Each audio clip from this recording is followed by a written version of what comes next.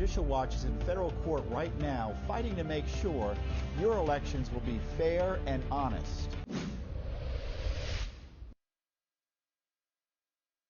Politicians don't want you to know what they're up to. Secret slush funds, secret emails, and pay to play. Judicial Watch is your watchdog in Washington, D.C., shining the light of transparency on our nation's capital.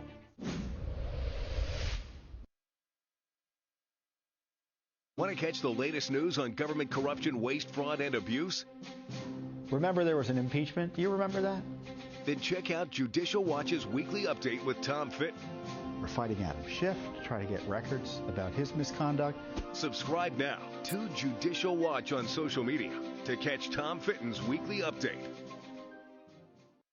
Forgotten Hillary Clinton. Judicial Watch exposed the Clinton email scandal, and we're in court right now holding her accountable to the same laws and rules the rest of us are expected to follow.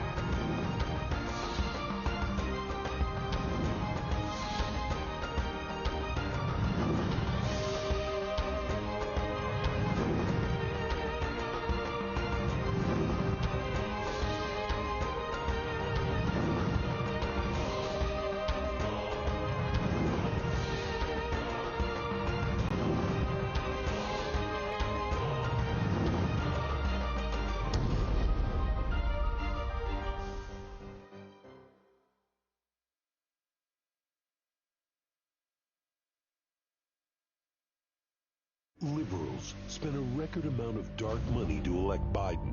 Now they are cashing in. Ron Klain led a top dark money group. Now Chief of Staff Gina McCarthy, from dark money to climate advisor, canceling the Keystone Pipeline, killing good union jobs. And why won't Biden reopen the schools, teachers' unions, and their dark money? From personnel to policy, Biden is just starting to pay back all that dark money.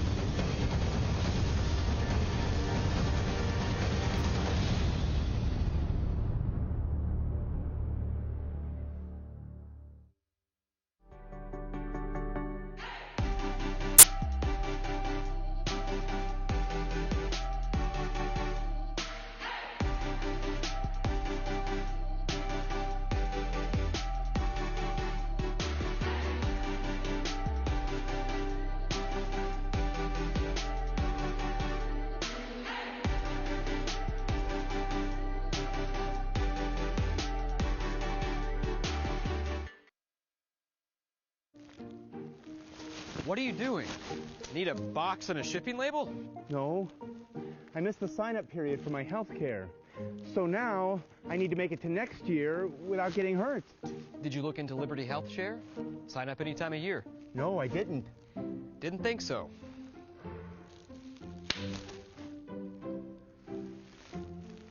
Ow!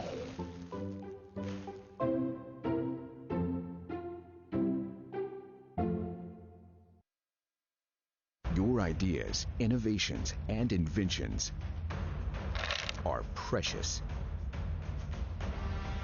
Don't let patent pirates steal your treasure. Support American innovation by passing the Stronger Patents Act. You will be helping American inventors and our economy. Learn more at SaveTheInventor.com.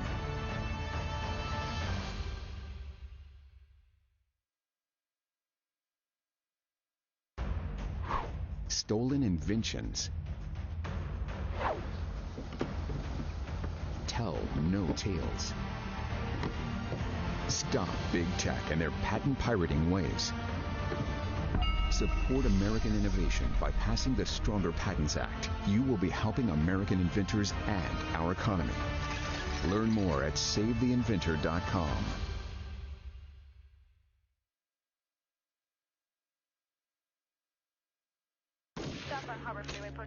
Murders on the rise, faster than ever before. Biden appoints Vanita Gupta for a top job in the Justice Department. She supports defunding the police, led a group that wants to reduce punishments on white supremacists, even terrorists. When our cities burned, Gupta could have stood for law and order, for victims. Instead, she advocated to let convicts out of jail. Biden promised unity, but this is a dangerous appointee at a dangerous time. What are you doing? Training for the circus? No, I'm trying to sign up for my health care. A lot of hoops to jump through. Did you look into Liberty Health Share? No! Didn't think so.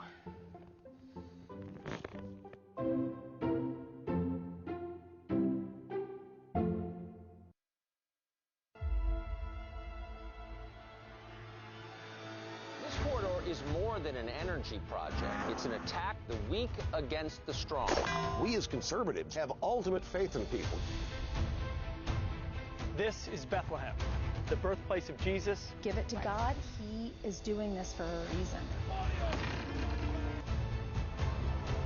This is about veterans as they see themselves. This is one sick person. There is a way to find justice. At Home with me, Paula Dean. I show you how to be happy in a hurry. Absolutely beautiful. We have a history, and we should learn from the history. I think the best way you can thank me for being a veteran is be a good American. Mr. Gorbachev, tear down this wall.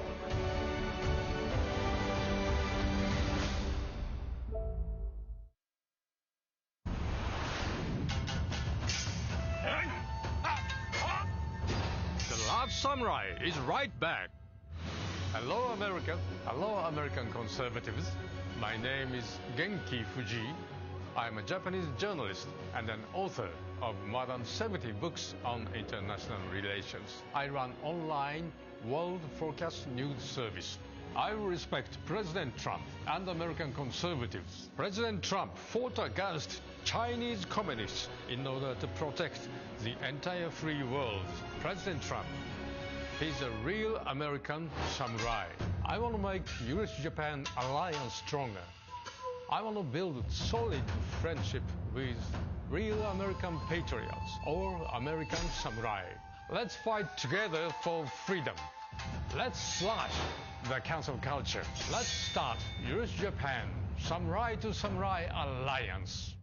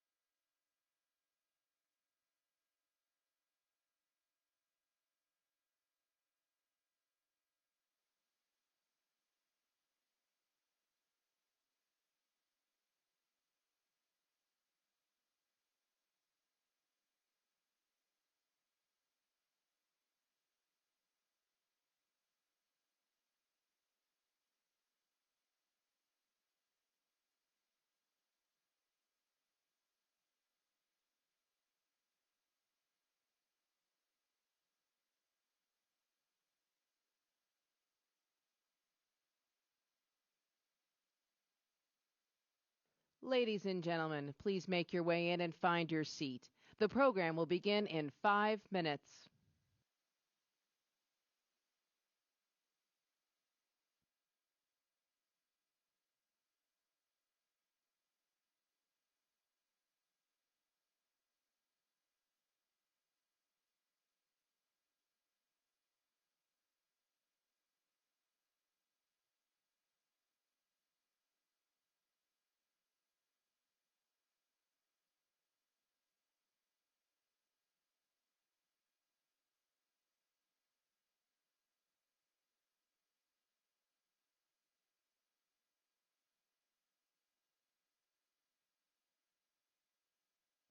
Ladies and gentlemen, for the courtesy of those speaking and to those around you, please silence all audible and wireless communication devices.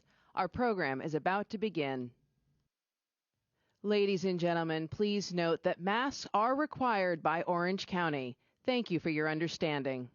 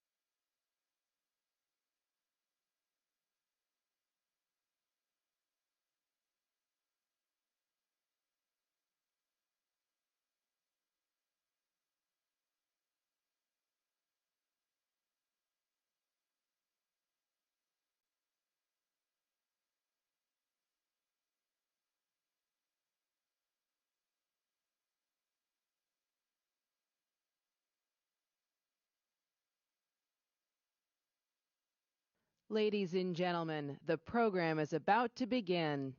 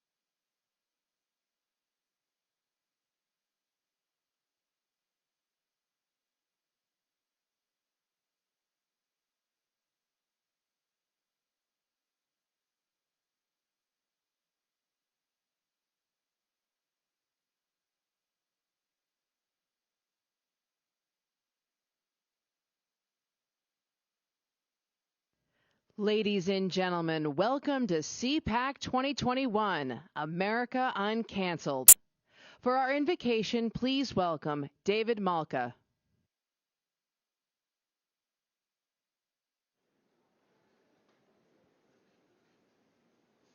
Hello, everyone. Thank you for coming. My name is David Malka. I am an Orthodox Jew from the South Florida community, and one of the most important prayers in the Jewish faith is called the Shema. I'm going to first say it in Hebrew, and then I'll translate it to English. Shema Yisrael, Adonai Eloheinu, Adonai Echad. Baruch Shem Kevod Malchuto Leolam Va'ed. Hear this, Israel. The Lord is our God, and the Lord is one. May God bless his kingdom, which will last forever and ever. And for all of you, I hope that God blesses me, God blesses you, and God blesses America. Thank you.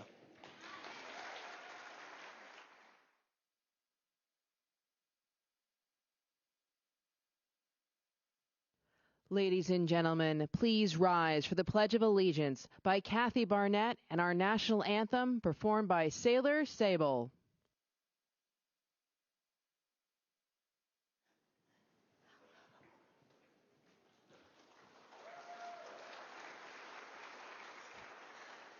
Hello, everyone. I am so grateful to CPAC for giving me an opportunity to be able to come and say the pledge. I am a little black girl from a pig farm in southern Alabama who grew up in a home with no running water, no insulation, an outhouse in the back and a well on the side, and yet I stand here saying this is the greatest country that has ever existed. And I am so very grateful to have the opportunity to lead you in what I consider a prayer for our nation, our Pledge of Allegiance. It's our prayer for this country. So please, place your hand over your heart and let's say our pledge. I pledge allegiance to the flag of the United States of America and to the republic for which it stands, one nation, under God, indivisible, with liberty and justice for all. Blessings, my brothers and sisters.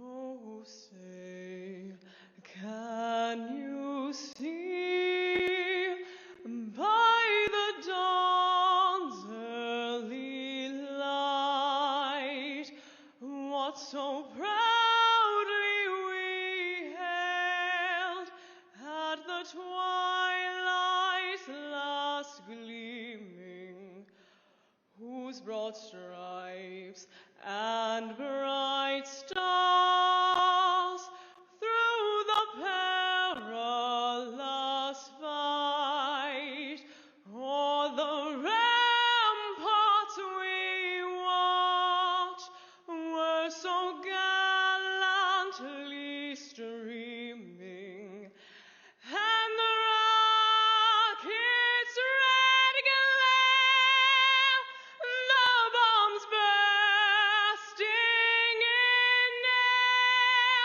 gave proof through the night that our flag was still there. Oh, say, does that star-spangled banner yet wave o'er the land of the free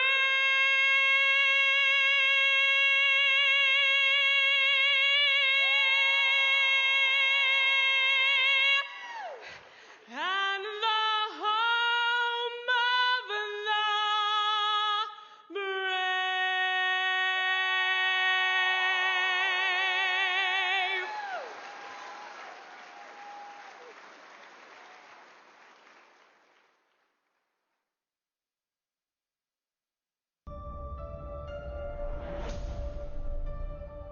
We're about to go into a dark winter. We do need to close our schools. Have the schools remain closed for the rest of the year.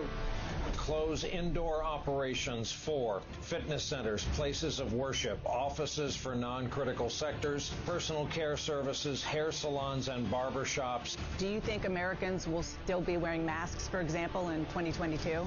You know, I think it is possible that that's the case. No indoor dining, in-person learning at high schools, or places of large gatherings like movie theaters. In some cases, the impact is life-saving. In other cases, the impact is economically catastrophic.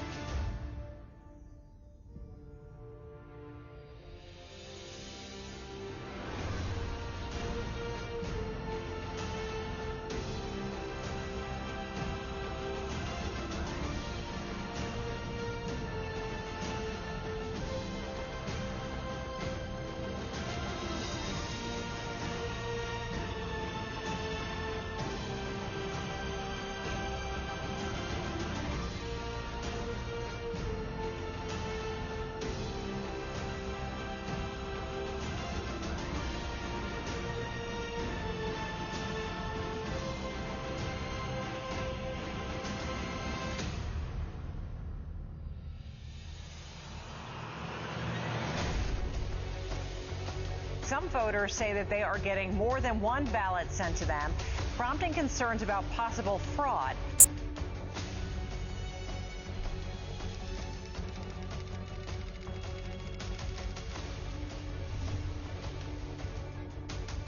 Many studies do show mail-in voting is more prone to fraud than any other kind.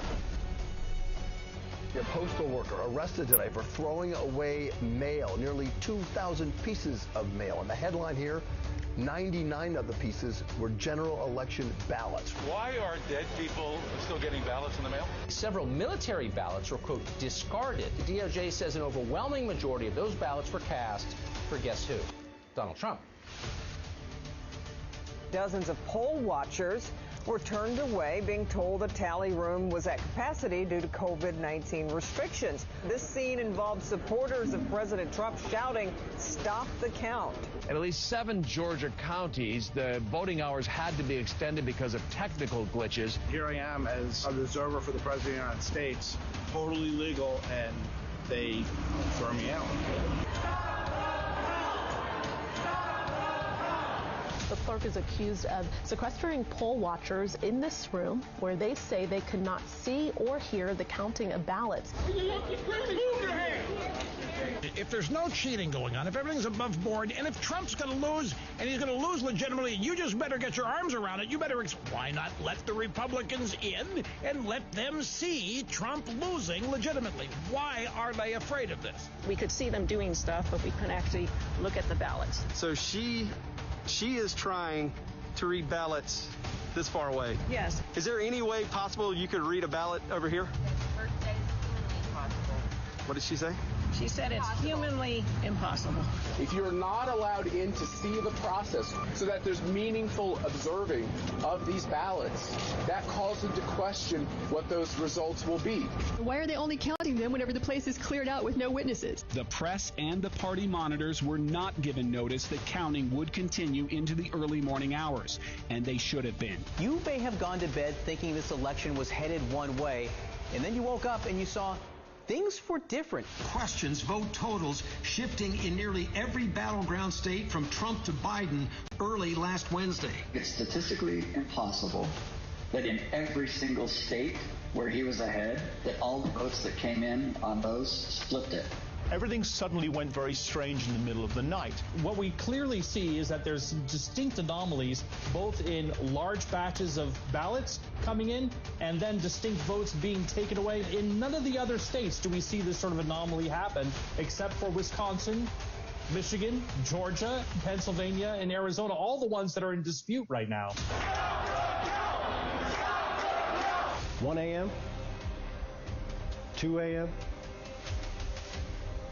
9:05 a.m., and you just watched it. I never thought I would see this level of provable illegal ballots in the count. Trump was leading in Georgia, leading in North Carolina, leading in Pennsylvania, leading in Wisconsin, leading in Michigan, and they stopped counting before the vote ferry visits overnight. Was there an overcount? Yes. There was a massive pause in the middle of the night. At that moment, Biden overcame Trump's lead. There was a breakdown in the process. Something very strange has happened because the numbers just don't add up.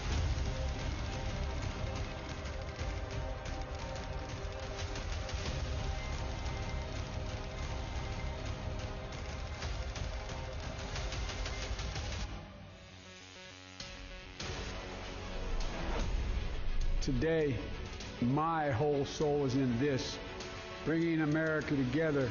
The left is already calling for Trump officials to be punished. Uniting our people. How are we going to really almost deprogram these people who have signed up for the cult of Trump? Let's begin to listen to one another again.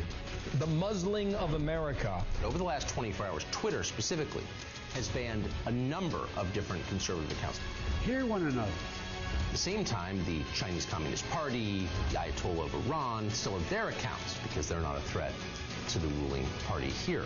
Apple, as you may know by now, pulling the plug on Parler. Mr. Trump lost his primary megaphone overnight when Twitter permanently shut down his personal account, breaking off his connection to nearly 90 million followers. He stood up and tried to delay the certification of Joe Biden's victory. It was his right to represent his constituents, and for that, he's had a book cancelled. He's been threatened by his Democrat colleagues with being thrown out of Congress. More prominent figures report getting canceled. The CEO of Goya Foods for his comments over alleged election fraud. One of the stars of The Mandalorian, Gina Carano, has been fired from the Disney Plus series. This comes after Carano's controversial social media post. We're no longer debating about ideas, we're debating about who to cancel. My biggest fear, too, is just the weaponization of government against political opponents. Politics doesn't have to be a raging fire, destroying everything in its path. Hearing from a man who was brutally attacked earlier this week because of his open political beliefs. They're not going to stop, and this is a movement, I'm telling you. They're not going to stop. Stop the shouting and lower the temperature. Hey, let's bring up a vote to expel Ted Cruz and Josh Hawley from the Senate. Unity. Unity. If they don't resign, they should be expelled. Zero chance they resign. Nobody resigns. Then we should hold the vote. We must convict him, and we must take away his power. Anybody who loves freedom, liberty, maybe has an American flag outside their house or attended a Trump rally. The last time I checked, cancers need to be cut out. Once you start walking this down the path, you see where it leads to a very dangerous undermining of our civil liberties, our freedoms in our Constitution, and a targeting of almost half of the country. And everyone beware, because they're not going to stop. Everyone beware. Beware. Beware. Beware. That's it. You all are the freedom fighters of today. You all are like our founding fathers of yesterday that understand what's at stake. We stand united. United. United. For the freedom of religion, speech, press, assembly, and petition. The right to keep and bear arms. The freedom from unreasonable searches or seizures.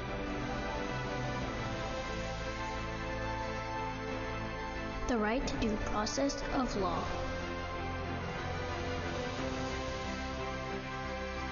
The freedom from cruel and unusual punishment. And powers not given to the federal government belong to the people. The people. The people. And the states. This is what unites us. We are all endowed by our Creator with certain inalienable rights, among them life, liberty, freedom, and the pursuit of happiness. Those of you watching at home may wonder why this is being applauded. We conservatives think all three are under assault. America, America, America. Uncancel.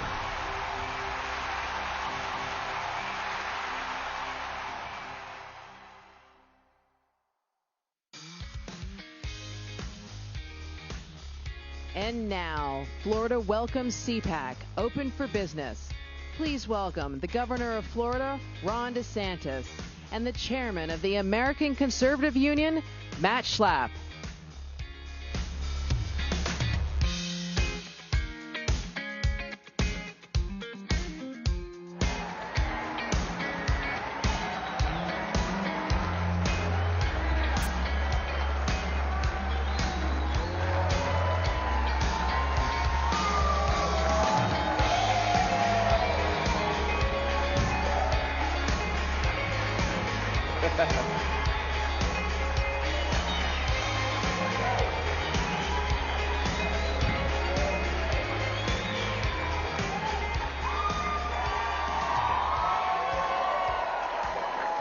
It does a heart good, doesn't it, Governor?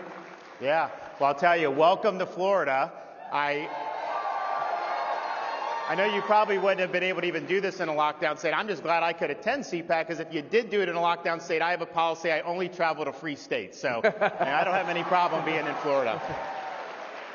We, as you all know, because many of you made the trip, we often have CPAC in another state, to be not named. That state decided to cancel us because they said this was unsafe. And I said to myself, I'll be damned if I'll be the first ACU chairman in 50 years to not have CPAC. And we looked around the country, Governor, and you have some competition. Tennessee, Texas, Georgia. We kind of moved away from Georgia, no offense. I'm sorry, Marcy. And we decided we'd come to Florida, and thank you for welcoming us with open arms. Absolutely. 100%. You know, Governor, some of your colleagues get Emmys for acting. We're happy to be in a state that has a governor who deserves the People's Choice Award. Yeah, thanks. I now give you Governor Ron DeSantis. All right. Thanks, Governor.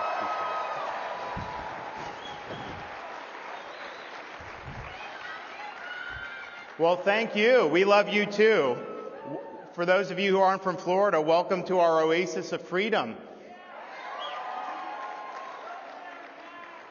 We are an oasis of freedom in a nation that's suffering in many parts of the country under the yoke of oppressive lockdowns. We look around in other parts of our country, and in far too many places we see schools closed, businesses shuttered, and lives destroyed.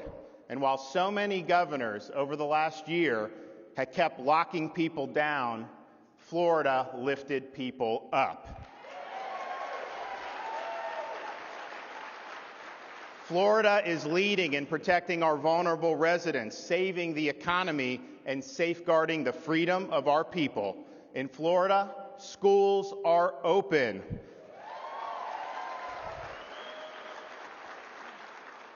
Every Floridian has a right to earn a living, and all businesses have a right to operate. Now, we are stronger as a state and much happier as a people because of this leadership. Florida has lower per capita COVID mortality than the national average and lower than 27 other states. Our unemployment rate is lower than the national average, even though tourism isn't fully back. And our budget is in great shape. We have not touched one red cent from our rainy day fund throughout this whole time.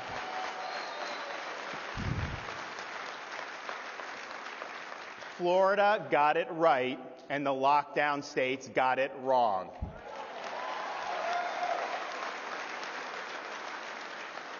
Florida has also led and continues to lead on ensuring the integrity of our elections. Now, 20 years ago, if you had uttered the word Florida and the word elections in the same sentence, you would have been met with snickers. Well, when I came into office, I didn't wait for a crisis. I took early action to make sure we'd have a smooth election. One of the first things I did when I took office in 2019 was accept the resignation of Brenda Snipes as the supervisor of election in Broward County and remove the supervisor of election in Palm Beach County. We got those going in a good direction, and then when COVID hit, I rejected pressure to make hasty and ill-conceived changes to our election administration like mass mailing of unsolicited ballots. And the result? On election night, by midnight, the state of Florida had counted, tabulated, and put out 11 million votes.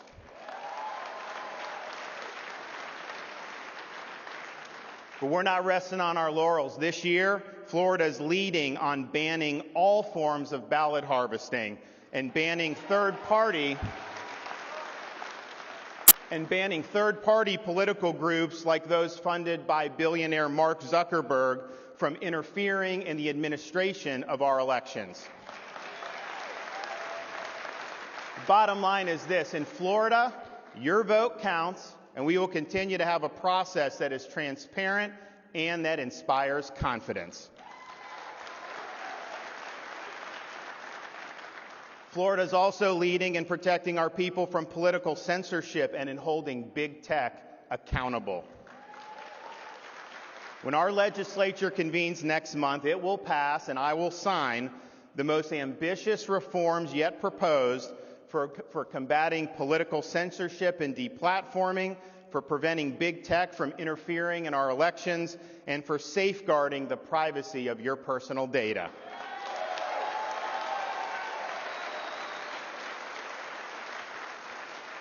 In Florida, we are not going to let the terms of the debate in our country be set by oligarchs in Silicon Valley.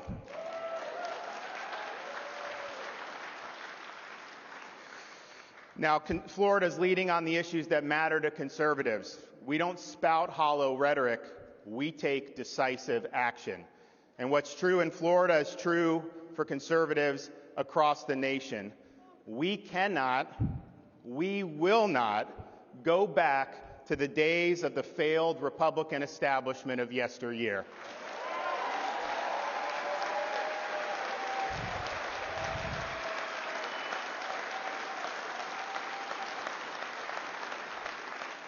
We reject open borders and instead support American sovereignty and the American worker. Building a movement on the foundation of amnesty and cheap foreign labor is like building a house on a field of quicksand. We reject weakness in the face of the threat posed by China, including their actions in international trade. We reject military adventurism. Instead, support a strong defense solely for the purpose of protecting our nation and its people. Now, the battles ahead will be made more difficult without the voice of one of our greatest field generals, my friend Rush Limbaugh.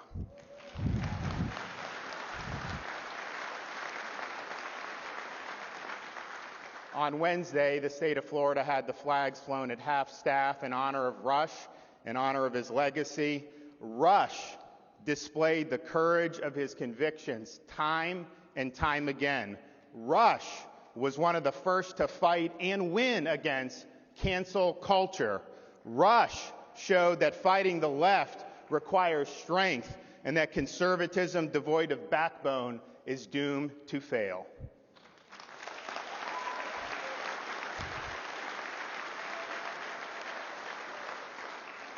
So at this moment in our history, and I think Rush showed us this, but particularly now, standing for the right things comes at a cost. You will be attacked, you will be smeared, and you may even be canceled by the major organs of the political left. Now, anyone can spout conservative rhetoric. We can sit around and have academic debates about conservative policy, and I'm not saying you don't do any of that, but the question is, when the Klieg lights get hot, when the left comes after you, will you stay strong or will you fold?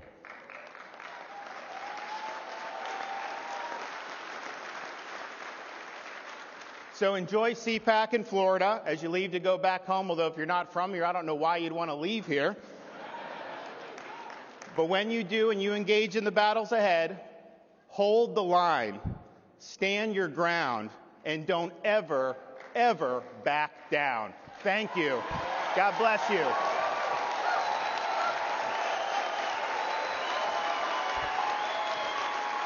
Thank you.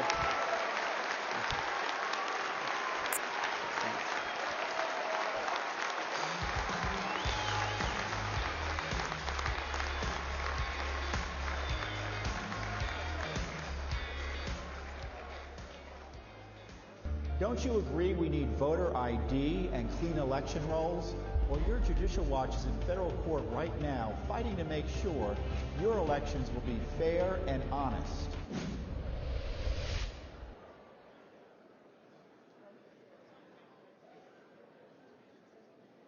Politicians don't want you to know what they're up to. Secret slush funds, secret emails, and pay to play. Judicial Watch is your watchdog in Washington, D.C. shining the light of transparency on our nation's capital.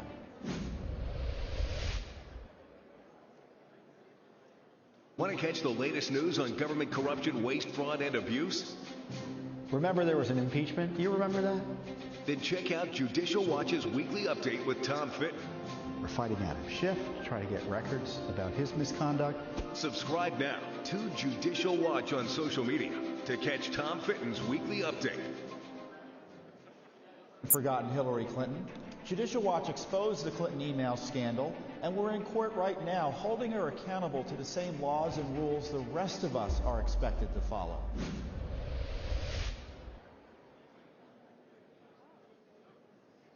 You've seen the radical left pushing their agenda in Washington. Socialism, amnesty, censorship. But in the States, quietly, these radicals are pushing a power play that would give them more power. Forever. The left's National Popular Vote campaign would let liberal cities on the coasts pick the president every single time. The National Popular Vote Interstate Compact would shred the Constitution. The leader of the group bragged to the New York Times that it's a way to get around the founders' design. And what about election integrity? A national vote could require a national recount. But the left's National Popular Vote plan doesn't allow it. But it does set the stage for a complete federal takeover of elections. Goodbye local control. To win now, it takes a broad coalition across the country. But National Popular Vote would open the door to regional parties and spoiler candidates, making it easier for socialists to win. Defend the Constitution. Stop socialism. Stop National Popular Vote.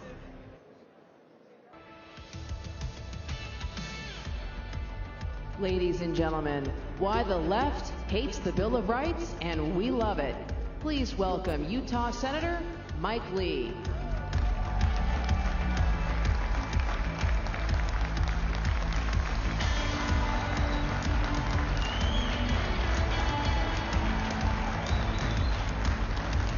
Good morning. Hello, CPAC. I couldn't be more excited or more honored to be with you today. And I can't think of a better way of celebrating freedom than to get together to talk about our founding fathers and to talk about the Bill of Rights to kick off this discussion.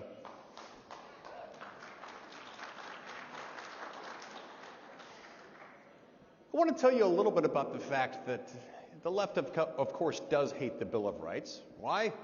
Well, because the Bill of Rights talks about things that the government can't do. And that, to them, is like blasphemy. That's the absolute worst, because they want to use government. Let's talk a little bit about why the Bill of Rights was written and why it exists, why it matters still today, especially now. Now, I don't have to tell you that we're, of course, facing a lot of problems as a country. We've got more problems than a math book right now, and most of those problems, a disproportionate share of them, come from government, and they're in need of solutions. We have division, we've got rancor, we've got a clamor of loud voices crying out in opposite directions all across the country. Those are the doomsayers who are predicting more gloom. Those are the skeptics, doubting whether we can ever build a better future together. Those of the idealists, claiming that we need to use government to build some kind of leftist utopia. And those who are calling out for unity. And if there's one thing that all of them, and in fact all of us, can unite around, it should be this: skepticism. Skepticism in government and faith in the people. You see, those two things work against each other: skepticism in government and faith in the people. If the skeptics need more skepticism, be skeptical of government. If the doubters need more doubt, be skeptical of government. If the hopeful need more hope, be skeptical of government. And if those who call for unity, you really need something around which to unite, be skeptical of government. Because faith in government, and let's remember what government is. Government's not some holy thing. It's not some noble aspiration. It's nothing more and nothing less than the official collective use of force. It's just coercive force. And so faith in government means tyranny. You can't have faith in government without promoting tyranny. And faith in people means freedom.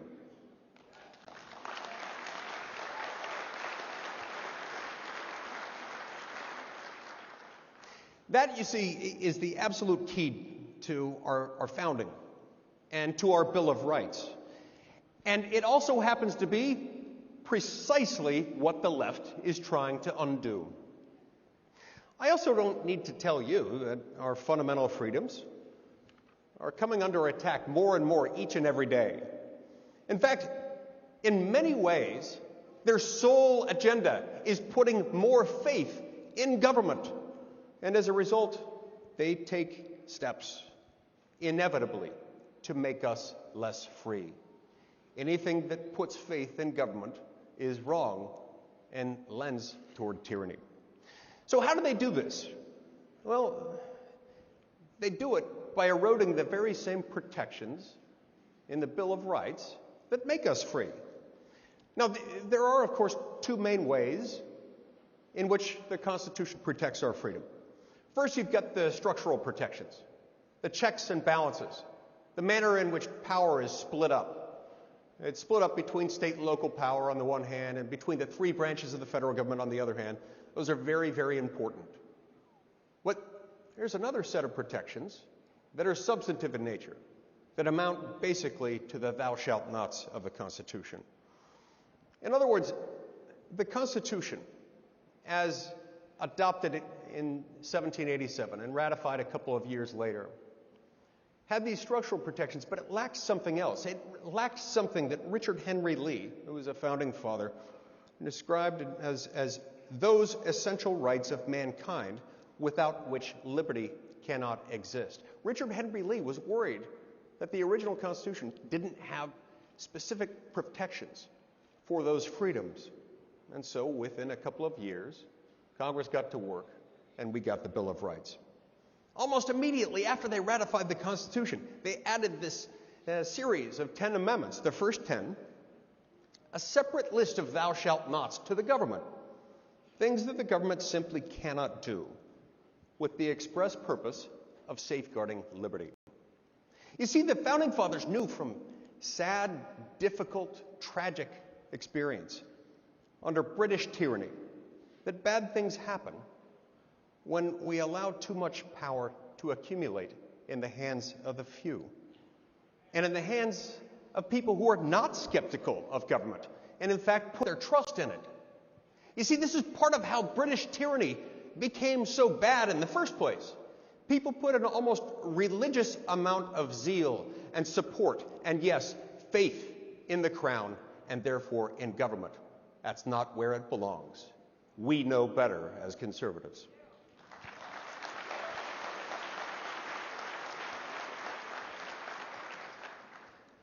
So when human beings, any human beings, wield that much power with no controls around it, that inevitably leads to tears and worse. People do bad things with that power. They restrict people's speech. They restrict their ability to preach and live according to their religious beliefs and to petition the government seeking relief from the very abusive action taken by that very government. They disarm the populace. They unreasonably search and seize individuals at their homes, invading their personal privacy and seizing their personal effects without a warrant. This has happened in societies over and over and over again. And the one common ingredient, people put faith in the government and don't trust the people.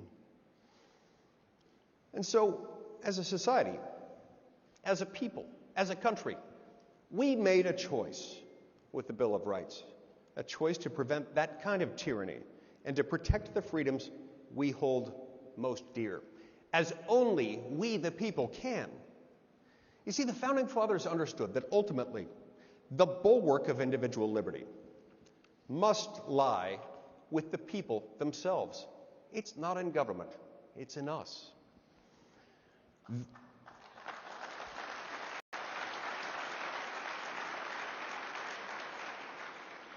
But that, you see, is why the Bill of Rights exists.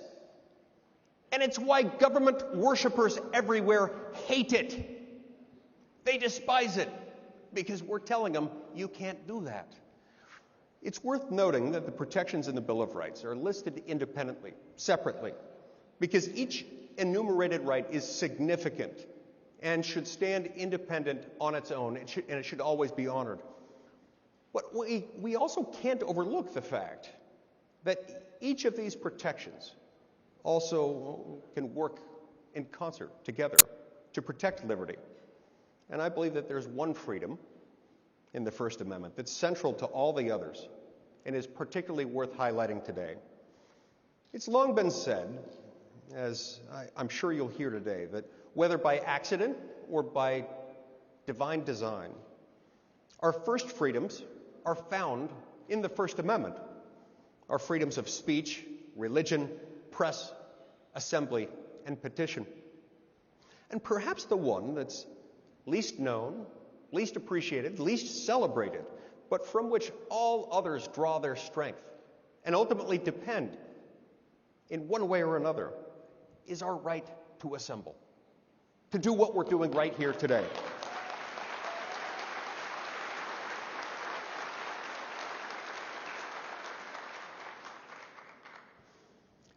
Freedom of religion depends on it. Core political speech is downstream from it. The right to petition government is bound to it. And the freedom of the press presupposes it. We can't do any of these things without the freedom to assemble. And it's one of the main freedoms, not coincidentally, that's been severely restricted with the growth of government that's occurred during this global pandemic.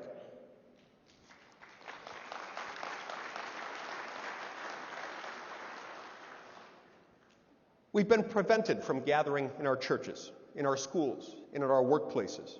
In some cases, even from gathering in protest while seeking redress of our grievances. Whether knowingly or not, those in power have struck at the core piece that has the ability to cause the whole structure to collapse. And we're suffering the consequences. Just look at California. Sad, sad California. The people of California are recalling their governor because they've had enough of these stringent closures.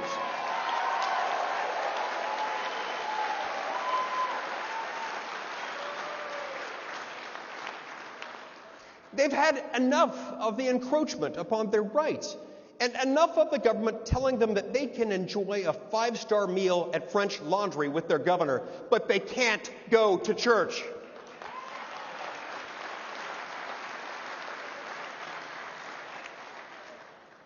Of course, you can enjoy that meal there only if you can afford the $10,000 a plate entry price, but that's another issue. On the flip side, I'm so grateful to my friend Governor Ron DeSantis for keeping Florida open.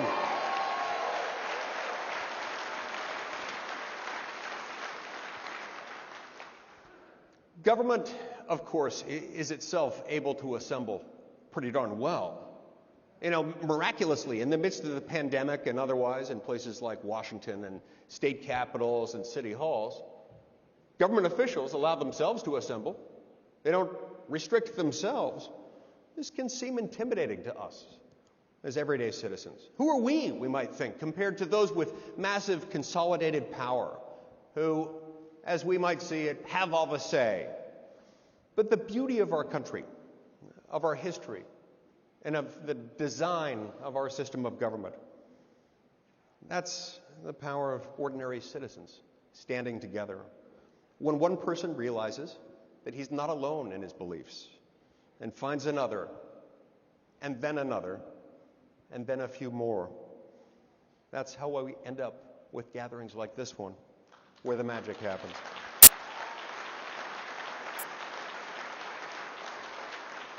And thank you, Matt Schlapp, for making this gathering happen.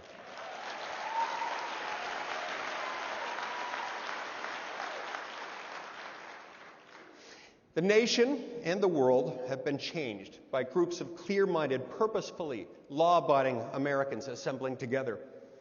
It's how our country was born, and it's how we've fought successfully to maintain our liberty thus far. And it's why we're here today. We're here today not because we have faith in government. We're here because we have faith in the American people. Those two work in opposite directions. It's only when we've got faith in the American people that things work. Our founders understood that at the end of the day, some of the most dangerous threats to freedom come from government itself. Because government is force, and in that respect, it's the opposite of freedom. They understood that government is ultimately the authorized collective use of coercive force, force that can be used against us, and so for that very reason, they sought to constrain it. They understood that in government there is a choice between liberty and tyranny, and there is this choice that is constant and relentless and binary. Tyranny, liberty. We got to choose which one. Pick a horse and ride it. We're here because we, as a group, choose liberty. We're here because we believe, we understand that government works for us and not the other way around.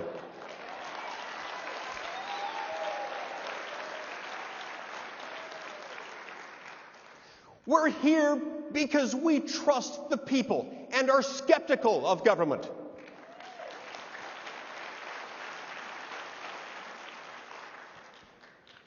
That, my friends, is worth uniting around. I believe that if we understand these principles and we continue to talk about them, we can unite around them. We can, we must, and together, assembled, we will. Thank you very much.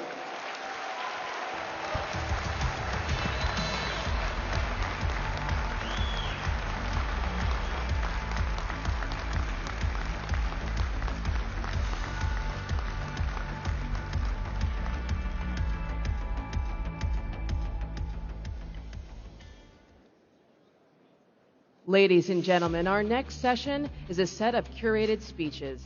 The First Amendment, freedom of speech, religion, press, assembly, and petition. Please welcome American Conservative Union Executive Director, Dan Schneider.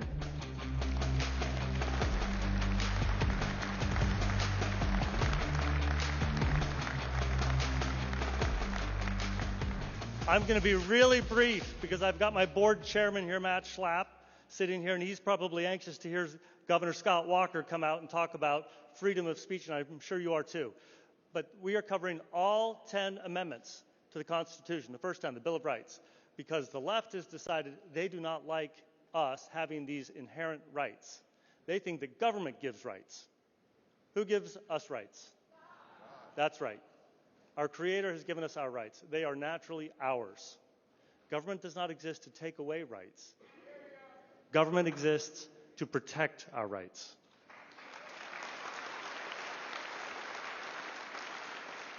So you're going to hear from 5 amazing individuals about each of the 5 parts of the First Amendment. So without further ado, the great former governor of Wisconsin and now the new president of the YAF, Young America's Foundation, Governor Scott Walker.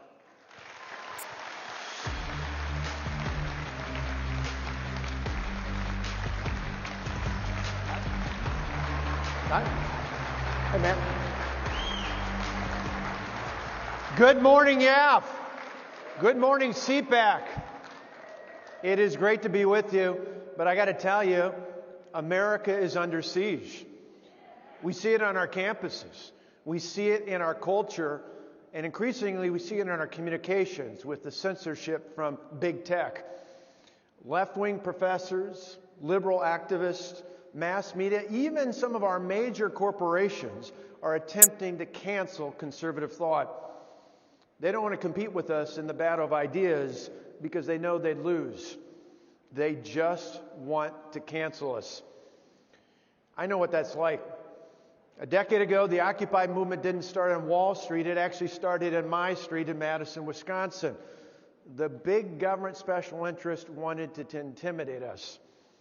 but they didn't. In many ways, it's kind of like the car I saw driving around the People's Republic of Madison back at the time, where the bumper on the back of the car had two stickers. One of them said coexist. You know those stickers with all the religious symbols? It said coexist. But get this, right next to it, it said recall Scott Walker. You just can't make this stuff up. You just can't make this stuff up. In many ways, it's like the current calls from liberals for unity. They only mean it if you agree with them. If not, they want to intimidate you or recall you or cancel you. We have to fight back. In particular, we have to fight back when it comes to the defense of free speech. As was just mentioned, the First Amendment to the U.S. Constitution clearly states in this case that Congress shall make no law abridging the freedom of speech. But despite this constitutional guarantee, freedom of speech is most at risk on our college campuses. Think about that for a minute. The very place where it should be the most revered is where it's most at risk. Sadly, there are plenty of examples of college administrators and student government officials who are infringing on the free speech of conservative students. That's why I'm so excited, as Dan mentioned, to be the new president of Young America's Foundation. Thanks. And YAF is at the forefront of fighting to protect the free speech rights of conservative students across the country. Not just YAF students, but every conservative student on campus. And here's just a couple of examples of the things we're working on that you can read about at yaf.org/free speech. Twice in the spring and again in the fall of 2017, University of California, Berkeley administrators discriminated against conservative students and YAF and our speakers just purely based on our viewpoint. In each of these cases, UC Berkeley administrators actually applied what they have, which is an unwritten and I would say unconstitutional rule that's called the high-profile speaker policy that they use to block conservative speakers from giving lectures on campus. The school used this to impose, I should say, a 3 p.m. curfew. Think about that. A 3 o'clock in the afternoon curfew for speakers. They banned all marketing, and they imposed these major security fees to try and stop us from having them. Then, when we sponsored another speaker on campus, UC Berkeley administrators actually charged fees that were 3 times larger for security than they charged left-leaning students who brought a Supreme Court justice on campus in the exact same auditorium.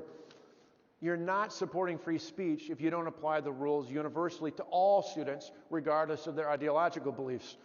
To restore the First Amendment rights of these students, we stood up and filed a federal lawsuit against UC Berkeley and its administrators. And we won. We won. Yeah, they settled the case and they paid the legal fees, but most importantly, they got rid of that unconstitutional policy and they stopped those exorbitant fees for conservatives on campus. But we see it elsewhere. In a similar case, YAF defended students' rights at yet another California campus, California State University in Los Angeles, after the school administrators there tried to censor a YAF-sponsored lecture that brought in Ben Shapiro. So they said you couldn't do this. 3 days before, the president got up and said, this is not good.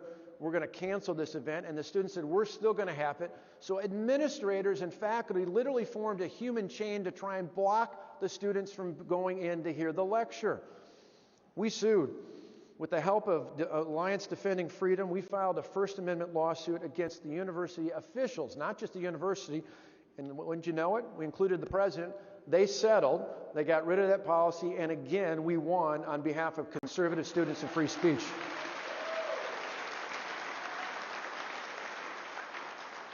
Unfortunately, as I mentioned, there are plenty of other cases. You can go to yaf.org/free speech and read all about them, many still pending today. But unless we take action, this is going to continue into the future. Now, the good news might say, well, there's a recent poll that YAF did that found that 93% of college students say they're for free speech. That sounds great until you dig a little deeper and find out that half of all the liberal students say it's okay to infringe upon the free speech rights of other students because they offend others. Apparently, they offend anybody except for conservatives. Let's be clear, young people did not learn this on their own. Years of left-wing professors and increasingly large numbers of radical activists on campus have shaped a new generation of snowflakes. That wee garbage has seeped into our culture. And sadly, many corporations have now bought into this woke mindset. Having said all that, I'm still an optimist. America continues to be that shining city on the hill that attracts people from all over the world because of our freedom and our opportunities available to every citizen. Free people must be able to speak out and challenge ideas. The Constitution guarantees that right. But remember, freedom is fragile. As President Reagan said, freedom is never more than one generation away from extinction. It's not something we pass on to our children through the bloodstream.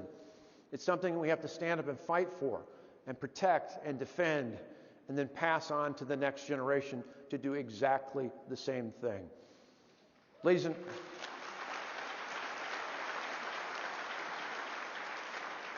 I end with this simple question. Are you ready to defend freedom? Yes. I am. So let's get to it. God bless you and have a great CPAC.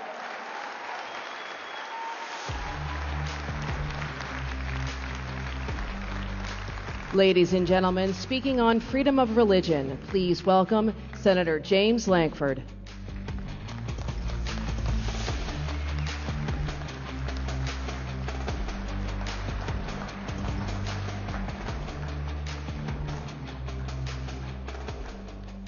Well, good morning and welcome to Florida. A few weeks ago, I proposed a very simple amendment on the Senate floor. It stated no federal dollars for cities and states that treat churches, synagogues, and mosques differently than they treat restaurants, stores, and offices during the COVID pandemic. It's pretty simple. If you allow bars and beauty shops to be open, you should allow churches and faith-based entities to be open. You would think that that vote would be a no-brainer, except it wasn't. In a squeaker vote, the First Amendment won 51-49 in the United States Senate. I am sure Madison and Hamilton would be thrilled at the passion for religious liberty in the current United States Senate. Here's one of the many things that make our nation so special. In America, every person has the right to have any faith of their choosing or to have no faith at all, and you are still a great American.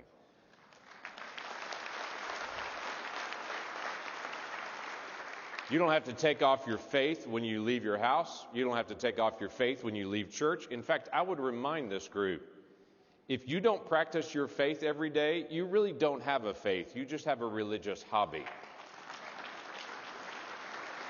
Your faith should have an impact on you. In America, you can be a Baptist or you can be Baha'i. You can be a Methodist or you can be a Muslim. You can be Jewish or Jehovah's Witness. You can be Hindu or heathen. You can be a member of a Buddhist temple, or you can be a member at the Greater New Mount Zion Holy Ghost Missionary Church. You can declare you're an agnostic and you're still faith shopping, or you can declare that you're an atheist and you don't believe Psalm 53 where it says, the fool says in his heart there is no God. That's your right as an American.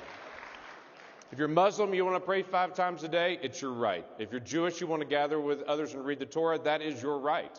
If you're a follower of Jesus Christ like I am and want to tell other people about the power of God's forgiveness and his incredible love for us, that is my right.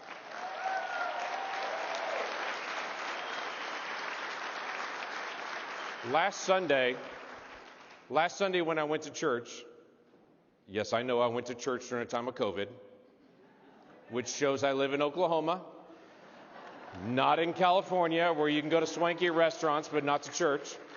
I even dared to sing in church, contrary to California doctrine.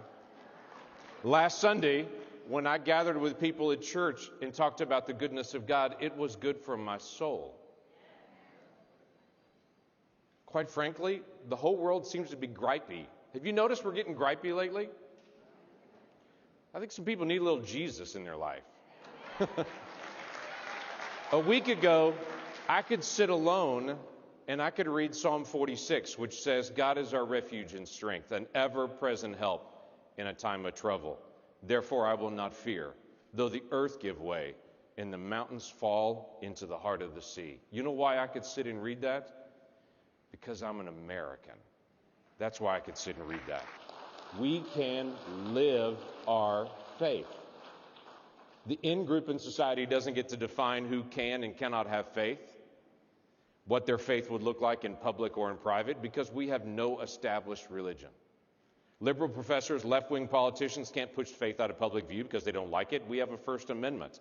We don't have to submit to the in-crowd secular humanism. In the words of James Madison, your religious opinions are a property of particular value. Your faith is your property, not the government's property. It's like your car, your house, or your Browning 12 gauge. It is your property. The problem is, not everyone believes that. President Biden's nominee to lead HHS, Javier Becerra, is the Attorney General of California. He sued the Trump administration 100 times, and he led the lawsuit against people of faith, like Little Sisters of the Poor, forcing them to choose between shutting down their ministry to elderly poor or to violate their religious beliefs. He worked to manage the faith of Californians. Yesterday, the House of Representatives passed the very ironically named Equality Act that specifically excludes, for the first time ever in law, that people of faith cannot say you have faith. You have to submit to what the House's will is. A couple of years ago in Montana, a mom tried to utilize a state scholarship fund to send her daughters to a Christian school, but the state of Montana has specific language in their constitution that doesn't allow state funds to be used at a religious school. That was argued all the way to the Supreme Court, where last year the Supreme Court determined the state of Montana didn't have to create a scholarship program, but if it did, it could not discriminate against people of faith. You would think that settled the issue, except there are 37 states in the United States, including my own, that have specific language in their constitution that requires them to discriminate against people of faith. It's called the Blaine Amendment. Those Blaine Amendments were written during a time of anti-Catholic fervor in our nation more than a century ago. That language needs to go. And if you're a state legislator, clear that bigoted language out of your state constitution. Last year, I was seated on the lawn of the White House, getting a sunburn because I'm a redhead, watching President Trump in the leadership of Israel, UAE, and Bahrain sign the Abraham Accords. The first Middle East peace treaty in decades. And as I sat there on the South Lawn watching the ceremony, I sat reading the Abraham Accords. I don't know if you've read that peace treaty, but here's how the Abraham Accords begin. We, the undersigned, recognize the importance of maintaining and strengthening peace in the Middle East and around the world based on mutual understanding and coexistence, as well as respect for human dignity, freedom, including religious freedom. Did I mention that was signed by Israel, United Arab Emirates, and Bahrain? Freedom is breaking out in the Middle East while the left is trying to shut it down in America. But they cannot do that because we are Americans and we have the greatest Constitution in the world. Our founders risked their lives to establish a new nation where every person could freely practice their faith. But remember, the right to have your faith and live your faith is a right. You have to make it a reality by actually living your faith. Go live it. And I get to say this because I'm an American. God bless you, and God bless America.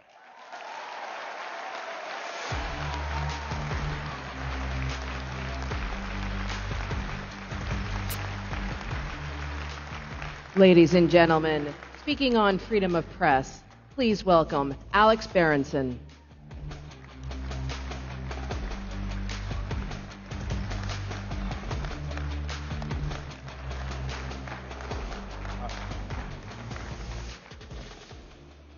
Well, thank you. It's good to be in Florida, where it's 80 degrees. I'm honestly as surprised as any of you that I'm here. If you knew my voting record, you'd think I should be speaking at the ACLU, not CPAC. But times have changed, and the New York Times, where I used to work, has changed. I never would have imagined being on Fox regularly. Well, the Times either ignored me or tried to bash me. But it's not me, it's the Times. And columnists at the New York Times now regularly call for censorship. When you hear realities are, that's censorship. When you hear deplatforming Fox News, trying to get cable companies to drop Fox from their basic tier so that people have to pay extra for it when they don't have to pay extra for MSNBC or CNN, that's censorship. Whether it's government controlled or not, it's censorship.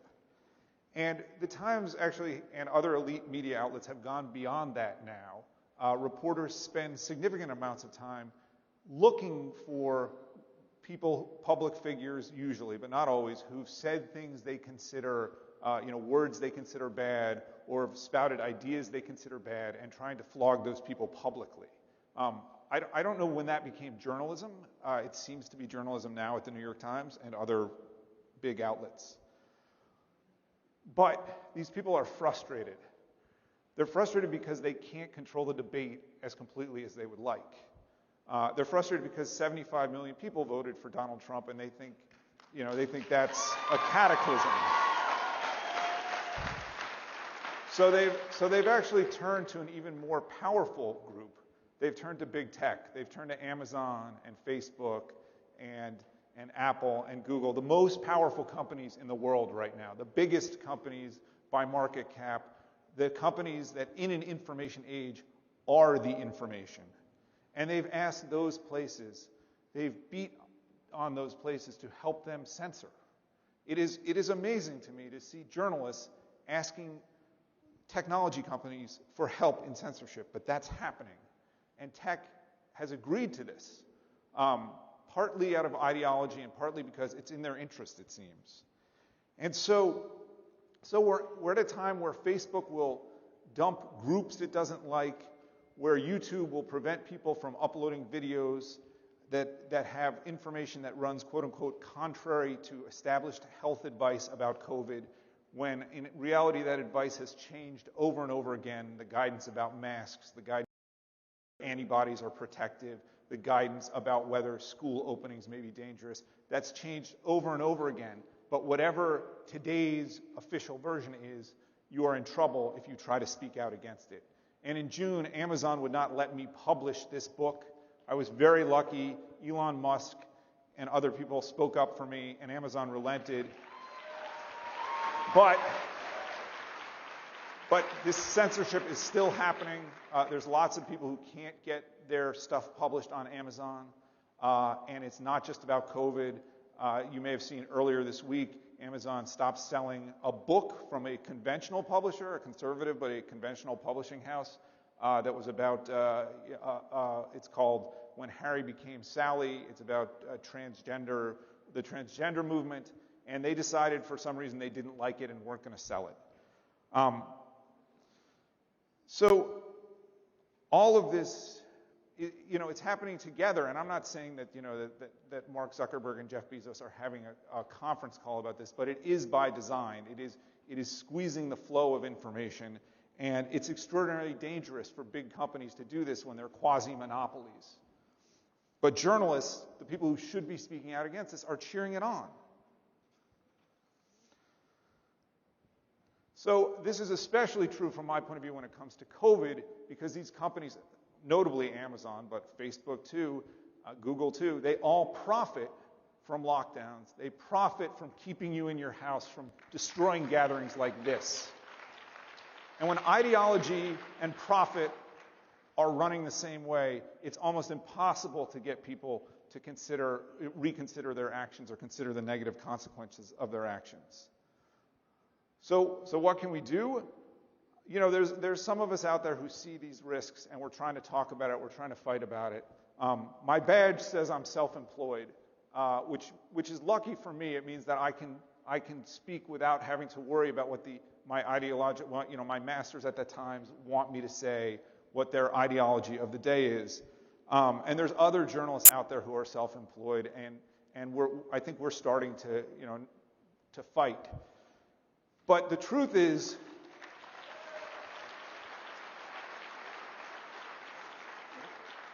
even though the badge says self-employed, it's not true. I'm employed by all of you. I'm employed by everybody out there who wants facts and data that don't come with an ideological spin, and I'm going to keep doing that, and I know other people are going to keep doing that.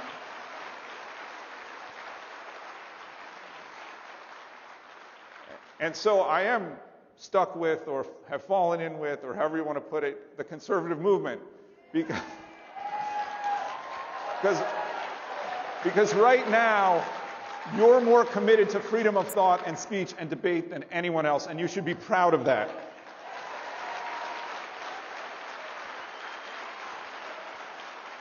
It is sad that people who think they know best won't even talk to you and won't even debate you. That's how. Are they scared, or what are they? I don't know, but it needs to stop. Freedom of debate and freedom of speech and freedom of the press, as we know, they're central to the United States. And I'm proud to announce that I'm going to have a book about the pandemic coming out called Pandemia. Regnery is publishing it. Regnery is a conservative publisher. That's not why I picked them. I picked them because I know they're going to let me write the book I want to write, and if it's criticizing Donald Trump, so be it, and if it's criticizing Joe Biden, so be it. And that's a guarantee that nobody else can make right now. So you can buy that book on Amazon right now. You can pre-order it. If Amazon will still sell it in 6 months, we'll see when it comes out. But one way or another, the truth is going to come out. And hopefully we'll all be there for it. Thank you very much.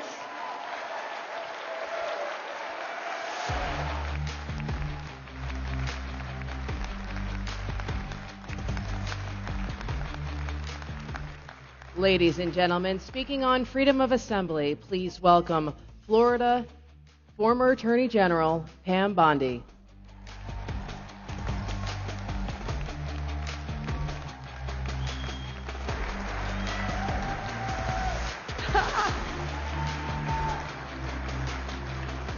Wow. Hi, everyone. Hi, Marcy. All right, quick question.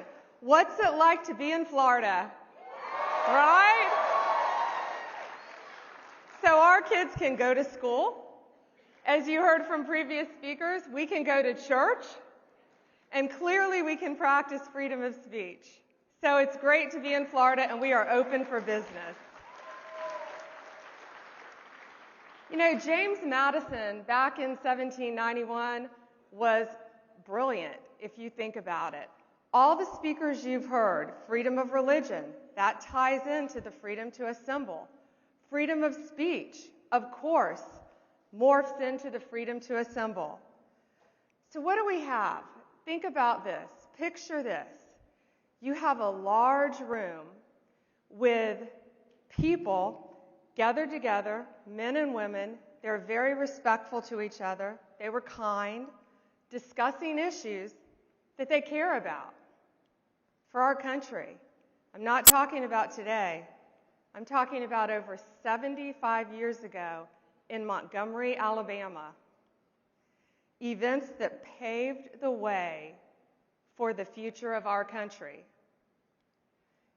It was the NAACP. And it was a large hall that they put white tablecloths on and turned it into a meeting room. Women wearing beautiful dresses, men in suits, sitting there discussing civil rights. And they were told by the powers that be at the time that they couldn't, well, they were letting them practice. However, by association, they had to turn over business records, which they did, but they also wanted them to turn over every single member's name. Now, back 75 years ago, what would that have done? Jeopardize their safety, right? People would have lost their jobs. Their families could have been injured. So they tried to stop them that way. What happened? The Supreme Court came in and, of course, ruled in their favor. The court said the right of association and assembly is an inseparable aspect of liberty, expanding the scope of the rights of association and assembly to prevent states from discouraging citizens from participating in groups that were engaged in lawful and ethical activities.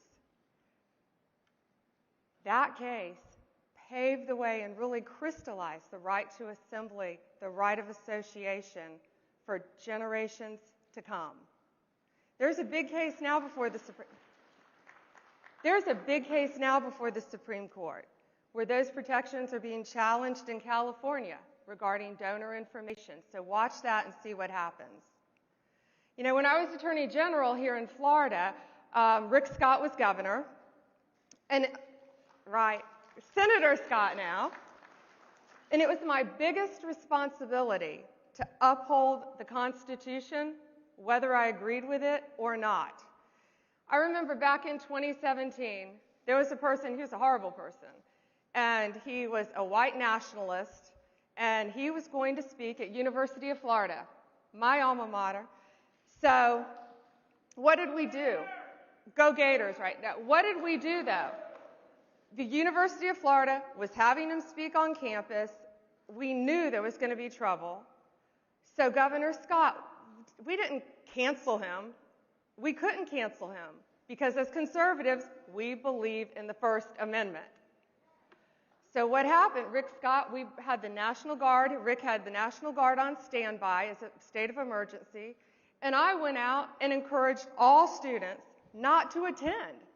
Don't go. Don't go, because there could have been trouble. But as conservatives, we did not cancel it, nor could we, because we believe in the First Amendment.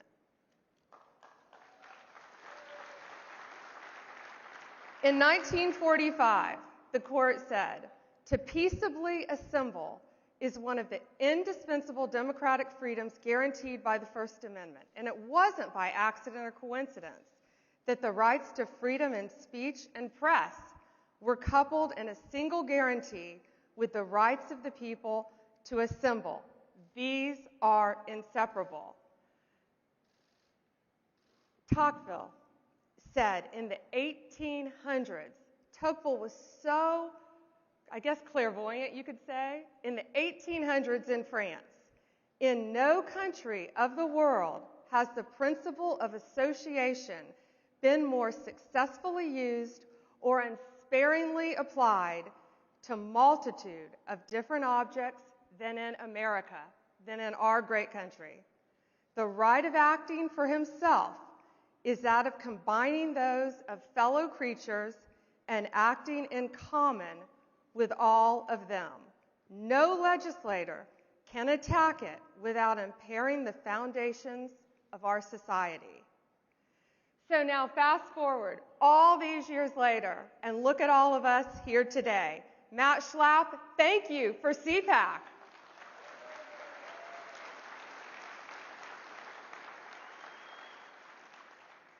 Where you have a group of like-minded individuals, and CPAC is the perfect illustration of the proper exercise of these rights. Peaceful, patriotic people banding together to advance the same common goals. As Tocqueville understood, it's the American way. Thank you, CPAC. God bless America, and God bless all of you. Thank you.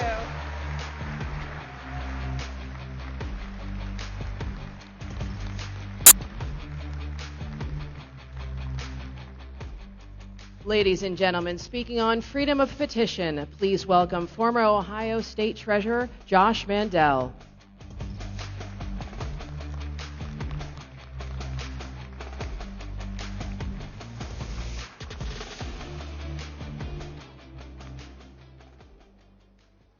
Good morning, CPAC. It's an honor to follow some of these public servants who've been so successful throughout the country. And I found in my time in public service, people have a lot of different goals. Some of the folks I've met, by the time they're 50, they want to be governor, or by the time they're 60, they want to be senator. I've tried to keep my goals relatively simple. By the time I was 40, I was just hoping to be shaving. I've been walking around CPAC, people are like, how old is this guy? So I'm 43 years old. I'm from the great state of Ohio.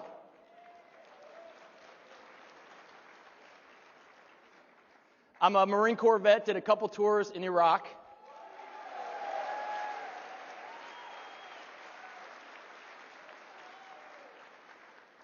I'm pro-life, pro-gun, pro-Trump.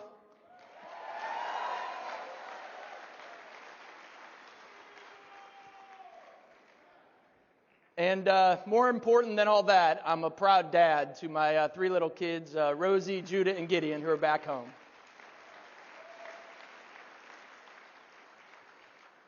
Thank you to Matt Schlapp and Mercy and to Dan, who invited me to speak here on the Freedom to Petition. I'd like to also thank Governor DeSantis, who has the state open for us.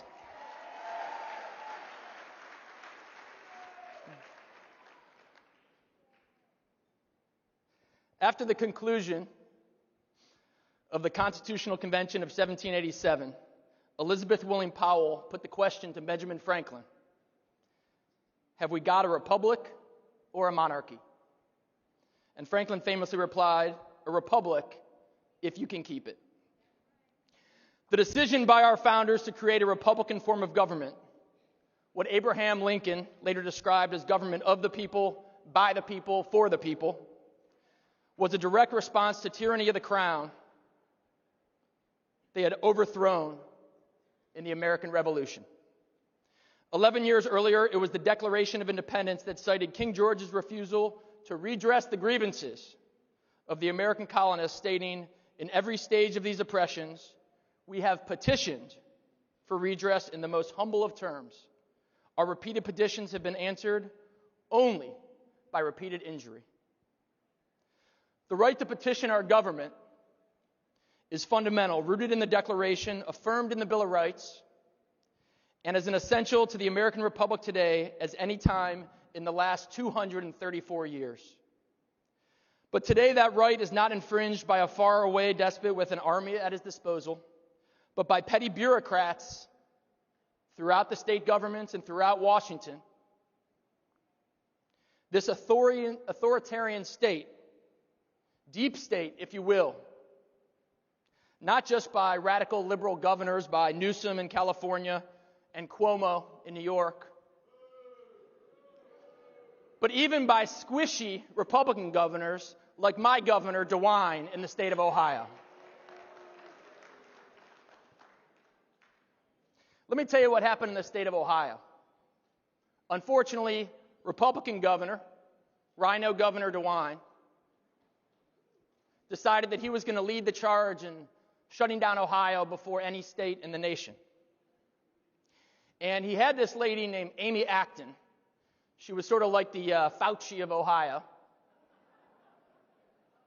who the media trotted out as a hero, who DeWine trotted out as a hero, who the left trotted out as a hero, who the Republican establishment trotted out as a hero.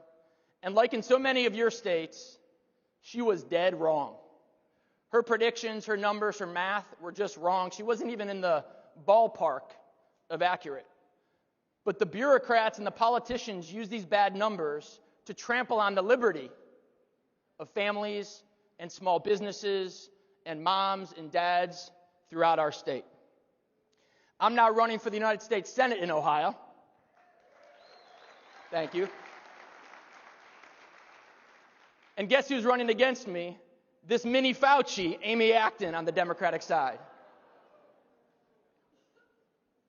With a stroke of the pen, Governor DeWine shut down businesses throughout our state, like Tanya Hartman's bridal shop in Columbus.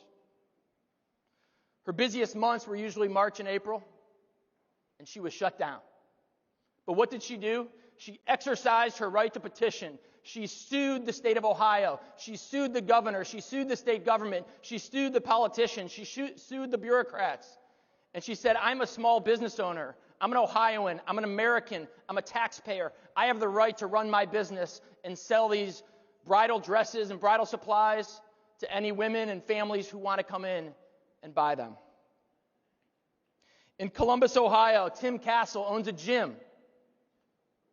Citizens just wanted to come and work out. You guys probably know my friend Jim Jordan in the state of Ohio. Give him a hand.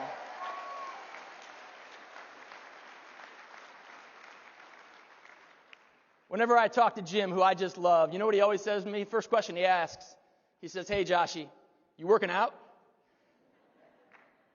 Jim is a fighter among fighters. But think about it. Out here in this audience, Ohioans, anyone else around the country, why couldn't you go to a gym and work out? Why couldn't Tim Castle keep his business open?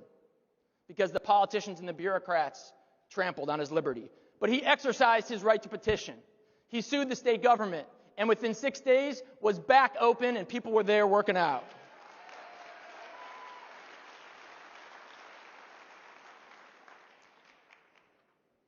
Let me tell you about a store in Marietta, Ohio.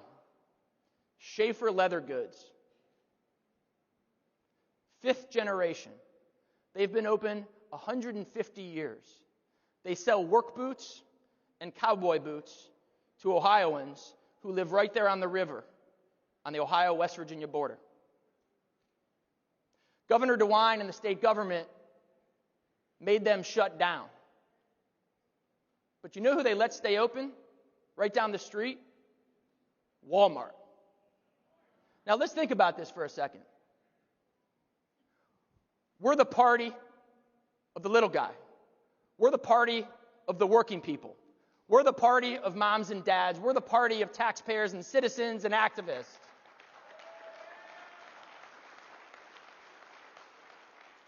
How is it fair? How is it in line with the United States Constitution in any way, shape, or form to shut down Schaefer Leather Goods, where they're selling work boots and cowboy boots to Ohioans, but allow Walmart down the street to sell work boots and cowboy boots to those same consumers? And that's what the politicians did. That's what the bureaucrats did. But thank God, in this country, founded and based in Judeo-Christian values, where we have movement conservative activists like yourself, where we have a party led by Donald J. Trump,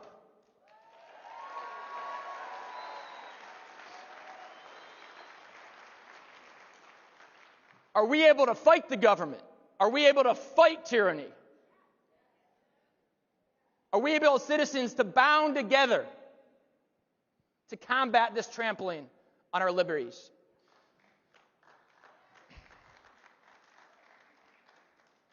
When I joined the United States Marine Corps, I raised my right hand and took an oath to defend the Constitution, to defend our freedoms and our liberties.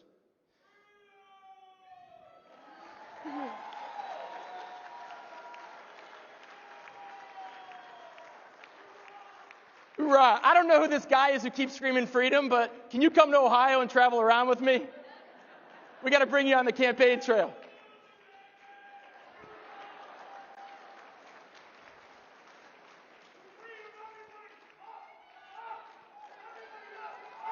Freedom! Freedom! Freedom! Freedom! Freedom! Freedom! Freedom! Freedom! Freedom! Freedom! Thank you all for having me.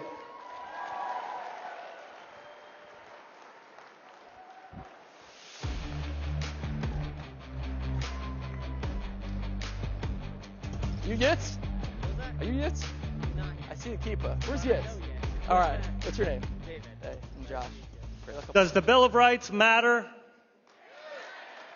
The First Amendment, it matters. We conservatives believe in the rule of law. because we know that when the law is enforced, our rights are protected. That's why we're doing such a big effort at this CPAC to talk about the Bill of Rights. But I also want to mention one thing, and I know this might sound like a little bit of a downer, but we also believe in property rights, and this is a private hotel. And we believe in the rule of law, so we need to comply with the laws of this county that we're in. But a private hotel, just like your house, gets to set its own rules. Carly, our CPAC director. Well, as Dan mentioned, we are in a private facility, and we do want to be respectful of the ordinances that they have as their private property. So please, everyone, when you're in the ballroom, when you're seated, you should still be wearing a mask. So if everybody can go ahead, work on that. I know it's not the most fun. You have the right. You have the right to set the own rules in your own house, and we're borrowing somebody else's house. So we need to comply with their rules. So thank you all for putting on your masks. I wear a mask when I'm in the halls, and we're going to comply with their rules. Thank you, everyone. Have a good conference.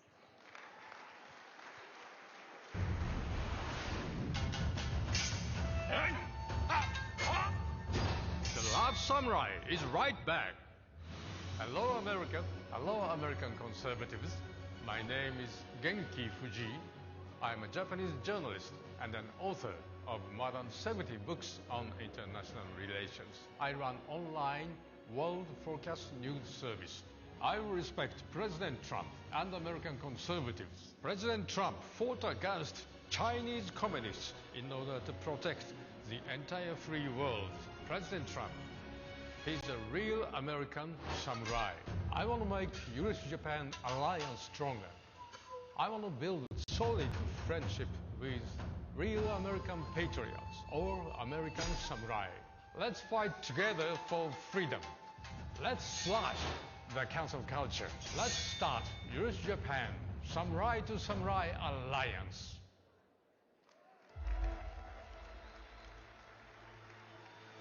This corridor is more than an energy project. It's an attack the weak against the strong. We as conservatives have ultimate faith in people. This is Bethlehem, the birthplace of Jesus. Give it to God. He is doing this for a reason. This is about veterans as they see themselves. This is one sick person. There is a way to find justice. At home with me, Paula Dean. I show you how to be happy in a hurry. Absolutely beautiful. We have a history. We should learn from the history. I think the best way you can thank me for being a veteran is be a good American. Mr. Gorbachev, tear down this wall.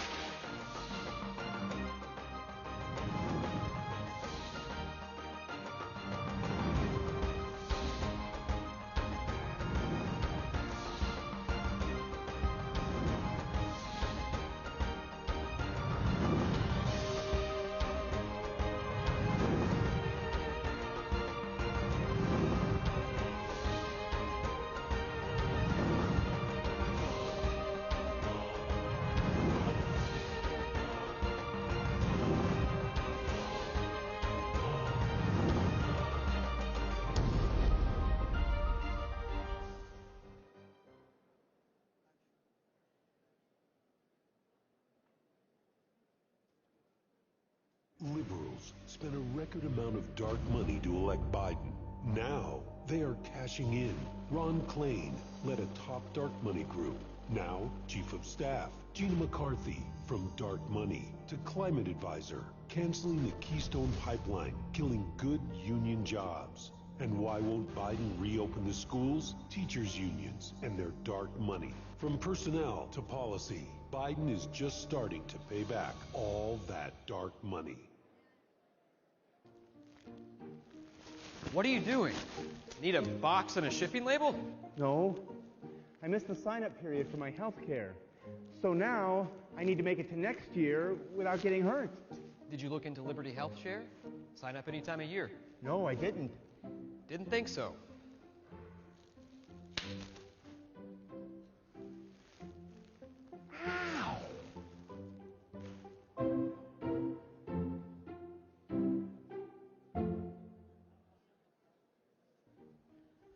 What are you doing? Training for the circus? No, I'm trying to sign up for my health care. A lot of hoops to jump through. Did you look into Liberty Health Share? No.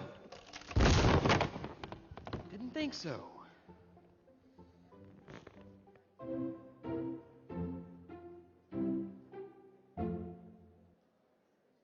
Your ideas, innovations, and inventions are precious. Don't let patent pirates steal your treasure. Support American innovation by passing the Stronger Patents Act. You will be helping American inventors and our economy. Learn more at SaveTheInventor.com.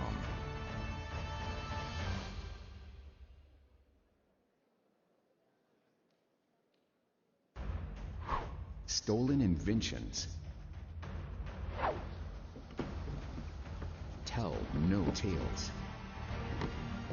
Stop big tech and their patent pirating ways.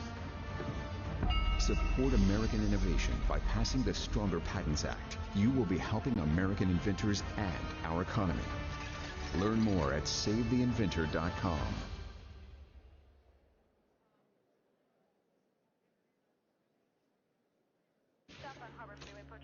Murders on the rise, faster than ever before. Biden appoints Vanita Gupta for a top job in the Justice Department. She supports defunding the police, led a group that wants to reduce punishments on white supremacists, even terrorists. When our cities burned, Gupta could have stood for law and order, for victims. Instead, she advocated to let convicts out of jail. Biden promised unity, but this is a dangerous appointee at a dangerous time.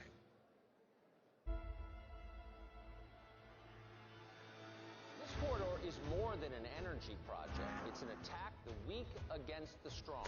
We as conservatives have ultimate faith in people. This is Bethlehem, the birthplace of Jesus. Give it to God. He is doing this for a reason. This is about veterans as they see themselves. This is one sick person. There is a way to find justice. At home with me, Paula Dean. I show you how to be happy in a hurt. Absolutely beautiful. We have a history. We should learn from the history. I think the best way you can thank me for being a veteran is be a good American. Mr. Gorbachev, tear down this wall.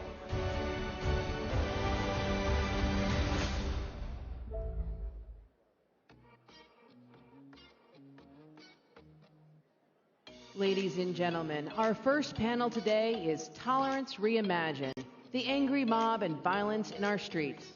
Please welcome our panel, Spencer Brown from the Young America's Foundation, Wayne Dupree of The Wayne Dupree Show, T.W. Shannon, CEO of Chickasaw Community Bank, and your moderator, Fox News contributor, Lawrence Jones.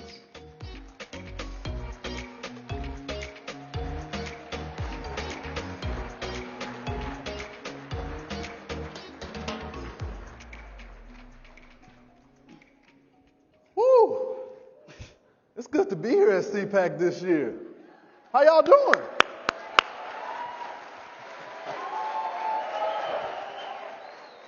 We got a great panel for you guys today. We're going to start from the very beginning because we're going to talk about the mob, but we got to talk about where the mob comes from.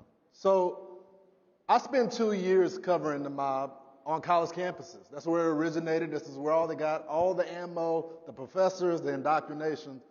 Spencer, talk about that. Well, yeah, I mean, if you look at everything we've seen in the streets over the last couple months, if we look at the cancel culture that's just pervading entertainment, Hollywood, things like that, you can trace it all back to one place, and that's college campuses. You know, you used to cover it. I've spent 5.5 years with Young America's Foundation going to more than 30 campuses with our speakers to see what happens when a conservative shows up. And you can't imagine what it's like until you do it. And it all goes back to sort of this core curriculum of the left, which are these ideas of intersectionality, of critical race theory, and it sets up students to feel like they're just always the victim and that any action is allowable in order to try to rectify that supposed injustice. And then you got the conservative speakers that went on college campuses. In 2017, UC Berkeley, it was literally on fire. With the Berkeley situation, watching the videos and stuff like that, you're wondering, how are these people getting away with this type of mentality, this violent, with not just because somebody wanted to say that we want to save America or that we have another view, but to see that type of violence, to see gates thrown in the air or fire thrown in, that's, just to have that try to shut down another person's view of things, that's ridiculous. Yeah. TW, everything really started to come to a head after the election of Donald Trump, where the leaders on the other side said, if you disagree with these guys, you got to get in their face. You got to harass their elected officials. You got to meet them at airports. When they're sitting down eating with their family, you got to come and show them that you mean business. And it was violent. Absolutely. First of all, let me bring you greetings from Oklahoma, the state where Donald Trump won all 77 counties. And by the way, Matt Schlapp hadn't approved me to say this yet, but in case it hasn't been said, he is still the leader of this party. Make no doubt about it. Donald Trump is. But you're exactly right. The election of Donald Trump just exposed the left for who they really are. They're intolerant. They don't want you to have your own ideas. If you don't toe the line of exactly saying what they want you to say, think what they want you to think, then you're canceled. That's what they're about. Every one of us that's a black conservative can really speak to it because they've tried to keep us on that Democrat plantation for 250 years. But I tell you what, it ends. And I will also tell you something that Donald Trump said that I think the left has really been exposed for. He said something when he first got elected that stuck out to me. He said that they're not after me, they're after you. I'm just in the way. And we've seen that. Not only did they cancel the president of the United States on social media, but they've gone after conservative after conservative. And I will tell you what, until we unite and bring this party together, they're going to continue to do it. So I'll just say this, Lawrence, I appreciate you and what you do every day on Fox to bring home what it means to really be a conservative and what it means to expand the ideas of liberty, because that's what it's all about. Thank you. I appreciate it. You talk about Fox, and I don't think you can talk about Fox without talking about the mainstream media as well, because there has been narratives that have been put in the atmosphere, which is why Americans are so at each other's throat right now. It is a profitable business model now to have people at each other's throats. And I travel around the country during the election. I went to the Biden folks. I went to the Trump folks. I got to see everybody. And a lot of the issues, Wayne, most Americans agreed on. They agreed on it. You're right. But you wouldn't see that when you watch the media. Why is that? Oh, man, it's a money sport. It's a money sport. You got to put those cracker commercials on. And, you got to put those swimsuit commercials on. Anything that is going to raise money for these networks, they got to get it on. But they have to make sure that we, amongst each other, are angry. They don't put a whole lot of people working together. You don't see a whole lot of... CNN used to have a documentary, Being Black in America. They would show the poverty situations and this and that, but they rarely would show the success of black Americans that was happening. It was always the bad side. And with the people that, with my listeners that call on the show, they're like, we look to the leadership, and the leadership can't get along. This thing has been happening for decades. The leadership can't get along. You have those individuals that are sitting up there, yeah, we work for you, we listen to you, but they don't go into the community to talk to us. Yeah. So you have a whole lot of attitudes festering in the communities, and they're fussing the same way that the leaders are fussing. TW, I want to pick up on that because in order to understand the mob, you got to understand what's happening in the culture, what's happening in black America. And I know you say that they want to keep folks in chains and all that, but I'm a reporter. I'm in Baltimore, south side of Chicago. I go to Dallas. I go to Philly. And when I talk to black America, they're sick and tired of the politics that are happening, but they want that message from Republicans, from conservatives, for them. Now, they're traditionally conservative, but what can they do? Because in order to get rid of the mob, you got to provide an alternative. What is that alternative from the party? Yeah, no, I appreciate the question. The first thing you have to understand is the mentality of the mob. How do we get to the mob? And there's one way you get to a mob, and I don't care if you're a mob on the left or you're a mob on the right or you're a mob in some, Middle Eastern country. The mob is established when there is a sense of hopelessness. And the left, what they do is they control the narrative and tell everybody you're hopeless. Even whether you're a minority, whether you're a white male, which has fallen out of favor with the left, it doesn't matter if you're a woman, if you're anybody other than an illegal alien, they have certain appreciation for that subgroup. But the reality is this: mobs happen when people have a sense of hopelessness. That's why people were burning down cities in around the country in the summer, because those Democrat mayors around the country offered no hope. The reason that people stormed the Capitol was because they felt hopeless because of a rigged election. That's where mobs happen. That's where it happens. And so how do you defeat the mob? How do you change the mob? Well, you have to understand who's created the most hopelessness around the world historically. Where has hopelessness come from around the world? It's come from government. Yes, government has created hopelessness for millions and millions of people. And what's the left's answer to hopelessness? More government. It's a trick of the left. And because they've owned the narrative, because they have for too many years decided, who is a valued person and who isn't. Just imagine this, Lawrence. Just think about just a year ago. We're coming up on the 1-year anniversary when Dr. Fauci told us we only needed 2 weeks. If we lock down for 2 weeks, we're going to be fine. We're coming up on the anniversary of that. But just imagine a world where we had to wake up in the United States of America and wait to hear from our local mayor whether we were essential or non-essential. There's something fundamentally wrong with that. We as conservatives, we know that every single individual is essential. And the idea that we will allow a totalitarian government to tell us who's essential and who's not essential, it's scary. And the thing that scares me the most is that we didn't have enough conservatives standing up and saying, no, enough is enough. And so back to your question, how do you offer hope to a hopeless generation?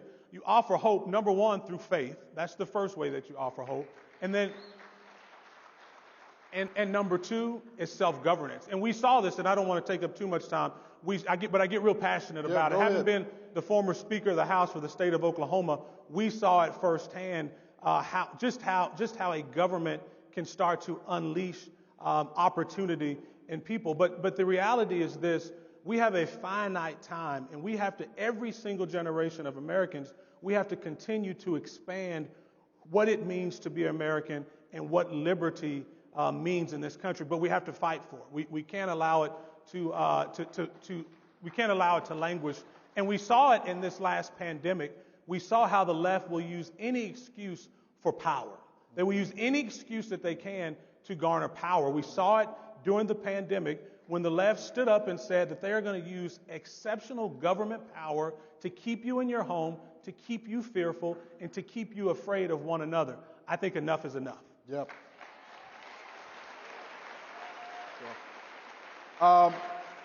It wasn't just the left too. Some Republicans went along with it as agree. well I totally and agree. imposed lockdowns as well. But a lot of them they're not here to speak at this conference. Spencer, I want to go to you because TW touched on this, the pandemic, and I want to make the correlation to what happened over the summer because I think the hearts and minds of a lot of folks were in a different spot. They have seen the state abuse their power. They've seen the state tell people that they couldn't leave their home. They saw the state drag mothers away from playgrounds because they wanted to play with their kids outside. The way conservatives viewed the state was much different over this summer. We used to just have a mantra of just bag the blue, and we do bag the blue when the blue black backs the law. But when the state abuses its power, we're upset about that. So then we pivot during the summer. Sean Hannity was the first person to play the full video of what happened to George Floyd. And he talked about the abuses of the state. Talk about how we stand up righteously when the state abuses its power. But then when violence is in the street, we got to object to that as well. Yeah, I mean, this summer saw a lot of things, I think, just laid bare in general about where things are at in this country, how people are feeling. My team and I were out in the streets of Washington, D.C. through a lot of the stuff this summer, documenting it, trying to figure out and talk to people, what do we see going on? And I think one of the things that obviously was not covered on most of the media networks was if you went to Black Lives Matter Plaza in D.C., just right outside the White House, you saw so many shockingly liberal women, white women, yelling in the faces of black police officers. Yeah. And it was just unreal, and you didn't see that anywhere else. And it showed you how much division there is and how much the left has convinced people that somehow being a police officer makes you a bad person, and that if you, as a white woman in your Lululemon leggings, stands up and starts screaming at them, you're somehow working towards racial justice. And it was just shocking to see a situation like that happen again and again. I think for our students especially, it made things very difficult for them as conservatives because they saw their communities rallying behind one group and telling them that if they ever supported the police, they're now just across the board evil and they should not be given a platform or any sort of a seat at the table to talk about these issues, which we should be talking about. We object to the left being obsessed with power, so we need to make sure that when there is power given to certain people, they're using it responsibly. That's right. And it was just so hard on campuses to have that conversation because those venues for the free and open exchange of ideas have just been destroyed by the left. And so it took a lot more work in order to be able to have people willing to sit down and have those tough conversations. If you can sit down and, like we are, have a conversation about what the role of police is, you can actually come to some common ground like you were saying earlier. But the problem is, because the left doesn't want you to have a seat at the table, they'd rather flip the table, that just doesn't happen. Spencer talks about, Wayne, about the white women protesters that got in the fight in the faces of the black officers and were screaming in their face, condemning them, just being nasty to them. But there's another element. I was on the ground in all these cities when the protests were happening. And there were some people that were on the ground that were peaceful. Yeah. They had righteous anger, right? But I saw a lot of white anarchists on the ground with Antifa yelling in their face when they told them, stop throwing stuff at the cops. One time I was there, and one of the ladies looked at the black folks and said, look, they're going to kill you anyway. So we got to address these anarchists that are on the ground, that are stirring the pot, and they have an agenda. Right. It's not for black lives. Right. It is not for justice for all. Right. It's so that they can have power. Talk about that. And you know what? And I wish that a whole lot more people online saw or would agree with what you just said, because there was a situation where I think some Asian women were painting Black Lives Matter signs on buildings, and a couple of young black women were coming in. Don't do that. We didn't do that. Why are you putting us up there? And then you're making it look like we're doing that.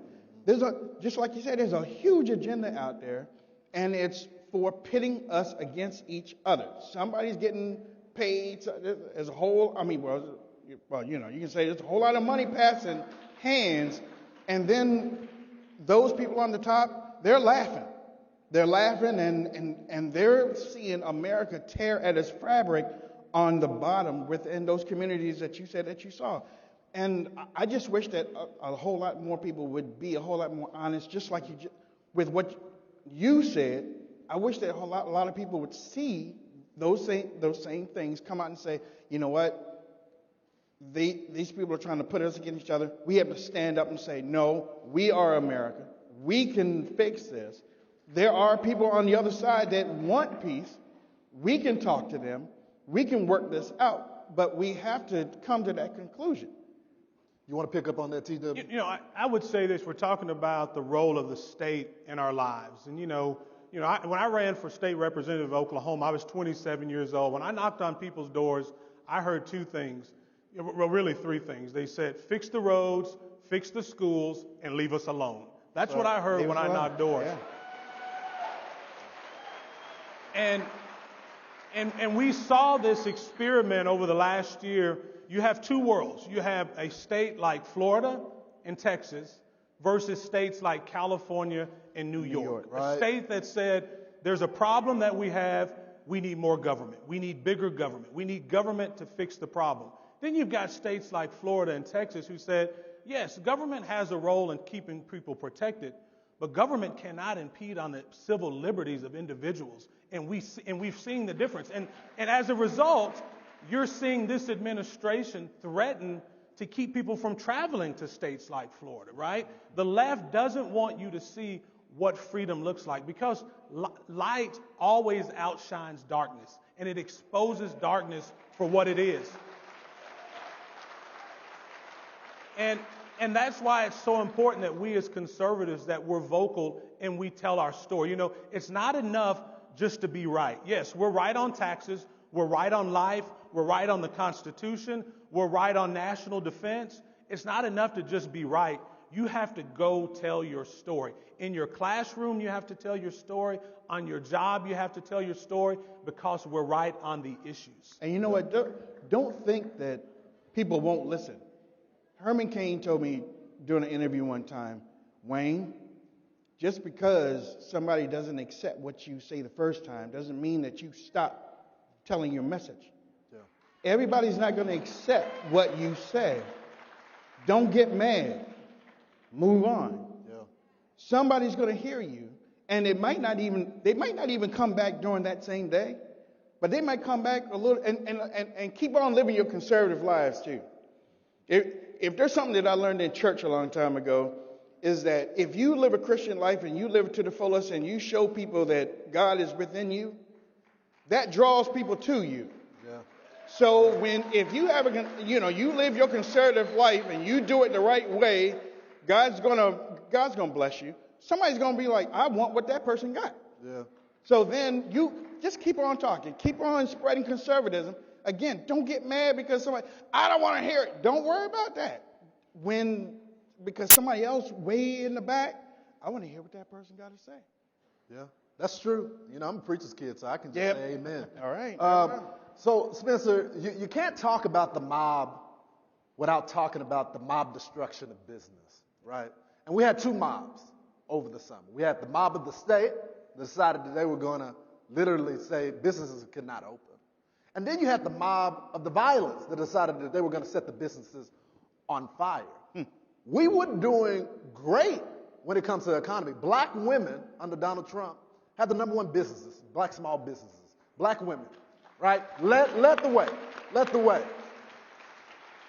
What are your thoughts on the mob of the state and the mob of the violence?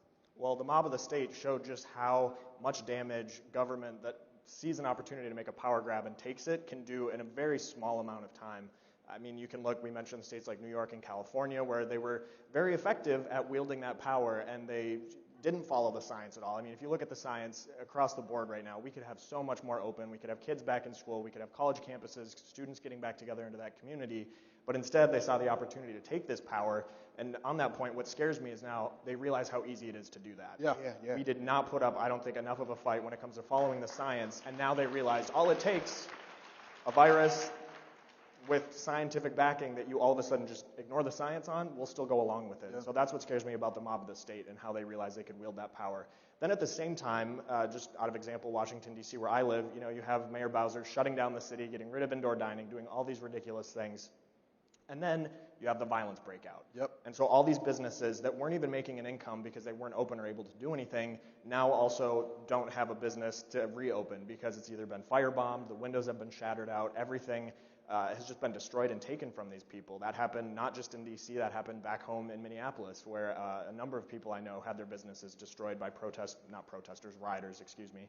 And you just see how it was sort of a 1-2 punch that set these businesses back. And you have all these small, mom and pop businesses, all these minority-owned businesses that are now looking at, okay, even if we can reopen based on CDC guidelines or Dr. Fauci finally deciding that we can actually follow the science, they don't have anything to reopen.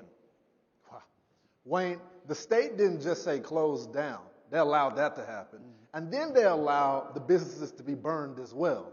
But the state, after telling us all of this, decided they weren't going to give money to these businesses to repair.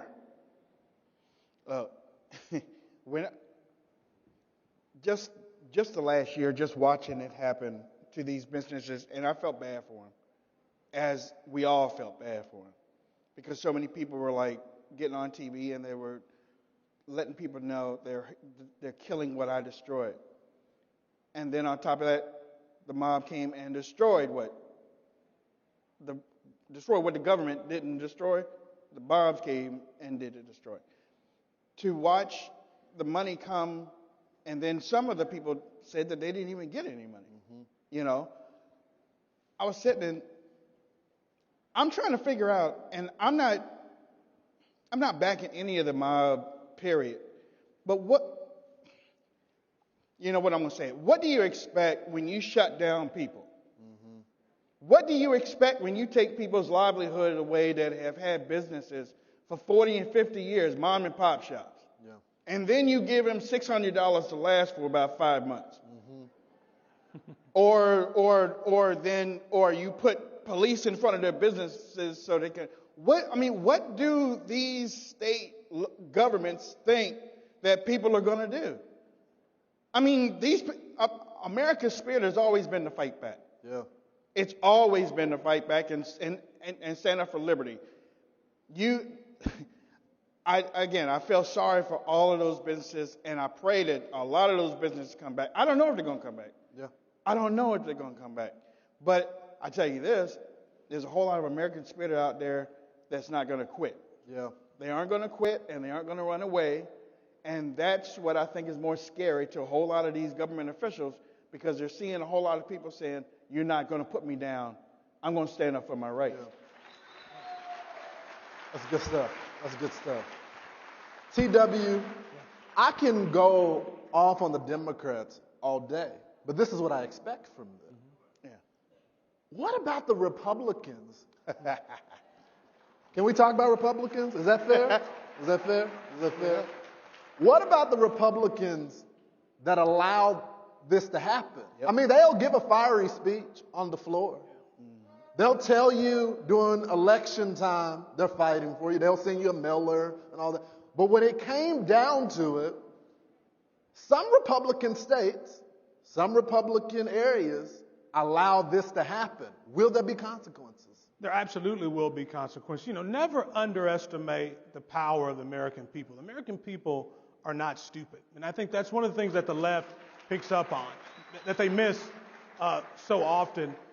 The reality is we are living in a time in our country where individual liberty is under attack like never before. I mentioned before the tale of two cities, the tale of two types of states, California and Florida, and I put Oklahoma in there in many regards, versus states like New York and California.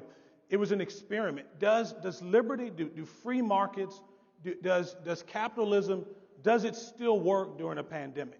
Can it still survive during a global pandemic? Well, Florida and the state of Texas say that it can.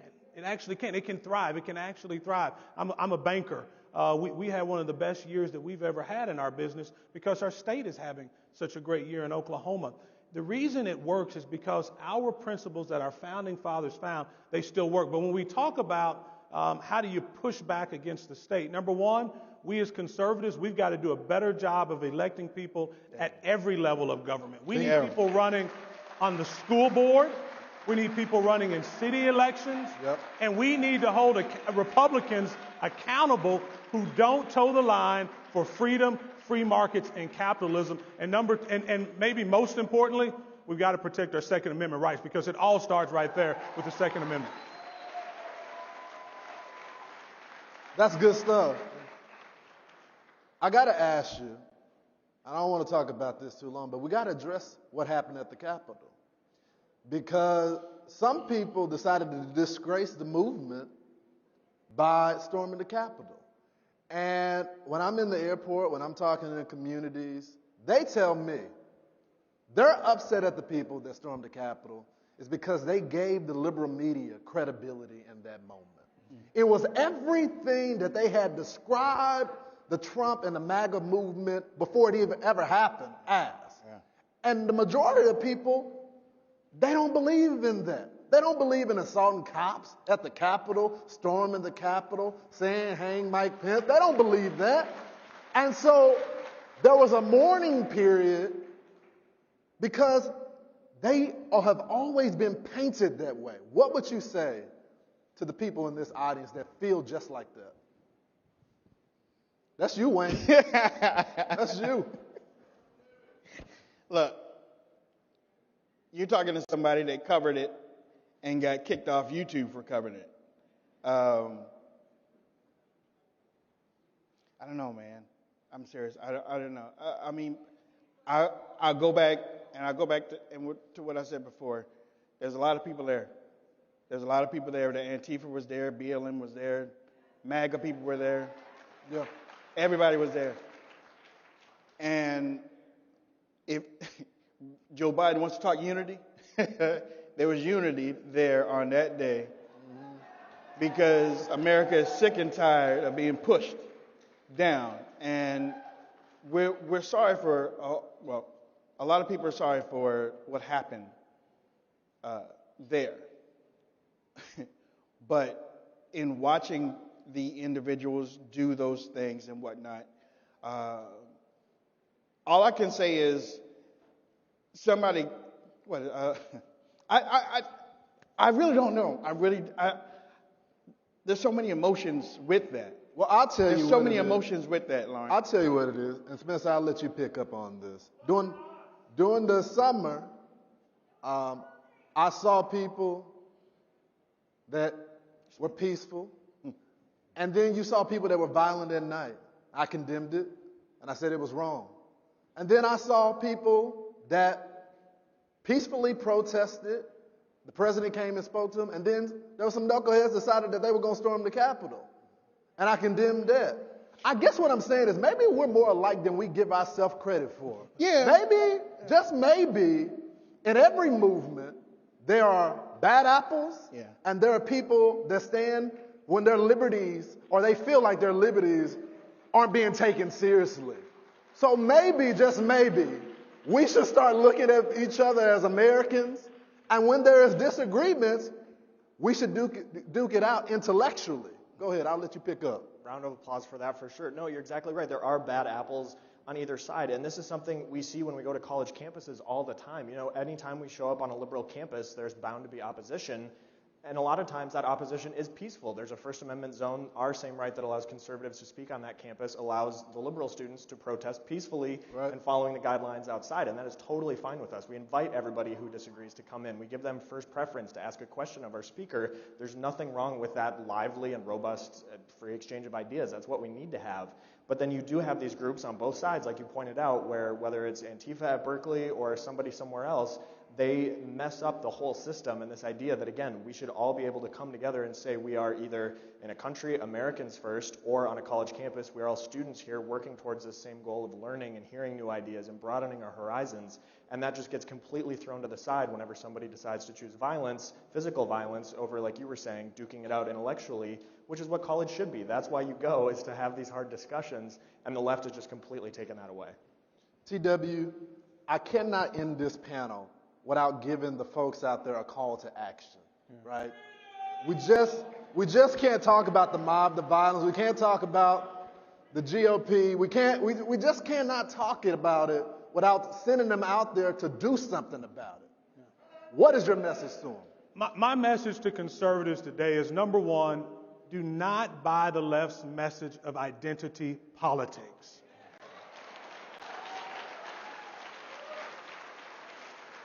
This country was founded on the idea of the individual. Yes, we can collectively come together and form a government that protects people, that protects liberty, but the idea that we are all based upon these individual categories and demographics, who stormed the Capitol, who didn't storm the Capitol, who was it that was rioting this summer?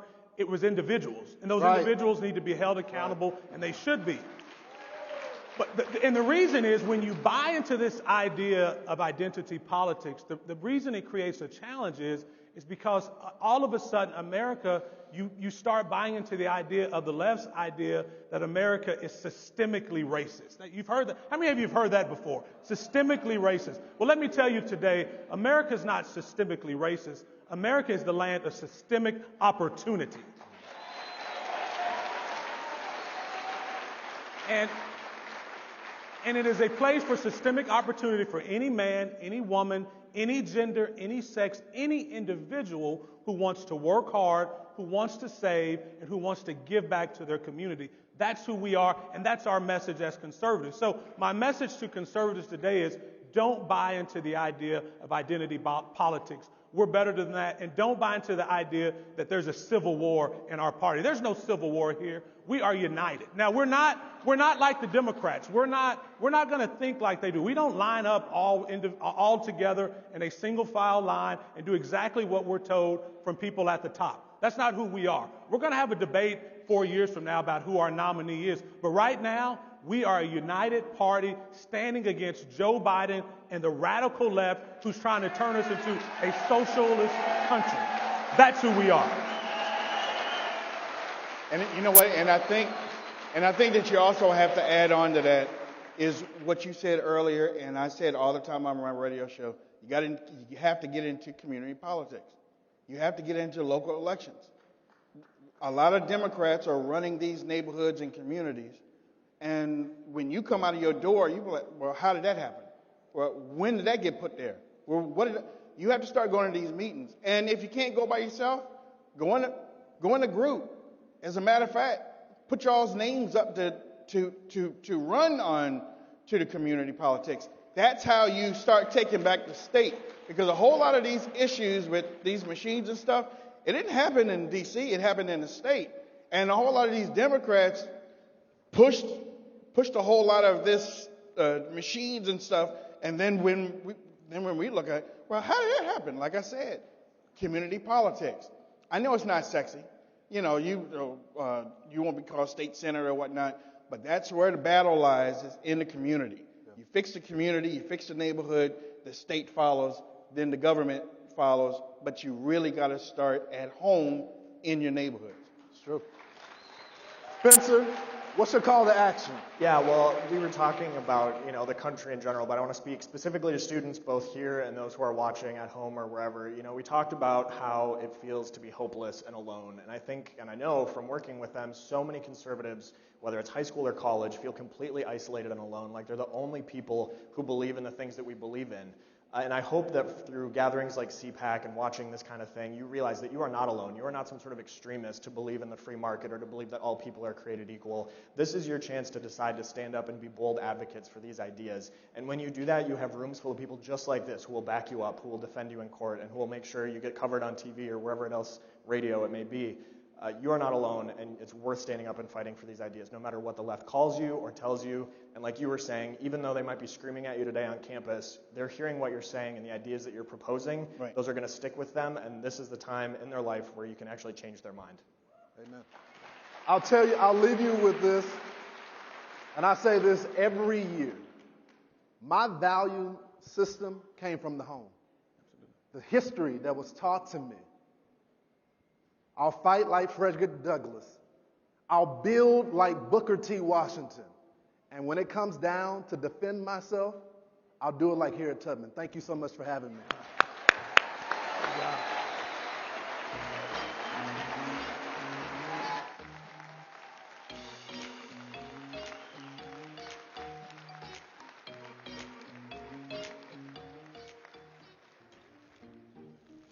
What are you doing? Need a box and a shipping label? No. I missed the sign-up period for my health care. So now I need to make it to next year without getting hurt. Did you look into Liberty Health Share? Sign up any time of year. No, I didn't. Didn't think so.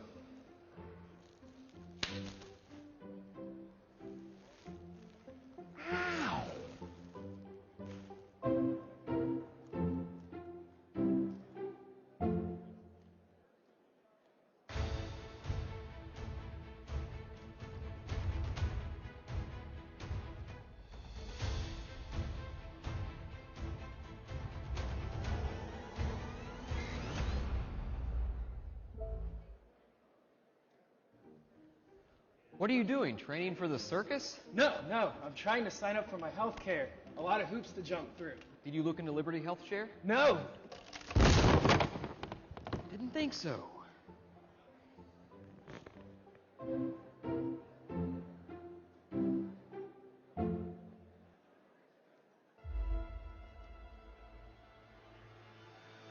This corridor is more than an energy project. It's an attack the weak against the strong. We as conservatives have ultimate faith in people.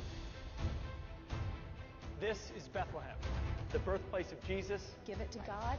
He is doing this for a reason. This is about veterans as they see themselves. This is one sick person. There is a way to find justice. At home with me, Paula Dean. I show you how to be happy in a hurt. Absolutely beautiful. We have a history. We should learn from the history. I think the best way you can thank me for being a veteran is be a good American. Mr. Gorbachev, tear down this wall.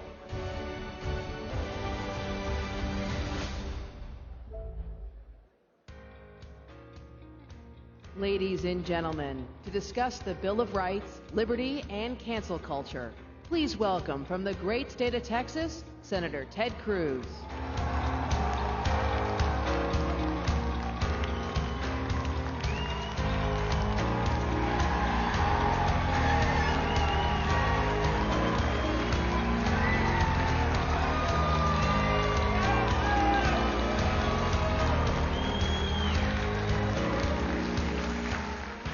God bless CPAC.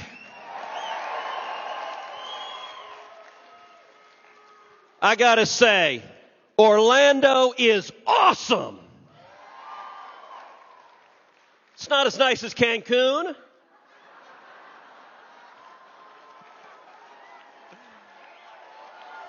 But it's nice.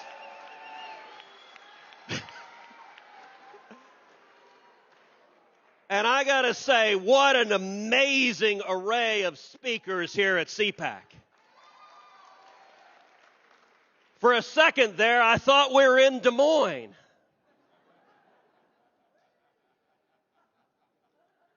That one took people a minute. We are gathered in dark times. We're gathered at a time where the hard left, where the socialists control the levers of government, where they control the White House, where they control every executive branch, where they control both houses of Congress. Bernie is wearing mittens. And AOC is telling us she was murdered.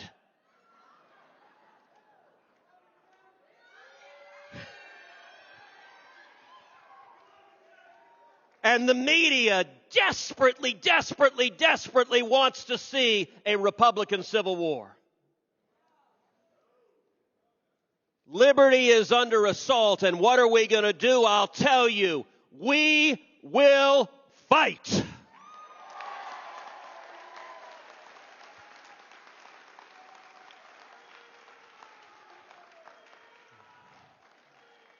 Listen to William Wallace.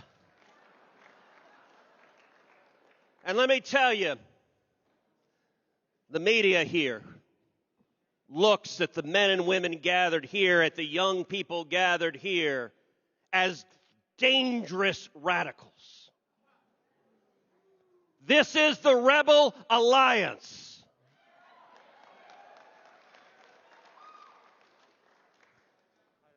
And Vader and the Emperor,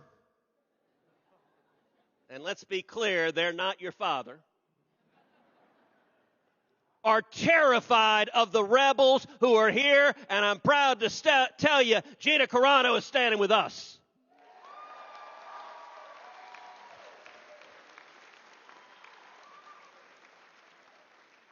So what do we do? What do we do at a time where the hard left is resurgent? Two very simple things. Number one, we defend liberty. Look, are there tensions in our party? Sure, because we believe in diversity. We believe in individuality. Different people have different views. We aren't the Borg enforcing. Okay, I may have committed a cardinal sin mixing Star Wars and Star Trek. Next thing you know, you're going to cross the streams and the Stay Puft Marshmallow Man's going to come. We were just too many terrible references there. We don't believe in uniformity, but I'll tell you what can unite conservatives and libertarians and those who value the Constitution and the Bill of Rights is a love of liberty.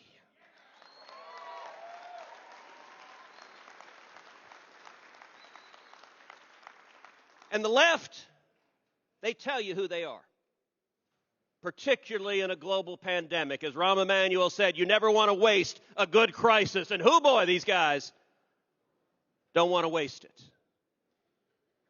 You see statists in California putting 37 tons of sand in a skate park because ain't nobody having fun while the socialists are in charge.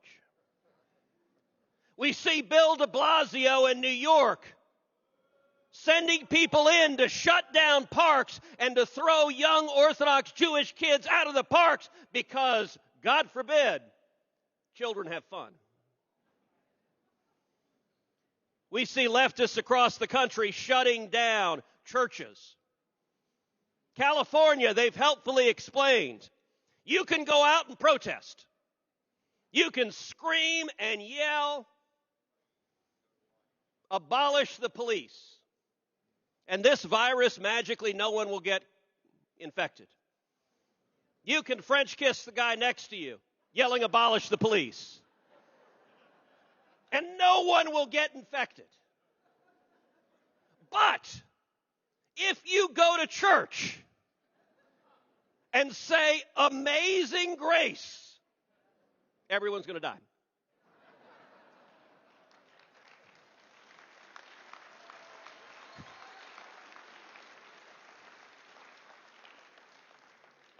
By the way, how many of y'all have eaten at a restaurant in the last 6 months?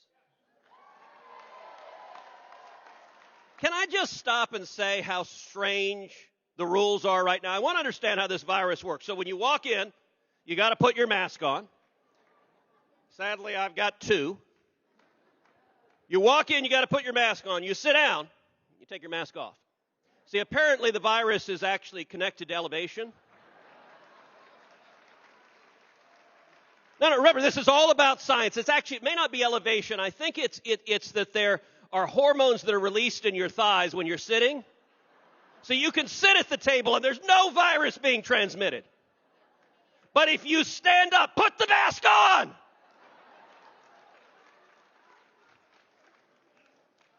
And listen, let's be clear. This is a dangerous virus. But these collectivist statists, okay, now they're saying everybody can get immunized. We can have herd immunity everywhere, and we're going to wear masks for the next 300 years. And by the way, not just one mask, 2, 3, 4. You can't have too many masks. How much virtue do you want to signal?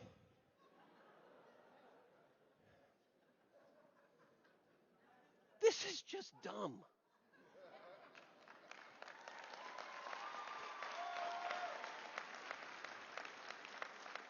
You know, the U.S. Capitol has giant fences with razor wires and 5,000 National Guard standing out front because the Democrats are convinced that political theater helps them. Let's be clear, this is not about security at this point. This is about political theater. half the country, the deplorables, are dangerous. And they're going to turn the Capitol into a military outpost in Baghdad just to have their compliant media echo that message. But do you know what terrifies every one of these statists? The truth. Liberty's powerful. Liberty's persuasive. Liberty is fun. You know, last week, we lost the great Rush Limbaugh.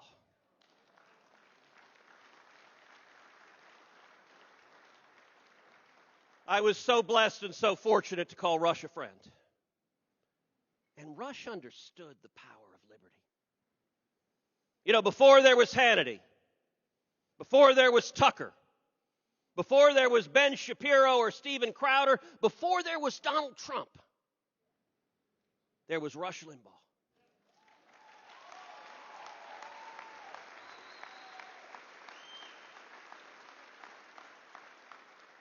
And before there was Section 230, there was something called the Fairness Doctrine,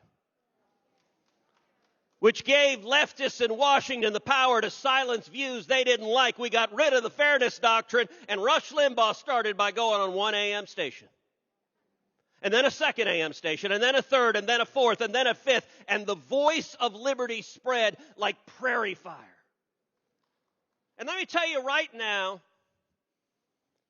in Los Angeles, there's some skater kid who's 19, who's told that it's hip and chic and cool to be a leftist socialist man, who's going to hear a message, wait a second, these guys don't want me to speak, think, have fun, do what I want to do. The message of liberty is profoundly subversive. The left believes in rigid conformity. We believe in diversity, free speech. You can say whatever you want, no matter how dumb it is. And by the way, in Washington, D.C., we test that proposition.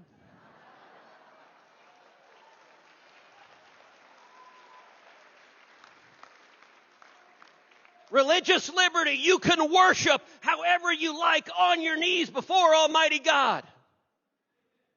Or you can worship the almighty dollar. Or you can worship, I don't know, pink Martians. That's the beauty of freedom, the Second Amendment. Oh, the left hates the Second Amendment. Because they want their people docile and compliant. You know, when we saw riots all across the country, I remember there were reports that riots were going to come into suburban, mostly peaceful, fiery but mostly peaceful. There were reports riots were going to come into the suburbs. I got to tell you, in Houston, where I live, there weren't any rioters. Because let's be very clear, if there had been, they would discover what the state of Texas thinks about the Second Amendment right to keep and bear arms.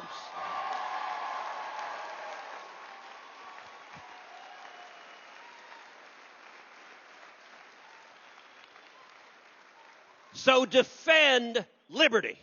But number two, have fun.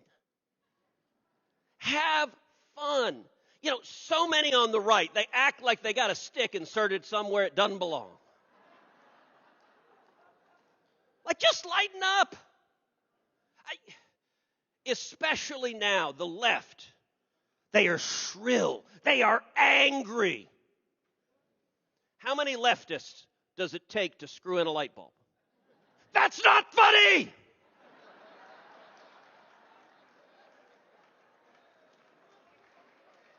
Like, God bless. Who would want to be around these people? You know, Jerry Seinfeld doesn't tell comedy anymore because any joke that's funny is canceled. You know, SNL is unwatchable. The late night comedy, they stand up and say, we hate Donald Trump. Yeah, no kidding. We didn't get that the last 9,000 times you told that.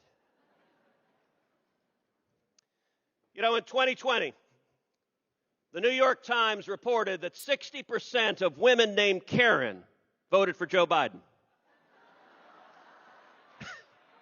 That's actually real. You can look it up, the fact checkers. That's what the New York Times reported. And I'm willing to bet 80% of the men named Karen voted for Joe Biden.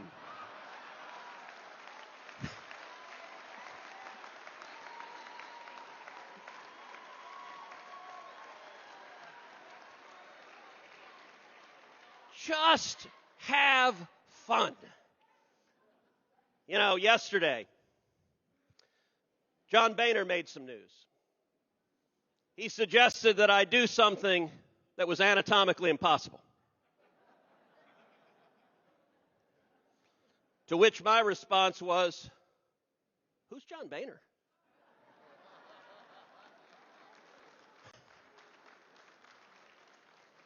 And you know what? There are a whole lot of voices in Washington that want to just erase the last 4 years. Want to go back to the world before, where we had government of the lobbyists, by the lobbyists, and for the lobbyists. Where the Republicans' compelling message was, Republicans, we waste less.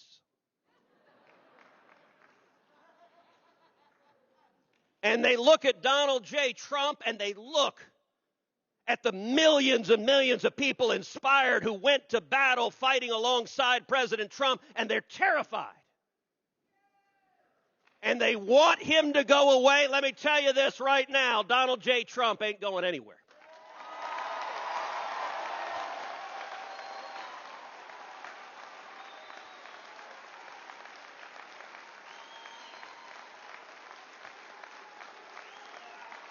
And the Republican Party is not the party just of the country clubs. The Republican Party is the party of steel workers and construction workers and pipeline workers and taxi cab drivers and cops and firefighters and waiters and waitresses and the men and women with calluses on their hands who are working for this country.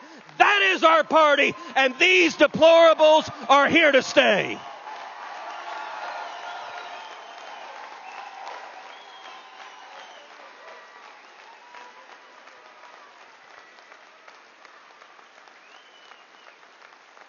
Every one of you has a platform. Every one of you has a voice. The corporate media wants to silence these voices. You have a platform. You know, last year I launched a podcast, Verdict with Ted Cruz. Over 25 million downloads in a year. By the way, please go subscribe. Verdict with Ted Cruz, Verdict with Ted Cruz. Click on subscribe. 5 stars, please. But you know what? You have the same platform. You have social media. You have your friends, your neighbors, your family, your classmates. Speak out for freedom. Because I'm going to close with these words of encouragement. These are dark days, and the media tells us this is the new galactic empire forever and 1,000 years.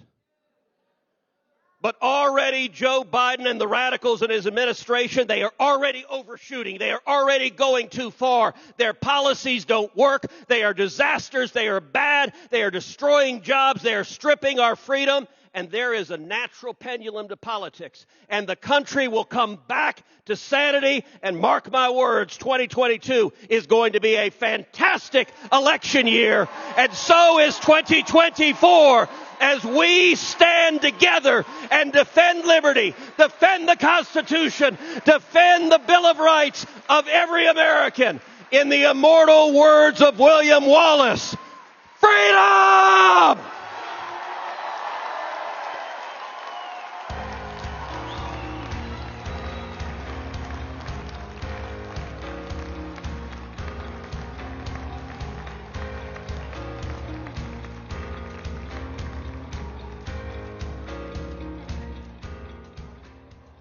Don't you agree we need voter ID and clean election rolls? Well, your Judicial Watch is in federal court right now fighting to make sure your elections will be fair and honest. Politicians don't want you to know what they're up to. Secret slush funds, secret emails, and pay to play. Judicial Watch is your watchdog in Washington, D.C., shining the light of transparency on our nation's capital.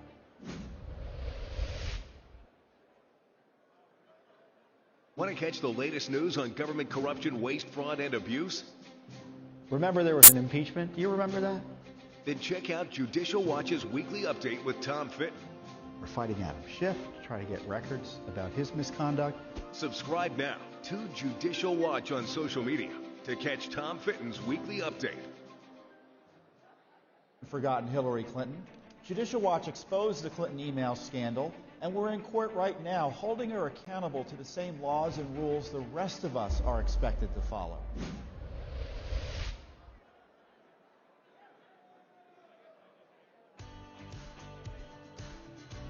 Ladies and gentlemen, this is Protecting Elections Part 1. Voting is democracy, why we must protect elections, with remarks by Fox News contributor DeRoy Murdoch.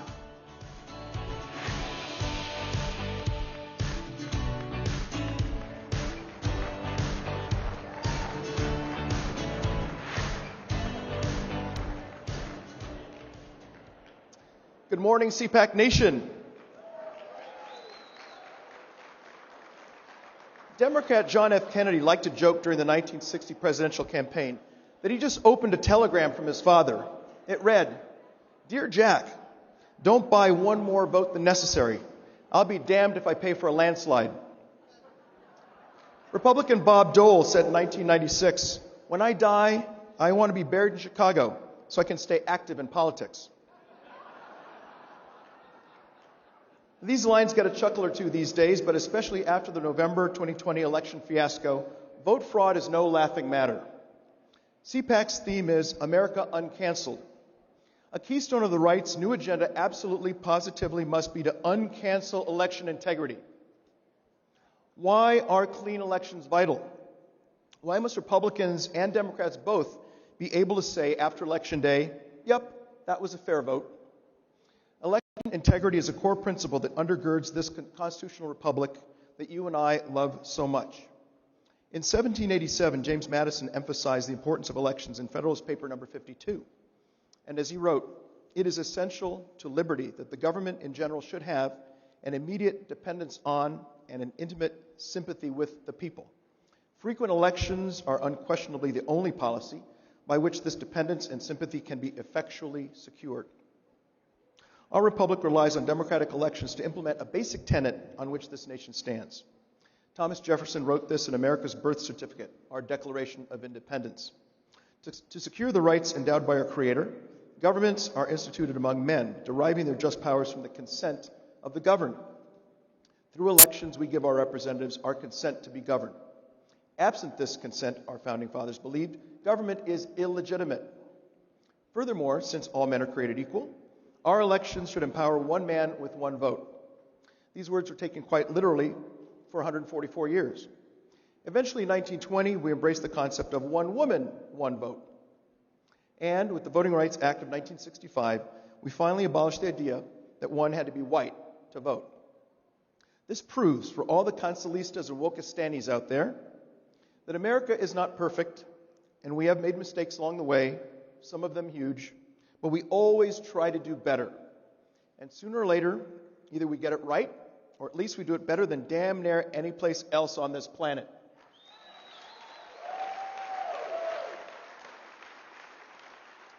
So in short, election integrity matters. Battle elections are essential to the good health of this republic as checks and balances, the rule of law, and liberty and justice for all. Alas, this guiding concept is in huge trouble these days. Despite the left's relentless lies, vote fraud is a problem. For concrete proof, check the Heritage Foundation's priceless vote fraud database. Heritage Foundation has detailed so far 1,130 criminal convictions for vote fraud. No, not accusations, not indictments, but criminal convictions, 1,130 of them. So don't tell me that vote fraud is just some right-wing hallucination. The November 2020 election was a nightmare. Judges and other officials made last-minute rule changes that only state legislators were authorized to enact, as the U.S. Constitution requires. Mysterious late-night ballot dumps triggered huge lopsided vote spikes for Joe Biden. Multiple affidavits offered sworn eyewitness reports of cars with out-of-state license plates unloading piles of ballots at counting centers in the wee small hours. Such shenanigans and many more infected Georgia, Michigan, Nevada, Pennsylvania, and Wisconsin.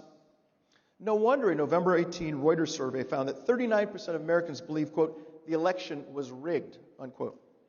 This included 67% of Republicans, 31% of independents, and even 17% of Democrats. Willfully blind leftists ridicule the right's complaints about fake ballots and election irregularities because they were not widespread. Well, how widespread must vote fraud be before the left shares our concerns? Will that require 10,000 bogus ballots? 1 million phony votes? Here's a modest proposal. The left can pick that widespread number. We on the right will accept it. And in turn, the right will decide which leftists will have their genuine votes canceled by those widespread fraudulent ballots. Let's start with Rachel Maddow, Chuck Todd, Joy Reid, Chris Cuomo, Nancy Pelosi, and Chuck Schumer. If illegal ballots nullify their votes, maybe they finally will fight for election integrity. Of course, that is unlikely because the Democrat Party is the party of vote fraud. Yes, this is quite a charge, but abundant evidence confirms this allegation. Democrats resist virtually every Republican idea to make our elections more secure, and they labor tirelessly to make our elections more chaotic, more unsupervised, and more unreliable. Democrats, not Republicans, blasted out mass mail-in ballots to everyone on voter rolls in multiple states, whether requested or not. Phantom ballots littered apartment building lobbies. Some were thrown in the trash. How many of them were filled out and submitted? Who knows? Democrats, not Republicans, installed ballot drop boxes on sidewalks where nobody oversaw them. How many fraudulent ballots got deposited in these boxes unchecked and then got counted? Who knows? Democrats, not Republicans, diluted signature match standards, which made it easier to accept and tabulate mail-in ballots with forged signatures. Democrats, not Republicans, blocked GOP observers from ballot counting rooms in Atlanta, Detroit, Philadelphia, and other Democrat swing state cities. In contrast, Democrat observers did their jobs in peace in Republican-controlled areas. Virginia lawmakers passed a sensible bill in 2017 that would have required an investigation of any election in which there were more ballots cast than eligible voters to cast them. Well, guess what? Former Governor Terry McAuliffe, a Democrat, not a Republican, vetoed that measure. The Federal Motor Voter Act and Help America Vote Act both require that states maintain accurate voter rolls. Here in Florida, former Governor Rick Scott attempted to remove 51,000 dead people from the voter rolls. Not so fast. Obama's Attorney General Eric Holder, a Democrat, not a Republican, sued Florida. Holder claimed that the governor's act of electoral hygiene violated the Voting Rights Act of 1965. And now Democrats, not Republicans, are pushing H.R. 1, a bill that would take everything that went haywire last November and shove it into the U.S. Code. As Nancy Reagan might have said, just say no to H.R. 1. We will underscore election integrity's crucial importance via multiple panels throughout CPAC, starting with our very next session. Please join us for these urgent discussions. Speaking of conservative political action, long before the 2022 midterm elections, conservatives should demand at a minimum the following reforms. First, as Ronald Reagan might have said, we must catapult mass mail-in ballots onto the ash heap of history.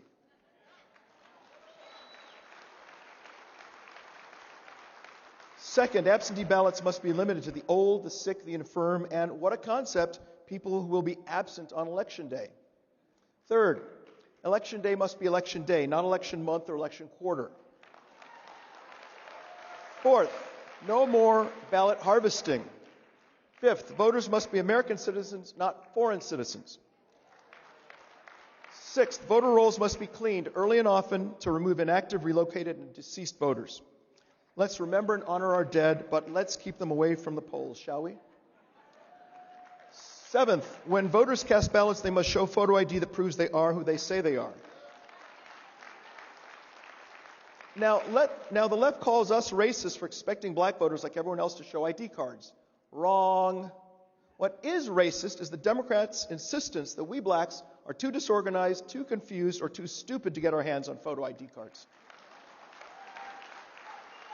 What bigoted anti-black filth. Black Americans show photo ID 7 days a week to drive cars, cash checks, purchase adult beverages, and much more. Just yesterday, the federal government under Joe Biden made me show photo ID to board my jet to Orlando, just like everyone else. How racist. Now, if voter ID really is a tool of white nationalism, how does the left explain this?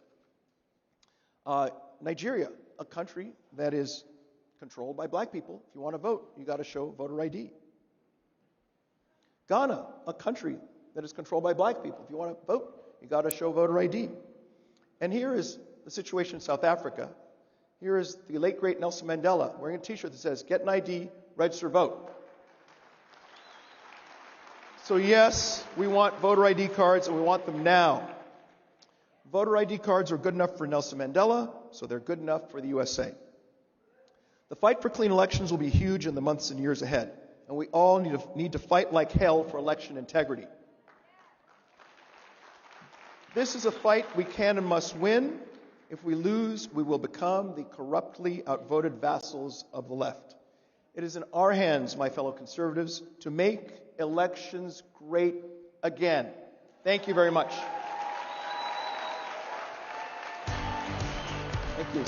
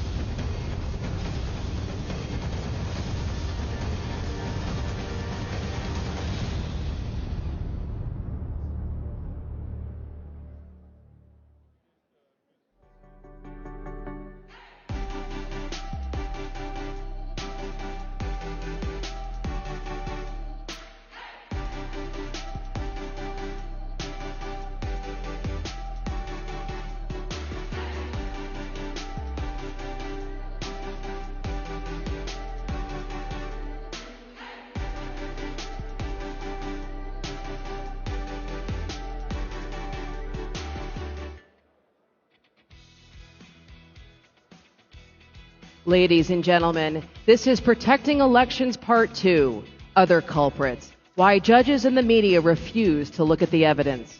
Please welcome, from the Banal Law Group, Jesse Banal, Fox News contributor, DeRoy Murdoch, from the Heritage Foundation, Hans von Spakovsky, and our moderator from the American Conservative Union Foundation, Denise Cohn. We over here? Go.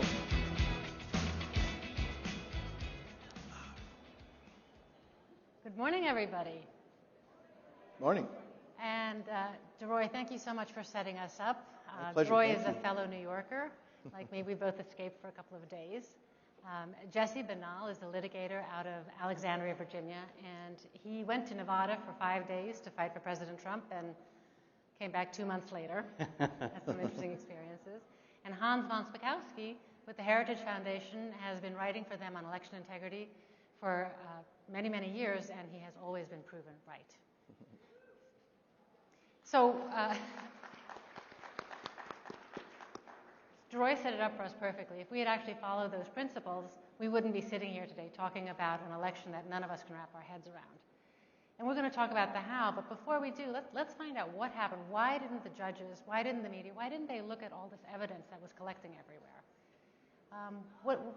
What do you, louder? It's a good crowd, okay. They want to hear what we have to say. All right, or turn the mic up. So what do you think, guys? Hans, what do you think? Why do you think the judges didn't look at the evidence? Well, it's very interesting because, judges in even ordinary election contests are very reluctant to overturn an election.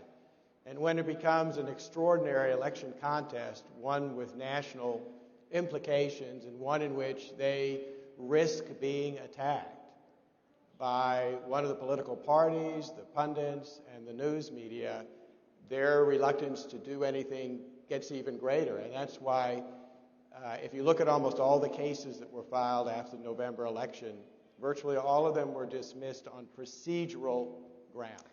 So we're going to get into that, but I mean, are you saying that the judges were afraid that they didn't want to look at the evidence? Well, I think in some cases that is true. In other cases, they might have had valid procedural grounds, but it sure didn't look like it to me. I mean, the best example of that is one Pennsylvania case was dismissed for the doctrine of latches, which is this legal doctrine that says, well, you can't wait to assert a claim. You can't sit on your rights. Well, the election had just happened, and they filed suit very quickly after that, so applying that doctrine just did not seem legally correct. Yeah, that was...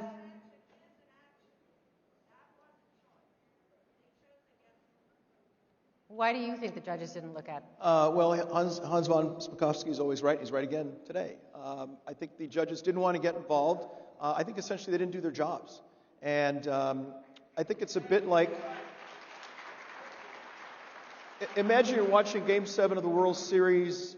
It's the bottom of the ninth. Teams are tied. Bases are loaded. And the runner on third base tries to steal home, dives into home base. He reaches home base at the same time that the catcher catches him with his mitt. Everybody's wondering, is he safe? Is he out? Everyone looks at the home plate umpire and goes, why are you looking at me? I don't want to get involved. He turns around and walks out the door. All right?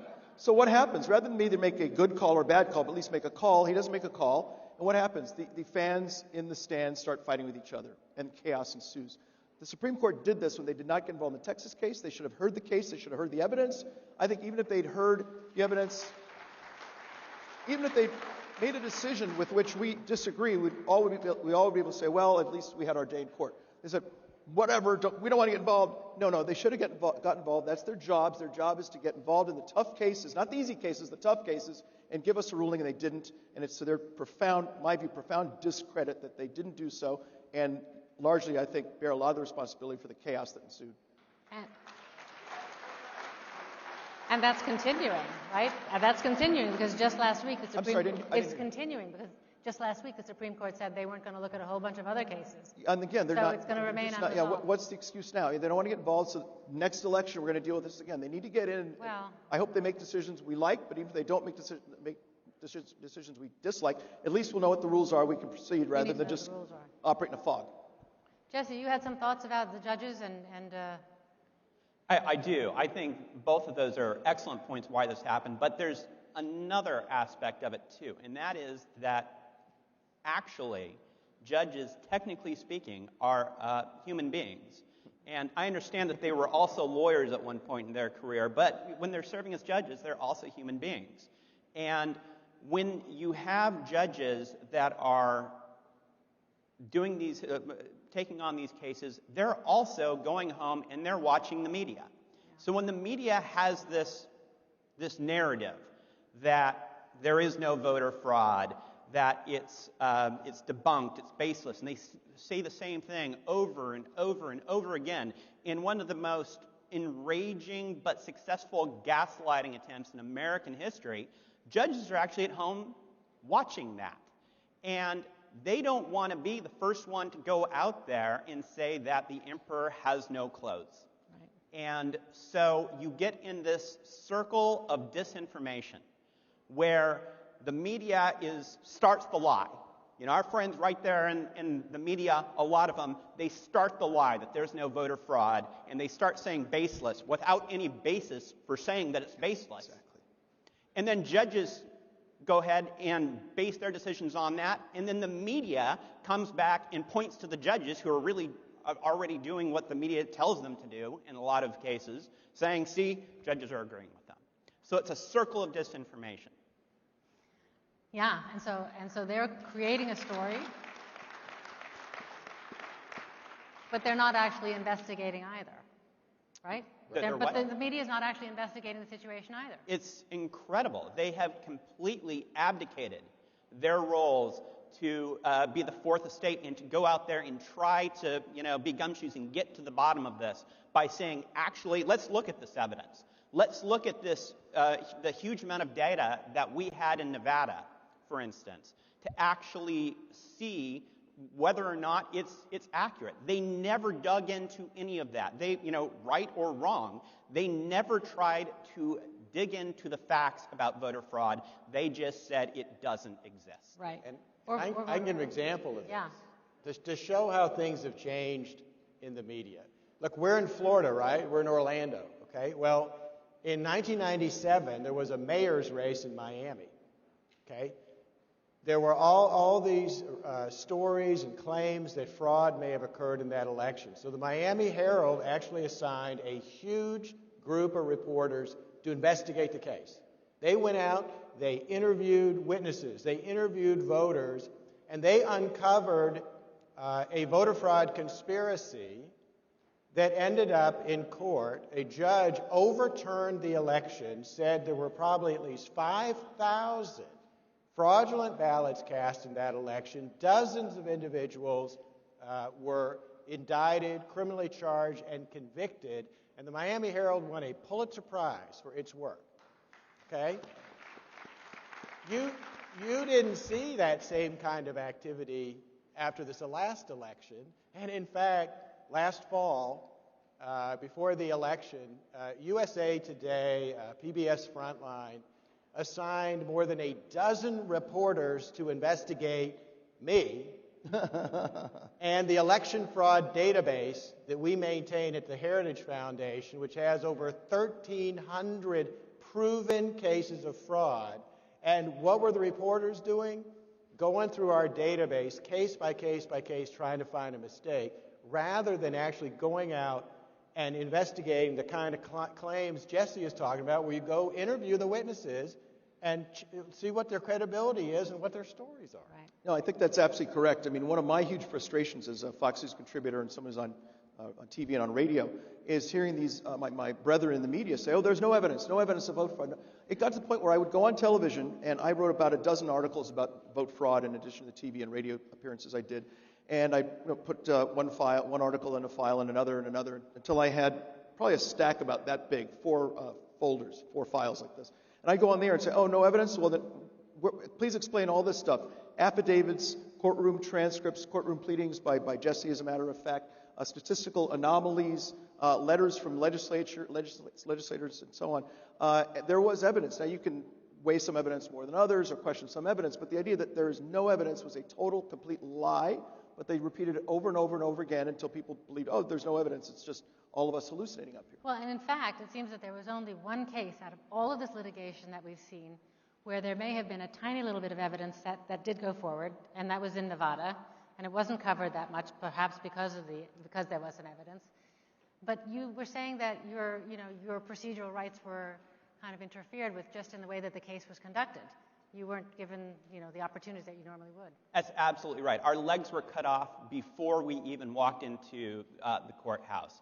We were told that we had to prove our entire case for election fraud with no more than 15 witnesses, that we would have to put all this together during the Thanksgiving holiday, and so if we couldn't get witnesses to show up, then we wouldn't be able to substitute in one witness for another. It would all be by deposition, no live testimony, and we were given no meaningful opportunity to actually go out there and prove our case. We had 30 witnesses that were ready to go. And half of our witnesses were taken away from us at the very first status conference in the case. When it came to our appeal, the Supreme Court of Nevada gave us slightly over 2 hours to file our appellate brief. 2 hours. Normally, that's something that you get at least months for. An election case is going to be truncated, we understand that, but they gave us slightly over 2 hours. In slightly over 2 hours, we still, with a great team, still put together a 40-page brief of all the problems in the district court. So Jesse, in 2 hours, you were able to pull together a 40-page brief explaining everything. And I imagine it must have taken them quite some time to review the brief and come back to you with an opinion? About 2 hours later, they came out with their opinion. I'm sure there was no chance that was written before we even filed our brief. No chance at all. Matter of fact, we know it is because one of the things they told us in the 2 hours is they wanted us to quote chapter and verse where in the district court record our errors were, because they figured there's no way in a couple hours that we could get that in there. But we did. And they had a part of their opinion that said that we didn't do it because they assumed that we wouldn't be able to do it. And now, that was the only case where there was any kind of evidence. So we go back to all of the rest, all of the hundreds of cases that didn't go forward, and they were dismissed on what are procedural grounds? Who? Standing. I guess standing was a big. You don't have So standing. what is standing? What is standing? Well, I'm not a lawyer. Maybe I should one of the attorneys. You're the best person to answer Well, it then. I mean, it was standing. You have to show that you have a concrete injury. You're not just speculating that you might have been injured or perhaps you'll be injured, and many of the cases were dismissed on that ground. The key point here is the credibility of all of these claims was never really investigated. And that's something that you should do and have to do. And since the courts didn't do it, frankly, it's now up to the state legislatures to do this. They are in session all over the country, and they should be doing it. And if correct me if I'm wrong, but I believe Georgia has a GOP state legislature. I believe Pennsylvania does as well. I think not both houses in various states, but one house or the other. So you could have, as you say, state legislative investigations, hearings, where they finally can get to the evidence, get this stuff out there. Obviously, it's too late to do anything about the 2020 election, but at least we can know what happened and act accordingly. It really is quite remarkable because there are how much evidence do you think there is that's accumulating in boxes around the country? All of these public records. Well, how much maybe do you think it may be shredded by now. Yeah. You think so? Maybe. Well, probably. Well, look, they're supposed to keep them. Because what? They don't always keep them. They're supposed to keep them, but it's unfortunately far too common for a lot of these local officials to maybe not keep up with their document retention requirements because in many cases they know about the voter fraud, but they're unfortunately looking out for their own necks, and they're perhaps not that concerned about the voter fraud because they know that the voter fraud is going their direction. And so they have no real incentive to keep up with their document retention policies. But we do need to do that, and it's absolutely critical that state legislatures start doing their jobs like they've said. But the other thing that we need to start doing is what the Democrats have been doing for a very long time, and that is understanding that these cases aren't won in the days, weeks after an election. They're won in the weeks, months, and even years before elections. So when we litigate these cases now, we need to try to get ahead of it. We can't just be playing defense. We need to go on the offense. We need to go in there and say, we have constitutional rights at issues to make sure that there's not voter disenfranchisement through fraud. Because every single time that a fraudulent vote is counted, the vote of an honest citizen is dead. It's canceled out. And the media is ignoring that message. They say what we're doing is voter suppression. When they're suppressing the real speech on this issue, that's the real suppression, and that's the real voter disenfranchisement that's happening. Well, ironically, they ignore the voter suppression. And in fact, my brother was watching CNN this morning. And they were talking about this panel, about DeRoy's panel, about all the stuff that we're doing on election integrity. And they said it was just a bunch of voter suppression. But see, it's the opposite of that. Let me give you a quick example again, okay? Shortly before the election, I actually published a paper at the Heritage Foundation. There was a study of 4 proven absentee ballot fraud cases from across the country, including that Miami mayor's race that I talked about, and in which elections were overturned because of the fraud. And let me tell you what the common factor was in almost all of those cases. The people engaging in the fraud, stealing the election, submitting fraudulent ballots, who do you think they picked on? What they picked on was the most vulnerable populations. They were going after, as they said in the Indiana case, the elderly, people for whom English is not the first language, folks who are voting for the first time. They were going after the poor and the people who wouldn't know that what's going on is wrong, who wouldn't complain about it. So those are the populations who are picked on by the folks who want to steal elections. Yeah, Hans is right about that, and maybe you can correct me if I'm wrong, but I believe there's a case not too long ago where some folks actually were caught trying to get homeless people to vote, and the way they were doing it was giving them cigarettes. Yes. Is that right? I mean, this is from people who probably say, oh, big tobacco is awful. Here they are giving cigarettes to homeless people so they can put them on buses and take them to go vote. This is ugly, disgusting behavior. And by the way, I think one thing that would help a lot, has not come up yet, but I go through very often I've gone through the excellent database that Hans and his team have put together at the Heritage Foundation.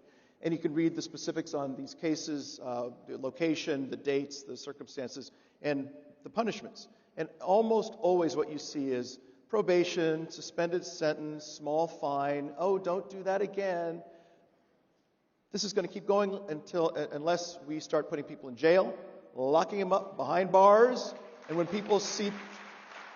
You know what, Troy? I'm going to... When fraudulent political actors find themselves behind bars, not for a week or two, but I'm talking months and years, then maybe this will start tapering off. Right now, there's no disincentive to do it. Why not steal an election? You know, maybe you'll have to, do a little community service or something. This is an issue. I won't be caught. Is it stolen, or was it that the laws were weakened so much leading into the election that there was plenty of room for error, and it's very hard to distinguish between when people are innocently making mistakes and their votes, which should not be counted, are being counted.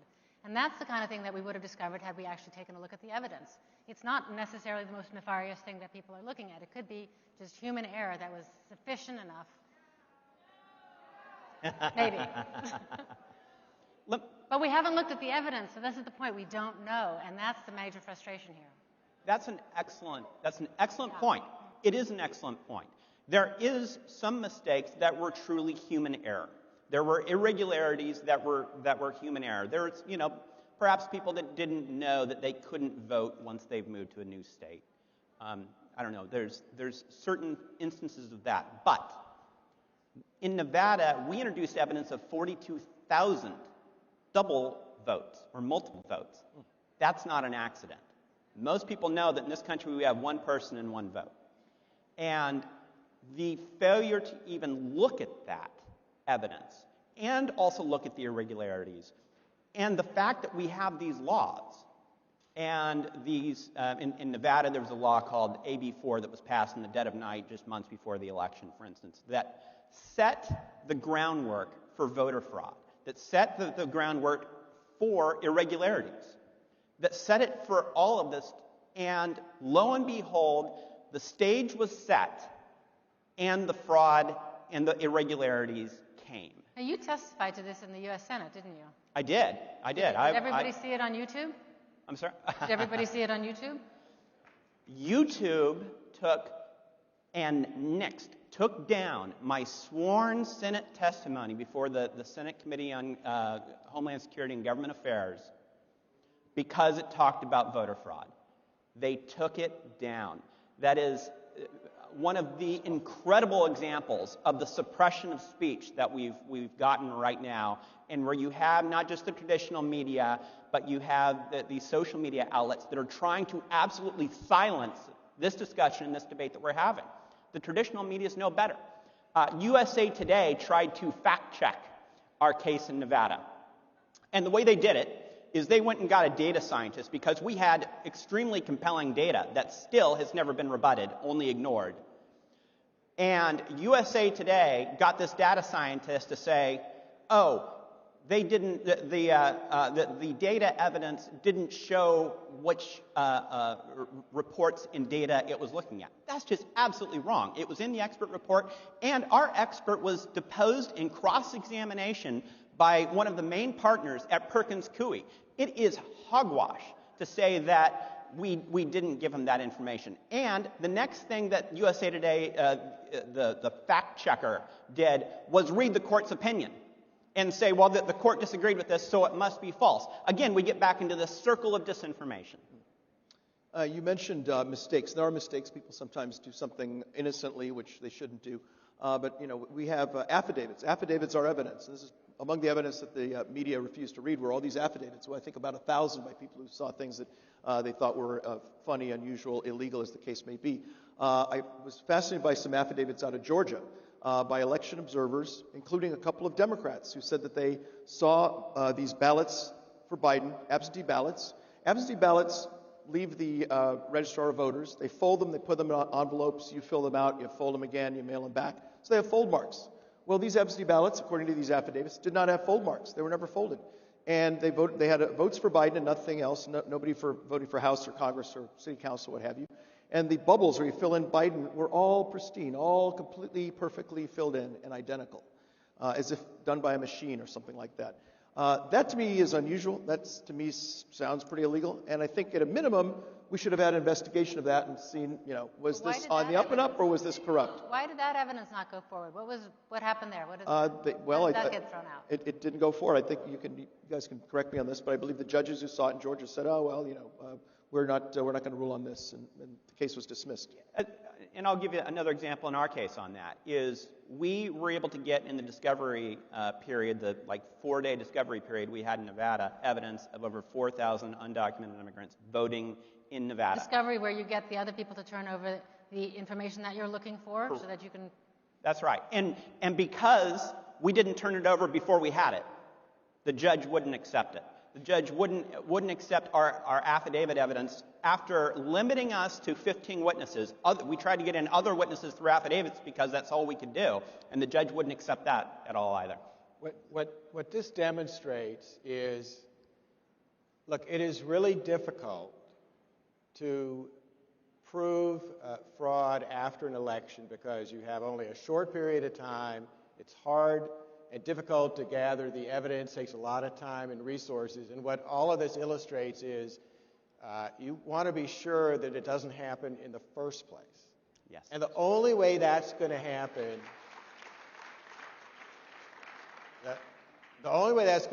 is two things that have to be done right now.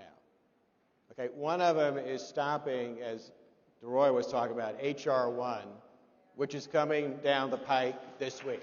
Okay, which will basically put in the worst rules you can imagine in all the states and will ban states from having basic security protocols like voter ID laws. But the second thing is getting the state legislatures right now while they're in session to fix all of these problems and all of these issues and doing just basic common sense things like putting in voter ID laws that apply to both in-person and absentee balloting. One of the things that's difficult about H.R. 1 that's coming to the floor of the House next week, and it's designed to federalize all election law, which is really designed to be run by the state legislatures. Has to be run by the states, agreed, per the Constitution. So... Yeah, I mean, you're right. The Constitution says that the election laws are supposed to be governed by the states. H.R. 1 says, H.R. 1 is an Constitution, whatever, we're going to do our own thing, which is sort of their outlook on a lot of things. Here's the reason that this is so difficult to swallow is this election actually was lost very closely. The Washington Post reported that fewer than 45,000 votes would have swung it in a different direction across 3 different states. 3 different states 42,000 votes, 45,000 votes, something like that, and we would have had an electoral college vote of 269 to 269. Back then, Republicans had the majority in the House of Representatives. They would have voted, and President Trump would have had a second term, and something like H.R. 1 would not be able to go through. There are going to be many consequences that we're facing because such a close election was lost. And with all of these efforts from the media, from the judges, from the left, all of these efforts still came to a very close race.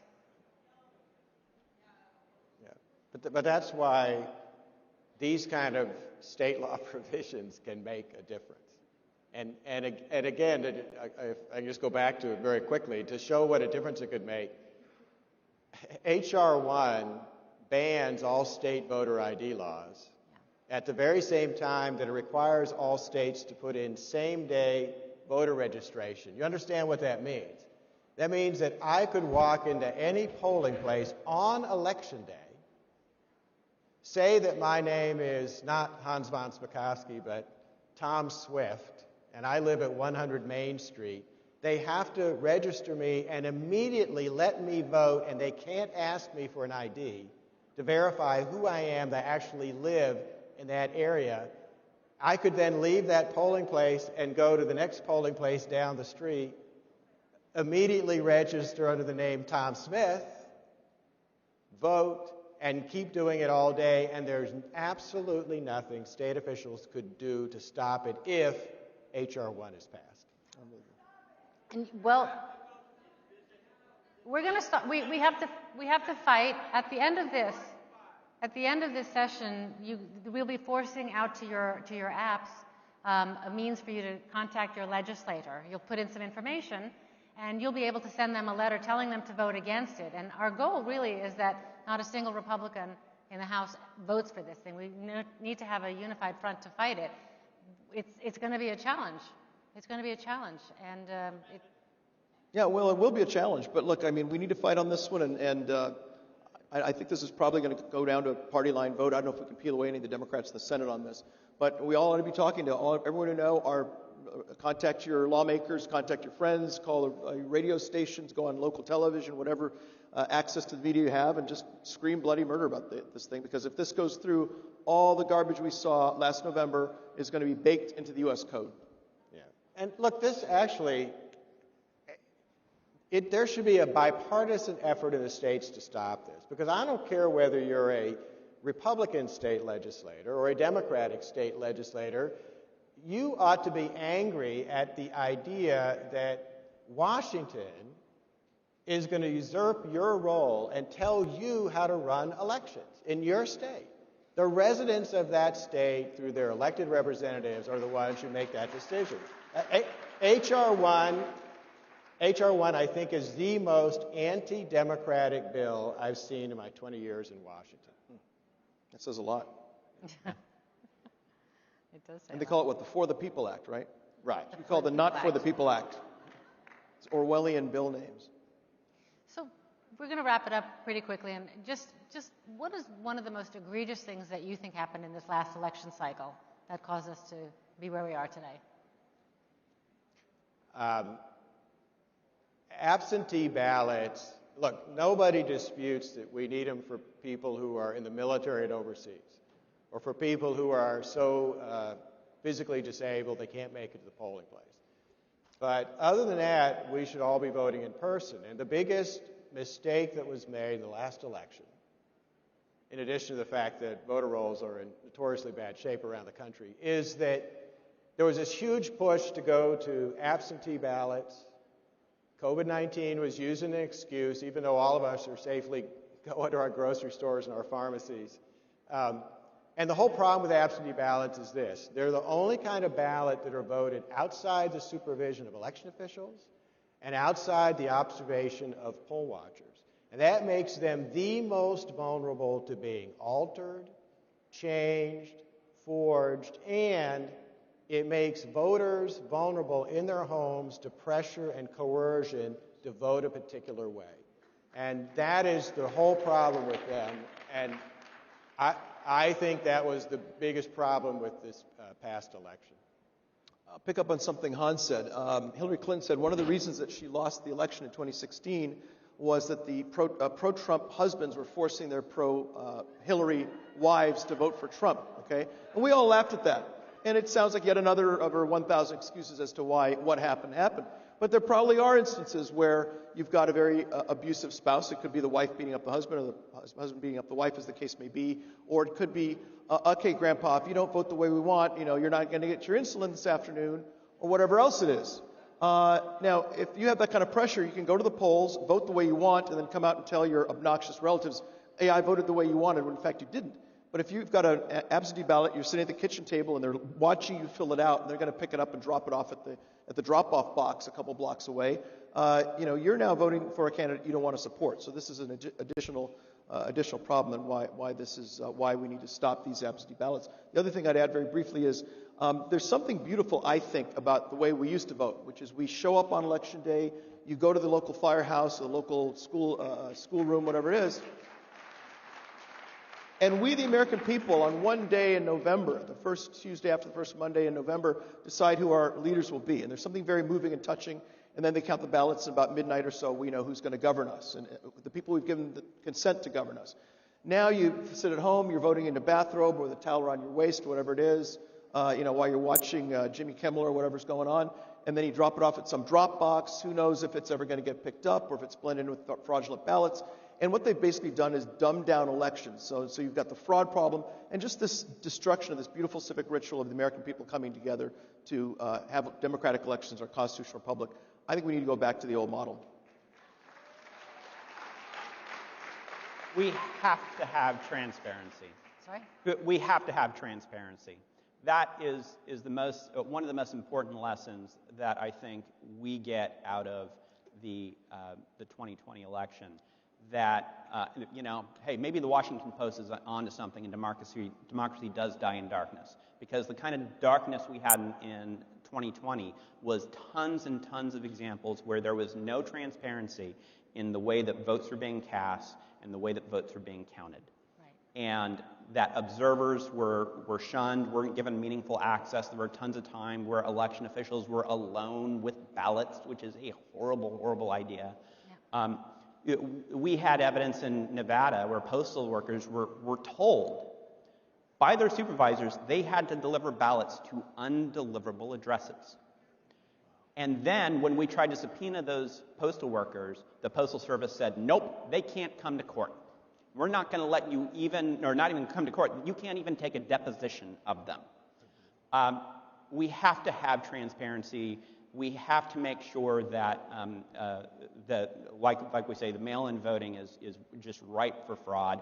The rest of the world almost exclusively does voting in person because of the opportunities for fraud in mail-in voting. And we're supposed to be the gold standard. We have to put a stop in this, and making sure there's transparency in the future is one of the most important things we can do. There are many things that we have to do, and DeRoy had a great list of them. The American Conservative Union is going to be launching a Center to Protect Elections, and we're going to be counting on everybody here to join us to be activists to fight.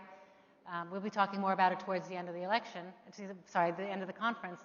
But again, please look at your phones and do your part right now to fight H.R. 1 and make sure that we do everything we can to defeat this bill, because it's going to be that much harder for us to ever have another Republican elected if we lose it. Thank you, gentlemen. Thank you very, very much. Thank you very much. Thank you.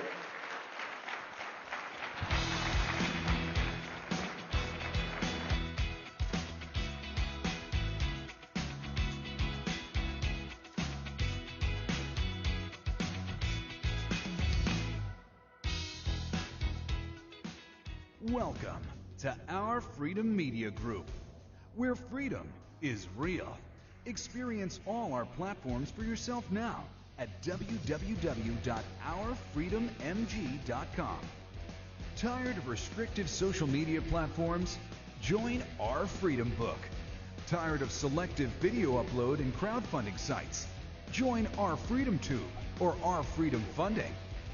With features that include live streaming, video calling and messaging, plus a 24/7 friend finder with map geolocation, American owned and made in the USA. We're a place where your freedom of speech will be honored. Exercise your right on a secure social media platform without bias, censors, or bans, where your ideas can compete on a level field. If you're looking for a site that doesn't fact-check you and send you to fake jail, a site that cancels cancel culture, then our Freedom Media Group is the freedom you've been waiting for. Sign up today at ourfreedommg.com, where freedom is real.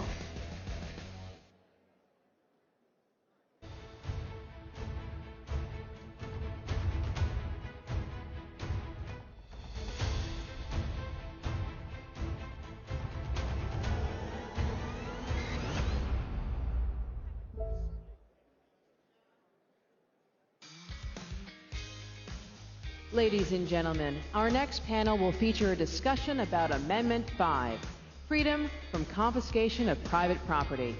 Please welcome our panel.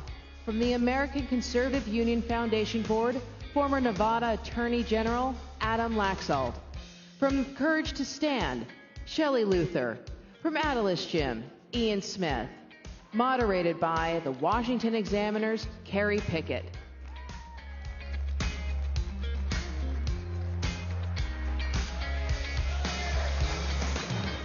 Stay standing, stay standing.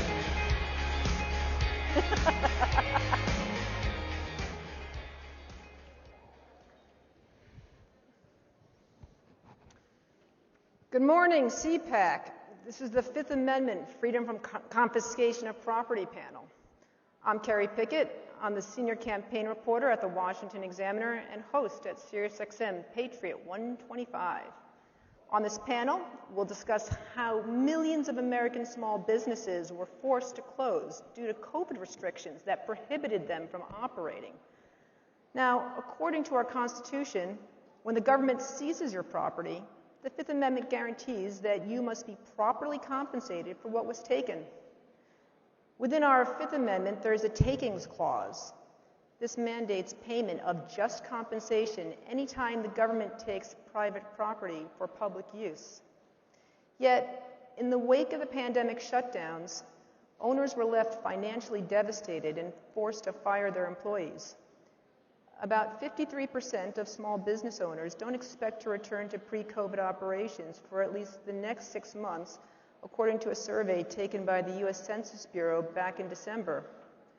On average, across the 50 largest U.S. metro areas, only 26% of small businesses have at least 3 months of cash readily available, which is the minimum amount generally recommended as a safety net. Now, the COVID pandemic set up a convenient crisis, creating ideal conditions for big government to assuage the American public into acceptance of and compliance with some of the most extreme proposals from their decades-old wish list, even if it means chipping away at some of our most sacred constitutional rights. Today's pandemic bureaucrats, though, modeled their own actions after what state and local governments did between 1918 and 1919 when they shut down many businesses during the Spanish influenza epidemic in the United States. Back then, there was the desire to impose regulations in the name of public health. The science guiding them wasn't precise, though, and they didn't have the benefit of the research we have now. They also didn't have the PPP loans and the bailouts or any other part of the massive government response that we see now. Today, legal precedent maintains that only a few government actions can be defined as a quote-unquote taking, and these would generally fall under a permanent physical occupation or of a property or regulations that destroy or damage of a property's financial value. We may have a debate over kilo, but not COVID. So since businesses shut down were supposed to be temporary, it's been an uphill battle for small businesses to win these legal fights against their state governments. But does that make these shutdowns constitutional? That's right. The High Court, though, also maintained that the Fifth Amendment was also designed to prohibit government from forcing only some people to bear public burdens, which in all fairness should be borne by the public as a whole.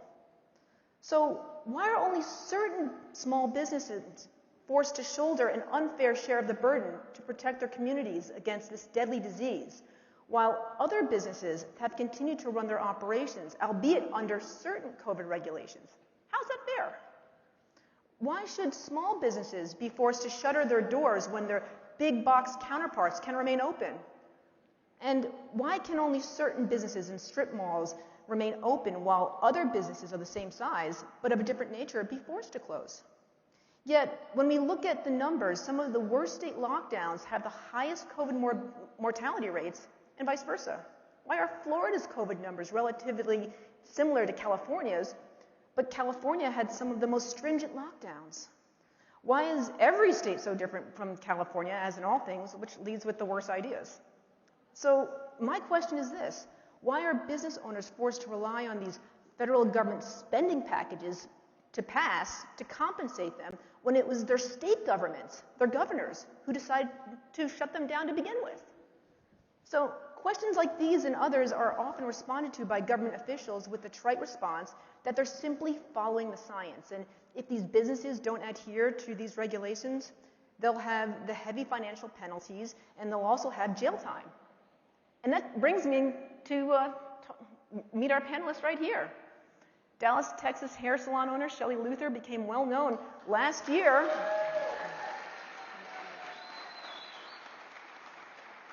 when she reopened her salon 4 weeks after the state issued a shutdown order for business establishments just like hers. She was sentenced to 1 week of jail time and issued a $7,000 fine by a Dallas judge who told her she had the option to avoid jail if she admitted to the government she was, quote, wrong and selfish for reopening too soon. To her immense credit and the admiration of patriots everywhere, she stood fast and refused to acquiesce to this dictatorial fiat.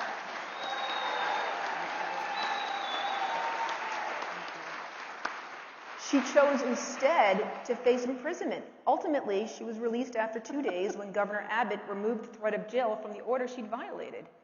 Another defiant business owner we have here on the panel is Ian Smith, co-owner of Attilis Gym in Belmar, New Jersey. Ian and his co-owner Frank Trombetti famously refused to follow New Jersey Governor Phil Murphy's shutdown orders of non-essential businesses since last March. Despite Murphy's continued attempts to close down they repeatedly reopened their gym. Remember them kicking down the doors, filed a lawsuit against the state, and they were arrested and had their license rescinded by the borough of Belmar.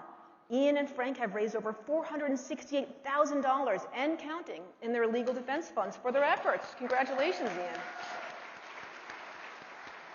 And finally, we have former Nevada Attorney General and ACU Foundation board member Adam Laxalt. Laxalt has served as Nevada's Attorney General between 2015 and 2019. Prior to his time as Nevada's Attorney General, he worked at the State Department under John Bolton during the George W. Bush administration, and he later served as the U.S. Navy's, he also served in the U.S. Navy's JAG Corps. Let's hear what our panelists have to say right now. Mr. Attorney General.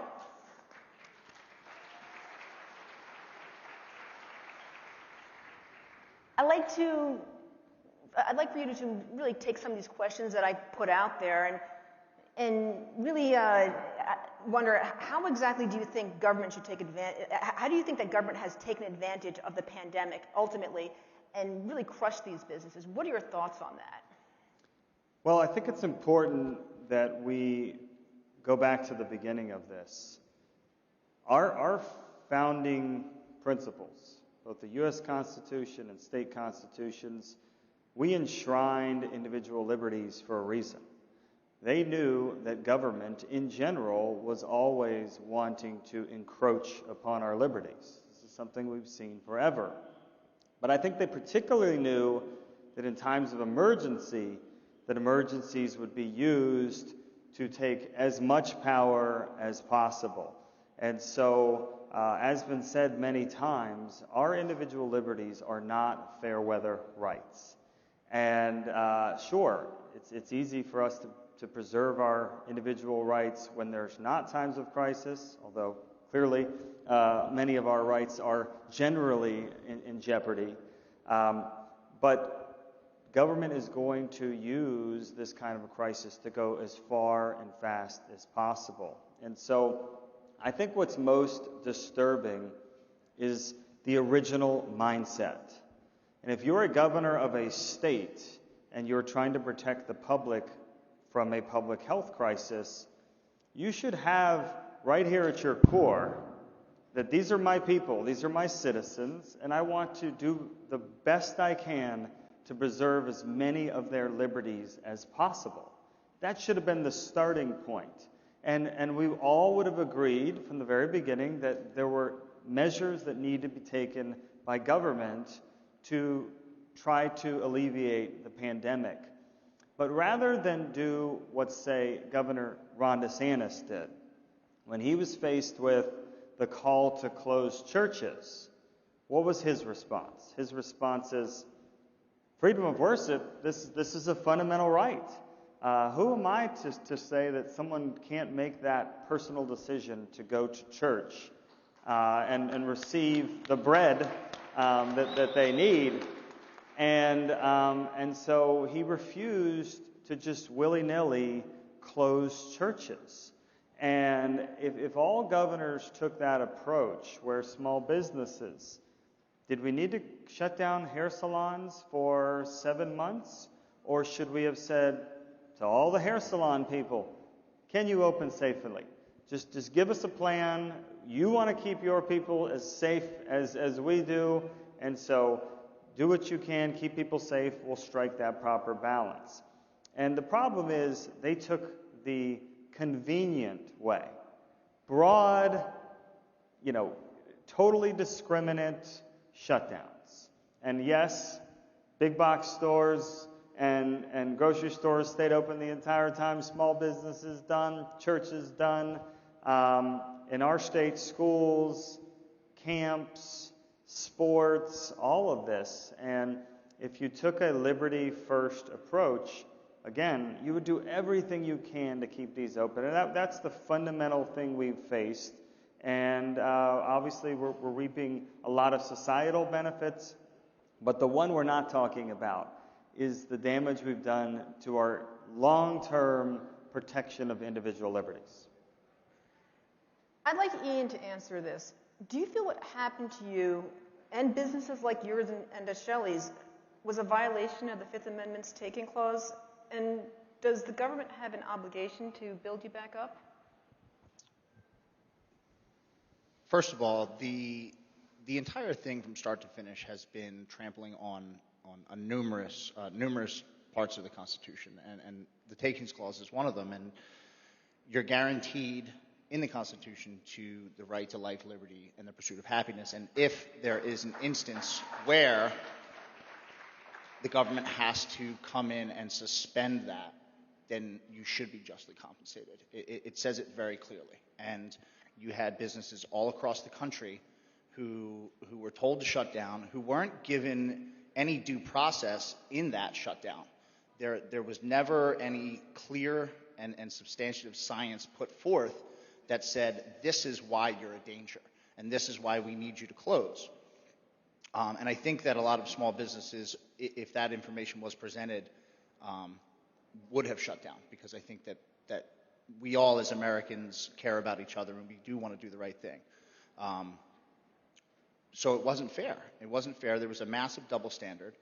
And then we were told to sit by and kind of stand by and wait while the people up on Capitol Hill played politics. Meanwhile, we have no relief, and we're expected to continue on with our bills and punished if we don't. And right away, what did we see? We saw politics at play. We saw pork spending in these massive federal bills, and to what your point was earlier, it was handed off to the federal government when the states were the ones that were responsible for the shutdown. And we know that the states were receiving federal money for all these positive cases and for these hospitalizations, and the state never stepped in. And that's their responsibility first, because the order came from them. There was never any relief put forth, and then finally, when the federal aid packages came, they fell laughably short for most businesses. We saw big businesses and all these big corporations who were still in operation pick up funding.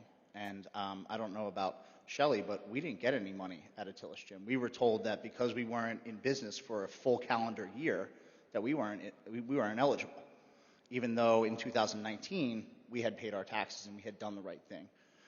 So it's a gross violation of the Constitution, and it's really sad that that gets looked over, and small business gets the short end of the stick, while you see big corporations never having any trouble getting big bailouts. We've seen it time and time and time again, where the government will come sweeping in to rescue the automotive industry or whatever it may be. But the good, honest, hardworking bulk of Americans who just want to live the American dream and want to do the right thing just get hung out to dry. What about you, Shelley? How do you see it? Well, first of all, I want to say, and I think speaking to Ian backstage, I want to thank you guys for standing behind us. There's no way that we could have done this without you, and it sounds cliche, and it's still a little upsetting. But it wasn't about a hair salon. It wasn't about a haircut. It was about common sense. I've got the dog groomer next door. Cutting dog's hair, essential. You could you could get an abortion. You could get liquor to go in Texas. You could buy CBD things. All of these things, but you could not get your hair cut by trained stylists who have hours and hours of sanitation training. And we can talk about the Fifth Amendment, and we can talk about due process, but it just comes down to common sense. And just to say, Governor Abbott was not on my side. He did not get me out of jail. He was a big problem in this. Not only did he close my business down, the government closes my business down, they get me thrown in jail, and then the government puts over $2 million against me when I try to run for state government. So we have a big problem with the establishment, and we need to get people out to vote for real people that have your concerns and your heart in mind. And that's what this is about, common sense. Now, Mr. Attorney General, how do you feel Nevada has fared? And what do you think the road back to recovery is for tourism-dependent states like Nevada? Nevada's been an absolute disaster. Many of you probably know, it's one of the convention tourist capitals of the world, and with conventions come so many additional layers of jobs and small businesses, and it fuels the entire economy. And we are the hardest hit one of the hardest hits in nearly every category. Unemployment, our growth has vanished. So we go from this roaring economy to something that just absolutely cratered. And when you look at Florida and California, Disney is open in Florida, and it's closed in California. When you look at conventions are happening here. We're here, right? One of our biggest conventions in Nevada is the National Finals Rodeo. It's a massive, massive convention. Well, it was not allowed to go forward in Las Vegas, and so they did it in Texas. And when you have these clear examples that another state is finding a way to safely do something that your state didn't find a way, it is just shocking and of course really, really upsets people. But the ripple effect is beyond just the tourism economy. We have so many small businesses all across our state that are not going to come back. They're just not going to be able to make it back. And I ask this question. Our schools are still largely closed, our public schools in Nevada. The question is, if teachers were not being paid over the last 9 months, is there any chance that schools would still be closed. And this is not to go after teachers.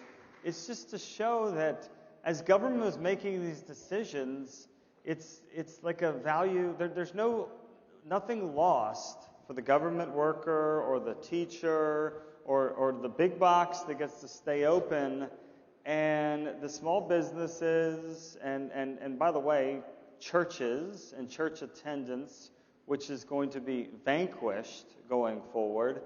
There just wasn't any urgency about these classes of people. And of course, there's no science that distinguishes these things. There really isn't. There's no details that definitively say why California has no dining indoors. We have dining indoors as of the last few months, but only 4 people. And, if you wear the mask as you're walking into the restaurant, everybody's safe, and then you sit down. We've all done this. You sit down 3 steps later and take off your mask. And so whenever people, like you said, try to ask common sense questions, they're just immediately shut down. And there is no real forum for the public. It is not only the voting public, and the power resides in the people, but they're the ones most affected. They aren't included in this decision. And in my state, as one example, the governor for the first many, many months did all this unilaterally. And how any state legislature didn't wrestle in to be part of this solution as the people's representatives, both parties that are representing people, to say, let's get to the table and let's figure this out. Look at Wisconsin. Wisconsin, the legislature there got very involved. They sued, other parties sued, and they challenged the authority of that governor to go alone. And the Supreme Court there said that the governor couldn't go alone, and it kicked it back to the people. And Wisconsin has found a different way to do it. Not because the governor chose that, but because their Supreme Court said there are limits to how far government can go and how broad they can be in trying to protect the public. Meanwhile, you're destroying values, communities, health. We have the highest suicide rate amongst our kids in Las Vegas right now. All of these things that were predicted when people brought them up at the time, they were shouted down or they were ignored. Absolutely, and unfortunately, we didn't see enough state legislatures step in to really tell their governors that they went too far, which brings me to Ian over here. You and your business partner had to change your entire business structure so you could keep your gym running during your legal fight with Governor Murphy. Can you describe these efforts? What did you have to do to comply with the safety mandates of New Jersey in order to keep your doors open? So actually, when Frank and I chose to reopen, and we credit that to Shelley over here, because we were watching this brave woman and saying she's got the right idea. We watched what she did, and she reopened, but she didn't just fling her doors open. She put a lot of thought into it, and Frank and I did the same thing, and we put together a 15-point safety protocol. All we had was time. We didn't stop coming to work just because our gym was shut down. We were there every day. We were researching the virus as best we could, how it was transmitted, the newest information on it, ways to provide safe and reasonable measures to protect people that come into the gym. And we went over the top. We actually went well above and beyond what Big Box was required to do, which is quite laughable. They had some capacity restrictions at first that they just kind of did and then kind of forgot about. And, they were told you slap a mask on your face and you wipe your cart with a Clorox wipe, and all of a sudden, there's no risk of coronavirus at a Walmart. So when we reopened, we said we're going to go so far beyond that that it would be absurd to shut us down. And, you know, we have 8 hydroxyl generators running at all times. Each individual has a spray bottle that comes in. We have a health questionnaire. We have temperature checks. You name it. We have MERV 13 filters. So we wanted to go beyond what the state had and point out the absurdity and the double standard. And that wasn't good enough. That wasn't good enough for Governor Murphy because it went against the narrative that he was trying to push. And when we reopened, we did so in the hopes that we could come out and say, okay, you told us to shut down for 14 days. We didn't really want to, but in the good, or in the interest of the good of all, you know, all people, we said, all right, let's do it. And 14 days obviously turned into much more, as we all know. But we didn't just want to open. We wanted to open and provide a solution where there was none. You know, these politicians just kept saying, Governor Murphy's favorite thing was, we're not there yet. We follow the science, we follow the data. And when we asked for the science and data, there was none. They were judging off of high cycle PCR tests, which there were plenty of people at the time saying that these things are not accurate, including the individual who created the test. And they've now come out after the election and said that those tests are unreliable. And they're making policy off of something that's not scientifically reliable.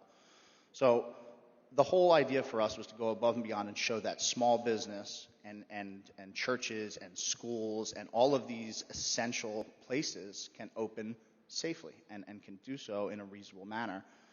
And we really hoped that government would want to work with the people and for the people, because to my understanding, that's what government is for.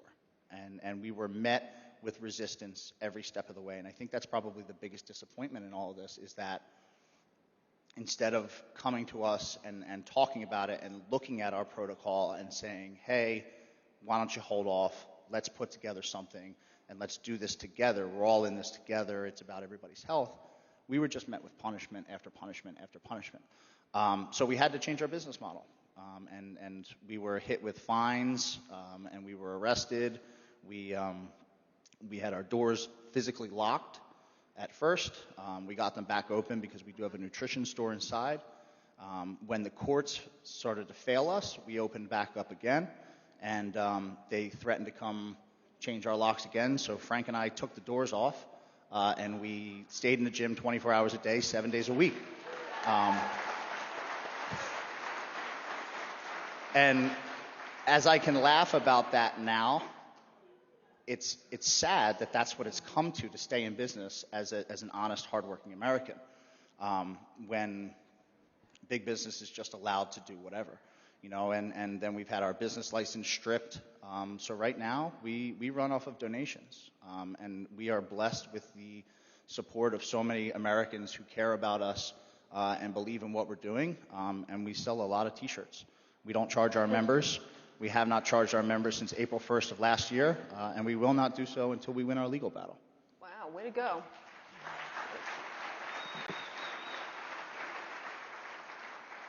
Shelley, similarly, businesses have had to comply with the mandates reflecting the changing goalpost, opening, then closing, rinse and repeat. Now, how have you weathered this, really? And looking at your colleagues in their respective fields, how many do you think are going to survive? You know, it's really sad to see that. And if I wouldn't have had so much support, our salon would not have survived. And I know that the government has forced a lot of cosmetologists to work underground. And with my business, I thought, you know what, I'm going to be responsible. Sanitize everything, put the waiting chairs 6 feet apart outside, put my own money into sanitizing stations and everything. Here's what's funny, and here's what we're dealing with. When one of the top officials at Governor Abbott's office, before I went to jail, I know that sounds funny, but they called me and they said, I want to work with you and see what we can do to get you guys open. And I'm like, well, why are we closed? They said, it's classified. Those exact words, it's classified. I'm like, what do you mean?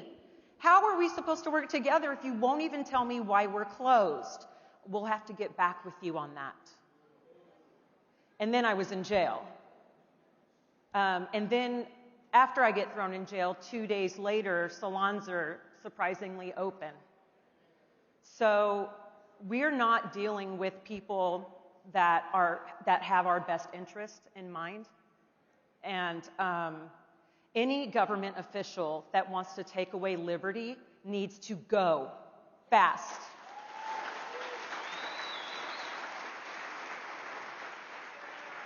As far as losing businesses, we need to work together as a community because we cannot rely on the government to help us. We are not that party.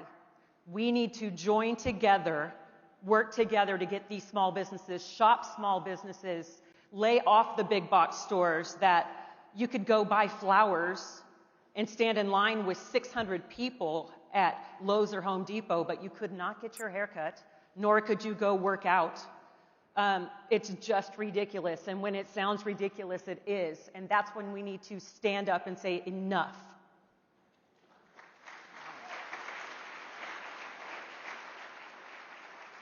Now, Ian, is it my understanding that you're looking to put together a website to really reach out to a lot of these businesses that have been struggling to really help them who've been shut down, and to help them sort of set up a structure in some way? Can you talk about that?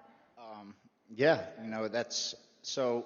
When we reopened, we did so not only in self-preservation, but because it was the right thing to do to take a stand for our own liberties, and we wanted to inspire others to open. And a lot of people are afraid because these are good, honest, hardworking Americans who most of them have never even had an interaction with the police. So they don't know how to navigate these situations when the cops come knocking or when the health department comes knocking. They don't want to be in that situation.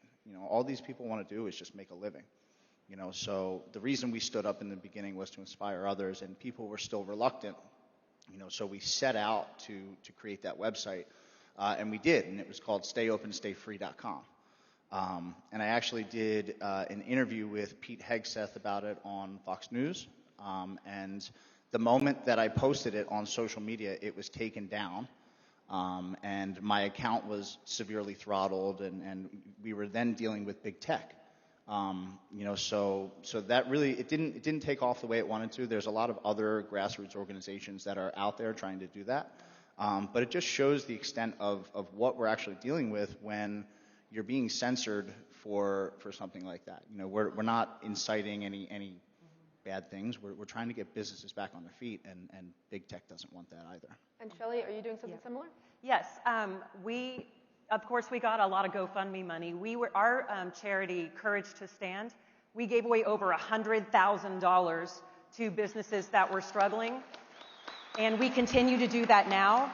We're starting a podcast on, I think it's going to release Friday.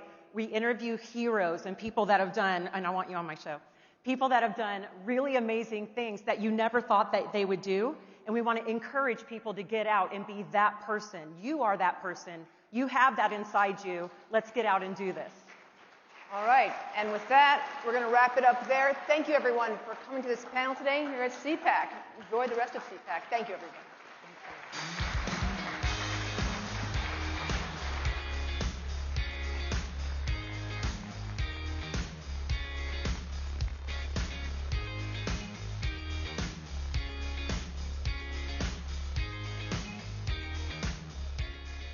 Liberals spent a record amount of dark money to elect Biden.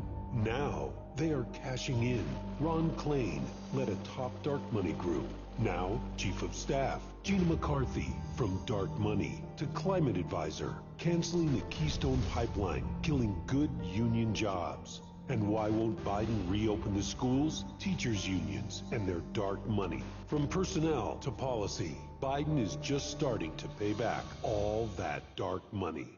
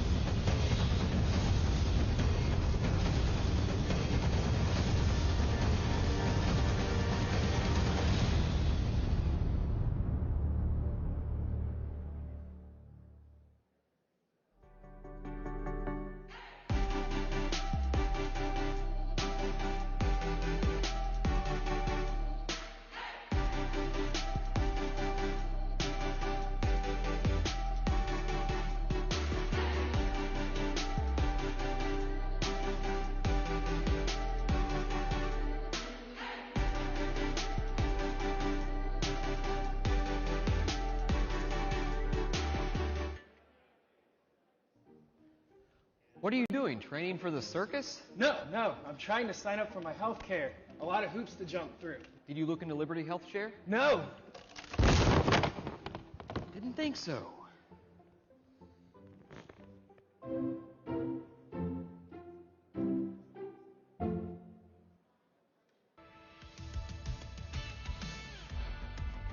Ladies and gentlemen, our next session is a set of curated speeches on the real cost of tuition.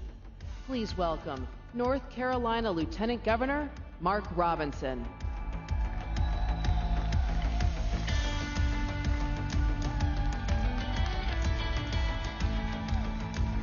Where am I standing? I guess I'm just standing right here in the middle.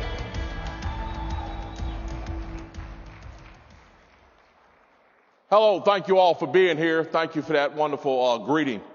The series of speeches that you are about to hear are about education, and particularly education as it pertains to North Carolina, because the three people that you'll hear from are Congress people from North Carolina. So I want you to listen to the speeches carefully. Now, as you heard, I'm the Lieutenant Governor of North Carolina. I sit on our state school board. All of you conservatives out there that are listening to me right now, I want you to hear something. If there is anything conservatives need to tackle in this nation, not just in North Carolina, but across this nation, we need to wrestle the education system away from these leftists who have turned it into their own personal playground and are using it for political means to vex the minds of our youth. We need to fight it on every front. Our office is currently fighting it from the social studies standards that they have politicized to the indoctrination that we see in our classroom across the state and nation every day. We are not going to lie down and take this anymore. Education is for education, not for indoctrination. We need to make that point clear as conservatives. We need to get involved with our school boards. We need to get involved with our city councils. We need to make sure that the school board meeting on Monday is as packed as the football stadium on Friday night. And if we do that, we can make some real changes in our communities. And that's where it starts. So I encourage you all, let's listen to these speeches, take notes if you have to, but when you go back to your communities, get involved in education. It touches every aspect of American life. Absolutely every aspect of American life. Again, my name is Mark Robinson. I'm Lieutenant Governor of North Carolina. I'm pleased to be here. Thank you all for being here. I'd like to now welcome to the stage Madison Cawthorn, 11th District Chairman or Congressman from North Carolina. Thank you all. We appreciate you. Thank you.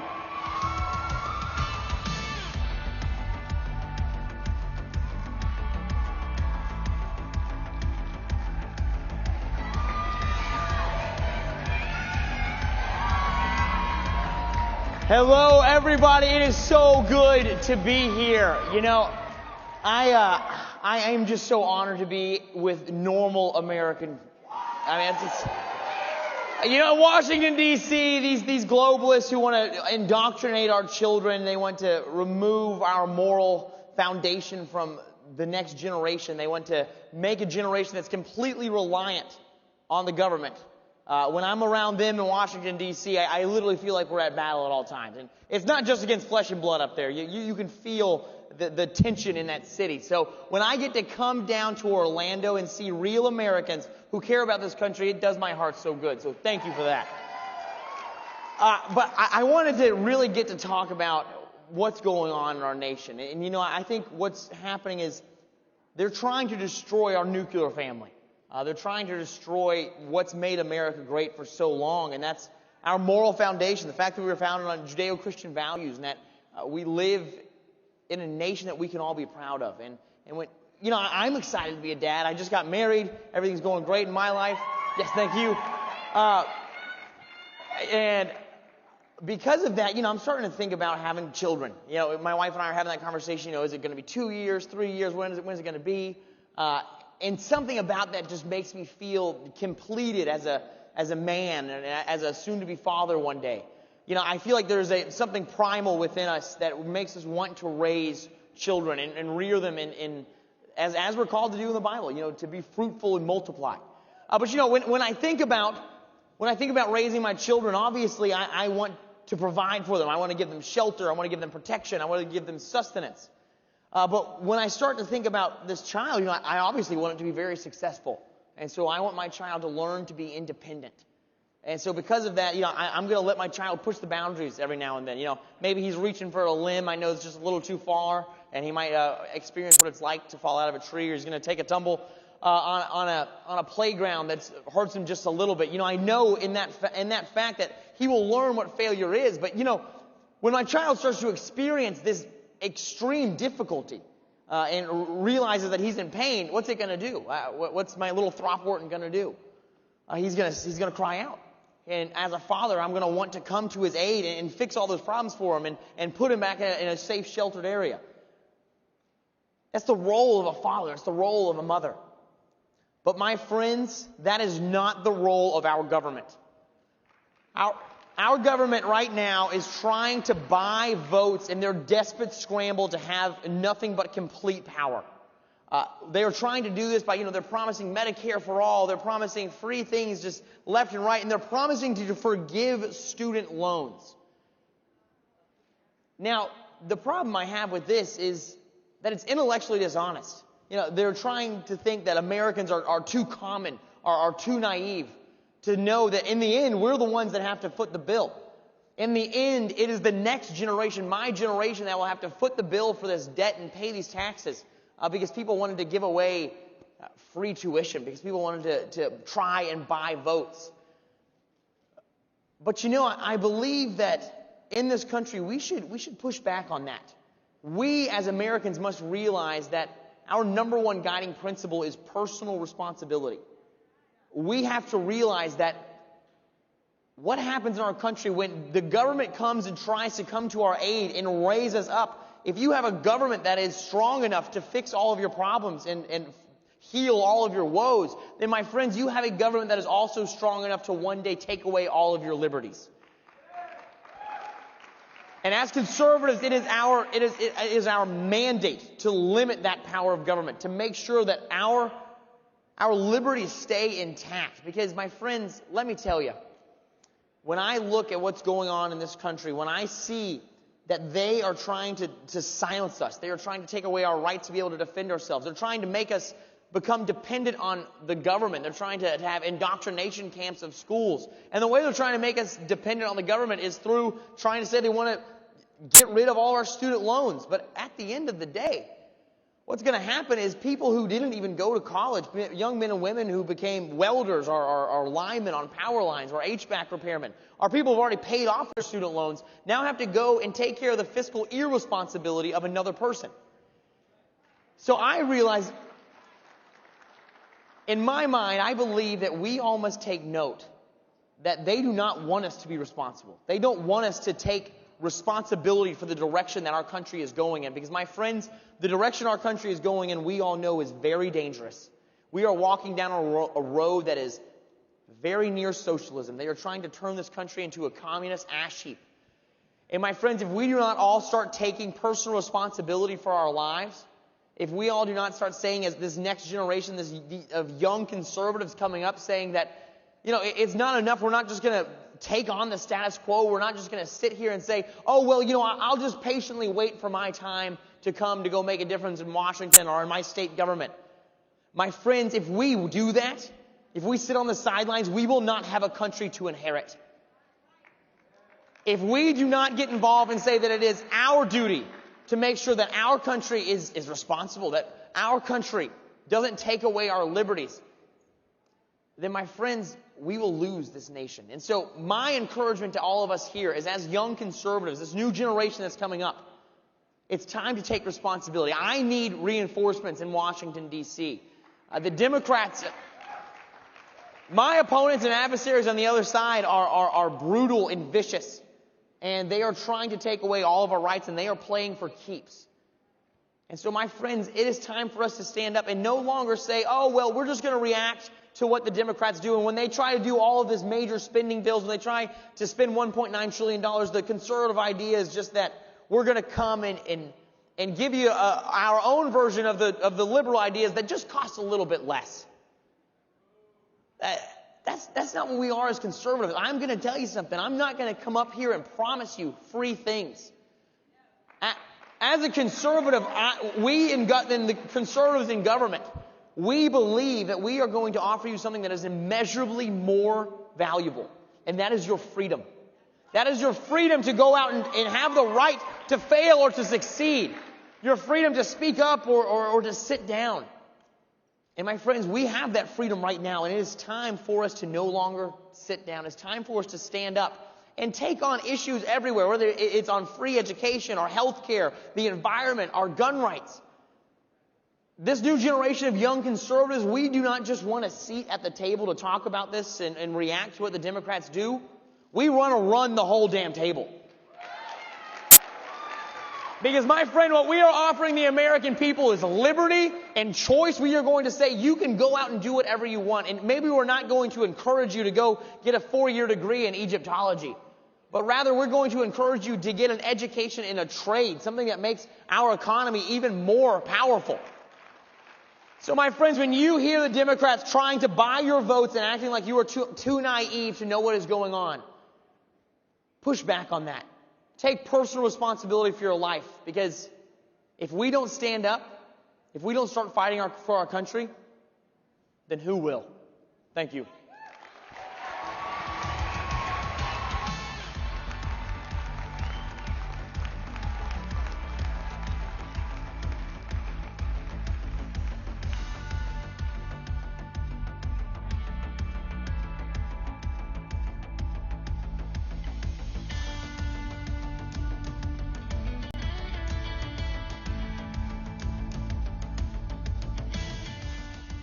Ladies and gentlemen, please welcome Representative Ted Budd.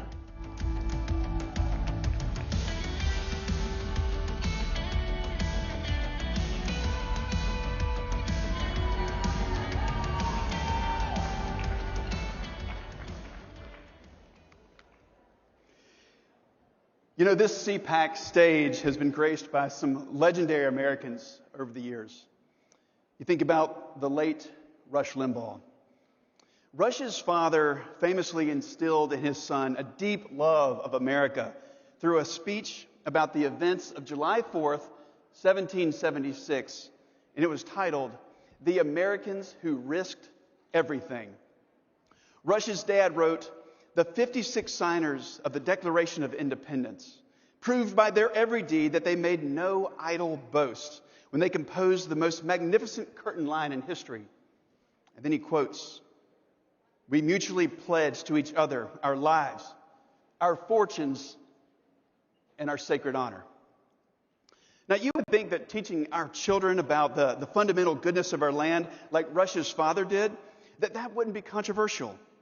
But for the far left, it is. They have a radically different view of our country, epitomized by something called the 1619 Project. The project is a series of writings released in 2019 that try to reframe U.S. history and put slavery at the center of our national narrative. Think about that. The left doesn't want to teach our children about the history of men who banded together to shrug off the tyranny of a king and establish for the first time a nation and a government of laws and not of men. A government that led to the end of slavery and the establishment of equal rights for every citizen. The radical left wants to ignore all of that and focus on everything that America got wrong. But to be blunt, they want to teach our kids that our country is flawed, it's hopeless, and evil. The worst news of all is that the 1619 Project has been adopted in 4,500 classrooms across all 50 states. School systems have adopted the project in cities like Buffalo, Chicago, Washington, D.C., and even in my hometown of Winston-Salem, North Carolina. And I'll tell you why this is so important to the extreme left, because they view our founding as an obstacle to their pursuit of political power. They think that if they can re-educate the next generation of Americans into being ashamed of their country, then they can fundamentally transform us into a land of government dependency and socialism. But The Trump administration fought against the left's radical agenda by developing the 1776 Commission. Absolutely. And that brought together scholars and historians to study and understand the principles of the founding. And the commission is the key to establishing a base curriculum for a patriotic education for the 21st century. Put simply, we have to teach the next generation of our country to love our country and not to hate it.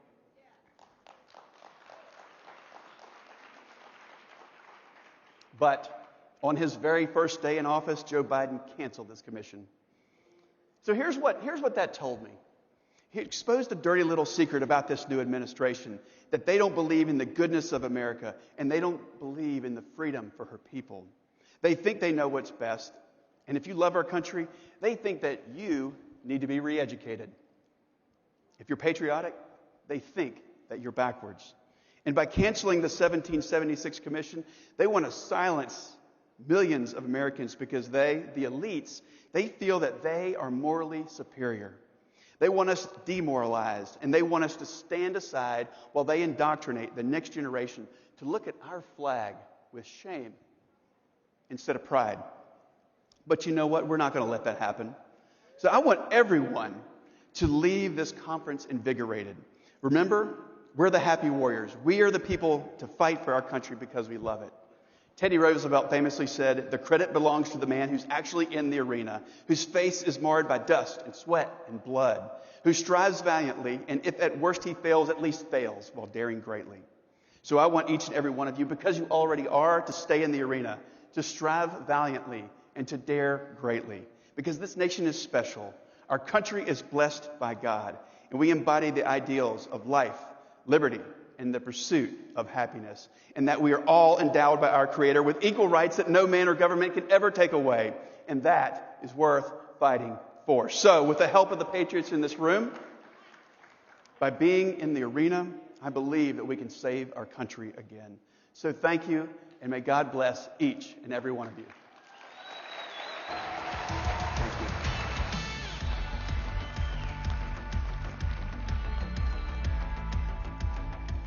Ladies and gentlemen, please welcome Representative Virginia Fox.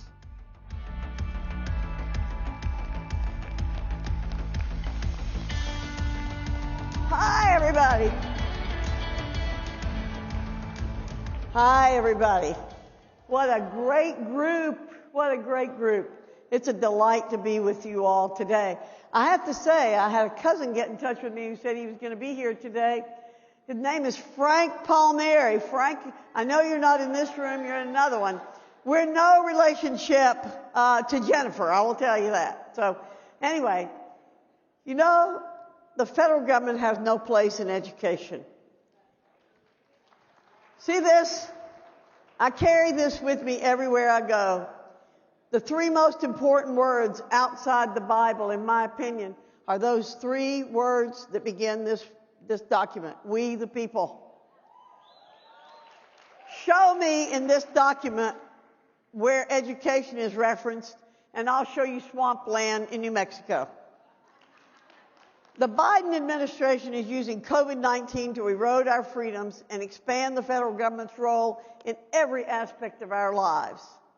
Democrats are happy to dictate precisely how much salt is in school meals, but they can't dictate a school reopening plan. The hypocrisy is crystal clear. Right now in America, the powerful teachers' unions and their enablers have seized control of too many education systems and are using their power to serve themselves.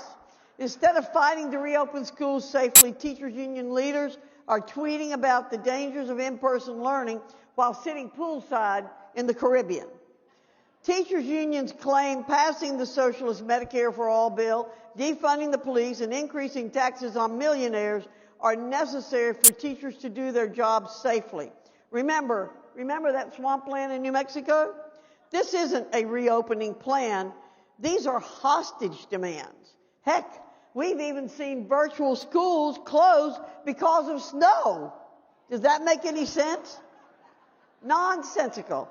But it's also sad because we've lost sight of what truly matters: students.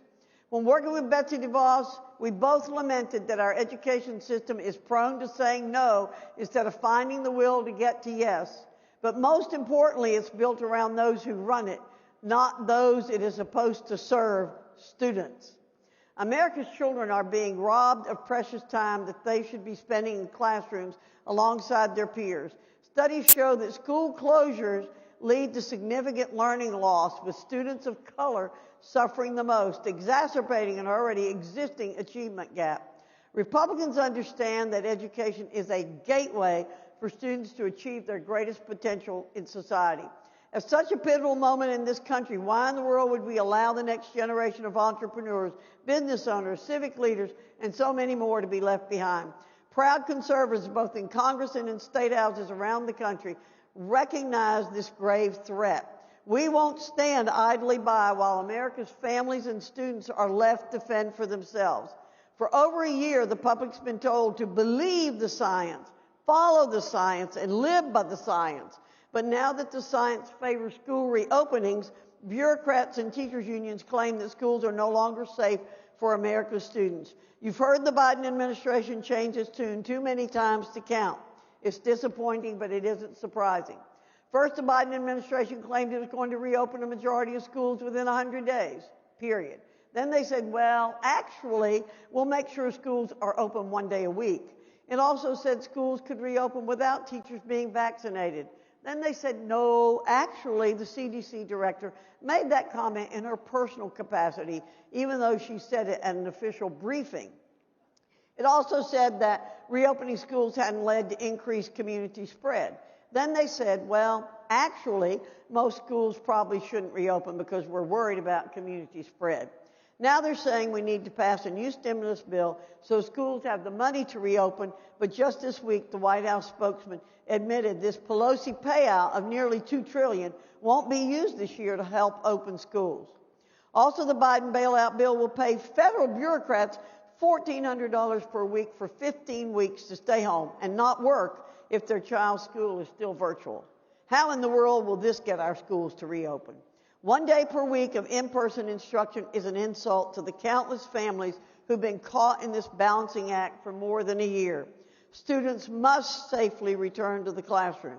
We cannot allow teachers' unions to hold hostage our children's future. Republicans are proud to fight for the millions of students and hardworking families who are stuck in the middle of this shameful saga. You've got my commitment that I'll work to reopen schools safely. Reopening the schools is truly reopening opportunities for America's students. So our nation's young minds are encouraged to pursue their American dream. And we need you to help us push those concepts. God bless you and God bless America. Thank you.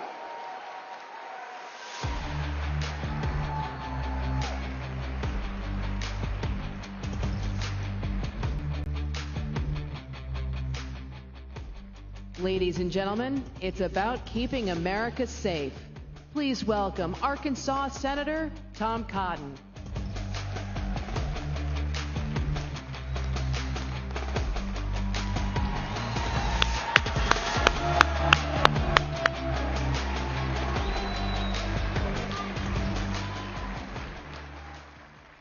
Hello.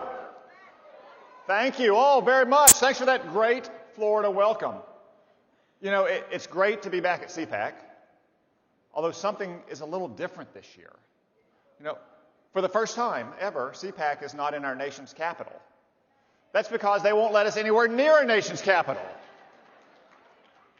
Think about it. Even though cases are plummeting and vaccination rates are surging, we are still banned from getting anywhere near our nation's capital. Now, contrast that with what happened last summer with the BLM protests there. Thousands of people in the streets as cases were surging. Did Democratic politicians try to lock that down? No, they went out and marched with them. Now, maybe if CPAC had promised to burn down buildings and tear down statues, they would have let us up there. But there's nowhere I would rather be than here with my fellow patriots, free than locked down in Washington, D.C.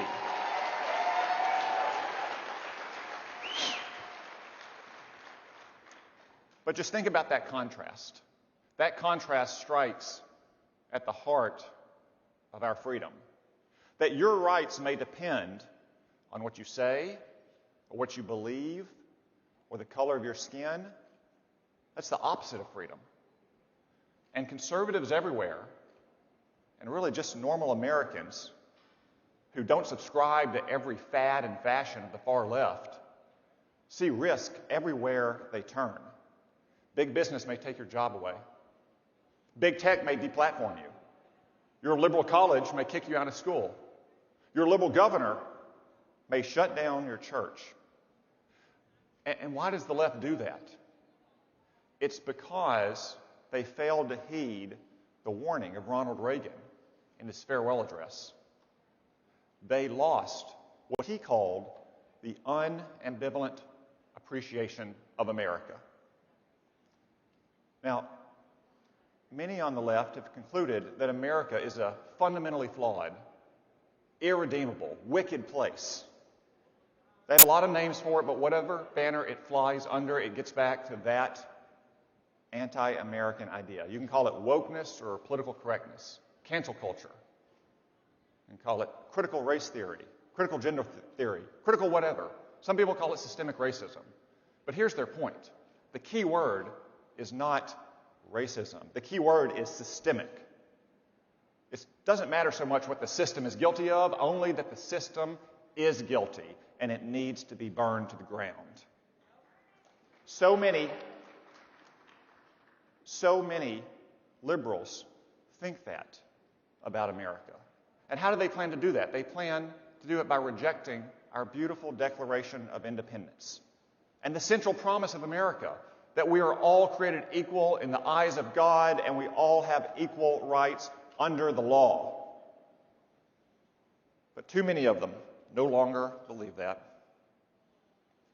That's why there's no more urgent task today than the defense of America and a simple, unapologetic patriotism. We face many threats in this country, whether from China or Iran or Islamic terrorism, but there is no more pernicious threat to America than the rejection of our founding principles and our heritage and our tradition.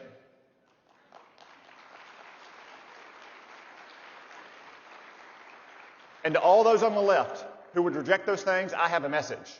We will defend America without fear, without reservation, and without apology. I mean, after all, we've seen what happens when people lose the nerve to defend America. Last summer, chaos and riots engulfed our streets. Police stations were firebombed. Buildings, businesses were looted. Courthouses were attacked. Statues to our heroes were toppled. The police, in some cases, were overwhelmed and didn't have the numbers to stop the violence. In other cases, liberal politicians refused to allow the police to restore order. You may recall, we were all told these are mostly peaceful protests. Peaceful protests, as entire city blocks were burned to the ground. Remember the guy on CNN standing in front of the blazing inferno? It's a mostly peaceful protest down here tonight, Wolf. But the violence continued, night after night. So I wrote an op-ed in the New York Times. It had a very simple message, very simple, very common sense message, grounded in American history and law, supported by a majority of Americans, arguing very simply. If the police cannot, or especially if they are not allowed to restore order, then it is time to send in the troops. And what happened next? Total meltdown with the little social justice warriors at the New York Times. All these children that had been marinated in the language of the campus seminar room. They said things like, "Your words put my life at risk." As if typing on their phone, sitting on their futons, was as dangerous as being a cop trying to stop rioters in the streets. Or "Your words are violence." No, I'm sorry, kiddo. Words are words. Violence is what your friends are doing out on the streets of America.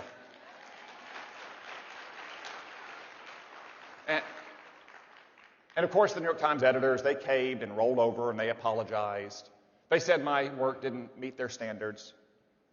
That's one time I actually agree with the New York Times. My work did not meet their standards. It far exceeded their normally lousy standards.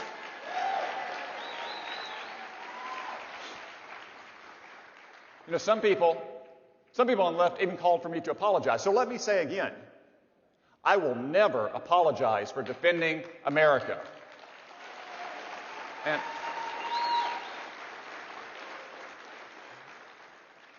And you know, one of the first things I learned in the Army, really one of the first things anyone learns in the Army, is the 5 principles of patrolling. The most important of which is security. Because if you don't have security, you don't have anything. And security is what our brave police officers bring to our communities every single day across America. And that's why conservatives should never apologize for backing the blue.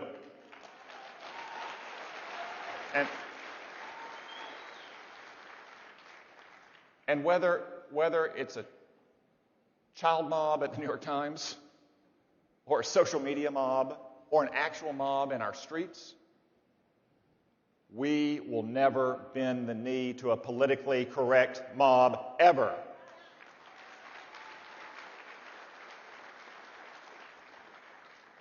Now, the New York Times is a laughingstock, obviously. But this is no laughing matter. The Democrats expect us all to surrender, to capitulate. They want to control the terms of the debate. They even want to control our language. Have you seen that Joe Biden wants to ban the term illegal aliens? It's true. What does he want to replace it with? He wants to replace it with undocumented non-citizen. True, I'm not making it up. Why are they undocumented? Because they're illegal. It's simple, people. And that's just the tip of the iceberg of their open borders immigration agenda. They want to give amnesty to 15 to 20 million illegal aliens with no strings attached, with voting rights, presumably in time for what they hope will be Kamala Harris's re-election campaign. They have halted deportations for all illegal aliens. Murderers, rapists, terrorists, MS-13 gang members are not being deported. They stopped building a wall on our border, and they put up a wall around your United States Capitol. And right now, as we speak, they are literally tracking down illegal aliens in Mexico who Donald Trump turned away to invite them to come back. That's not catch and release, that's recruit and release. And of course, you can't fly into America without a negative coronavirus test, but you can cross our border without one. Now, I've got news for the Democrats again.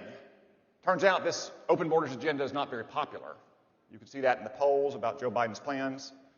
2020 was one of the best elections we've ever had, with Hispanic voters in particular and with immigrant voters in general. It reminds me of a story a friend of mine back home told me. He works with a first-generation immigrant named Manuel. Manuel told him, my wife and both my boys and I all voted for Donald Trump. And my friend said, oh, you didn't vote for Donald Trump? And Manuel said, no, we voted for Trump. And my friend said, why'd you vote for Trump? And Manuel pointed at the parking lot and he said, have you seen my new pickup truck? And he said, did you know that both of my boys have full-time jobs now? And he said,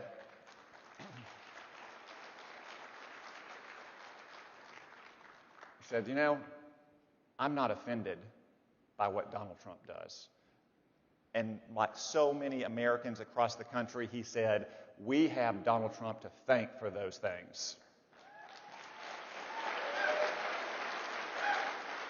So, is it any wonder that people like him, immigrants who obeyed our laws and came here the right way, who earned their citizenship and earned the right to vote, are some of our most patriotic and loyal Americans?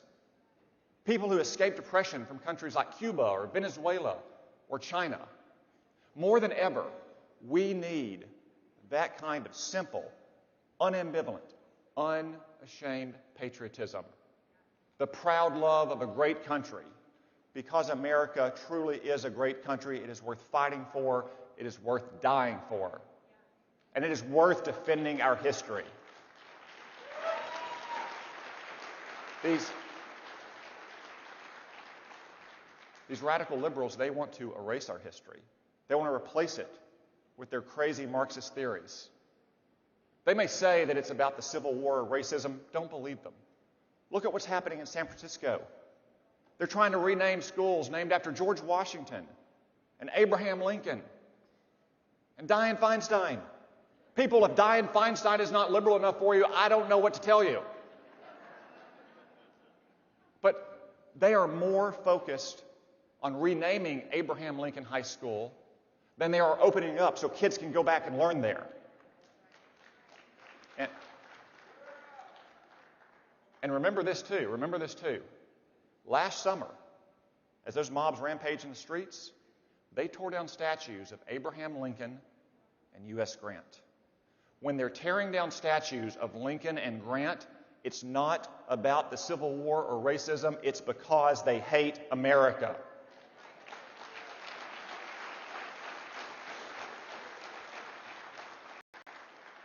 They want to erase and rewrite our history. These liberals read 1984 and thought it wasn't a cautionary tale, but a how-to manual.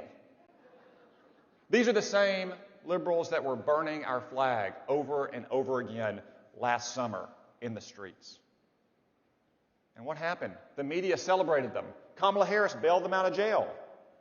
Well, I think you all know what we should do with rioters in the street. We should lock up every last one of them.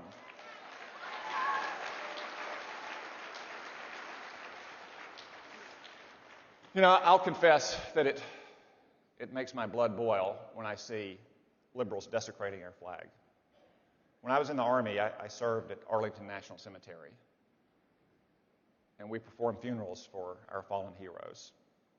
I had to present that flag to their widows. The same flag that was burned in our streets last year. The same flag that pampered athletes disrespect by taking a knee during our national anthem. You know, those athletes are about the same age as a lot of those soldiers. A lot of our wounded warriors, though, don't have the ability to take a knee anymore. You would think it was the least those athletes could do to stand up for our flag when our national anthem plays. But if they won't stand up, then we will stand up for our flag. And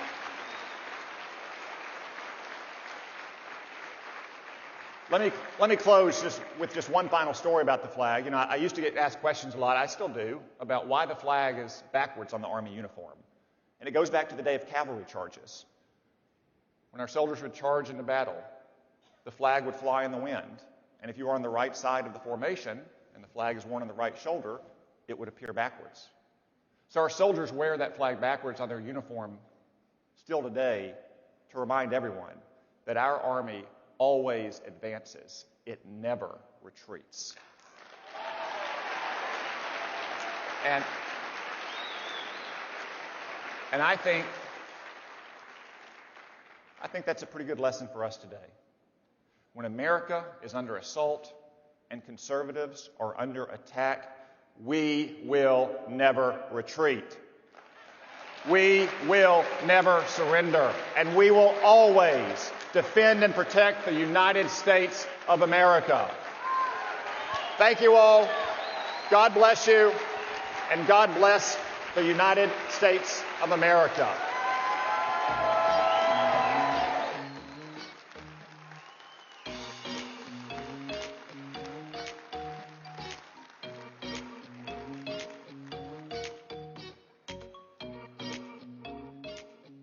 Ladies and gentlemen, this is Protecting Elections Part 3. The left pulled the strings, covered it up, and even admits it. Please welcome former Representative and Fox News contributor, Jason Chaffetz.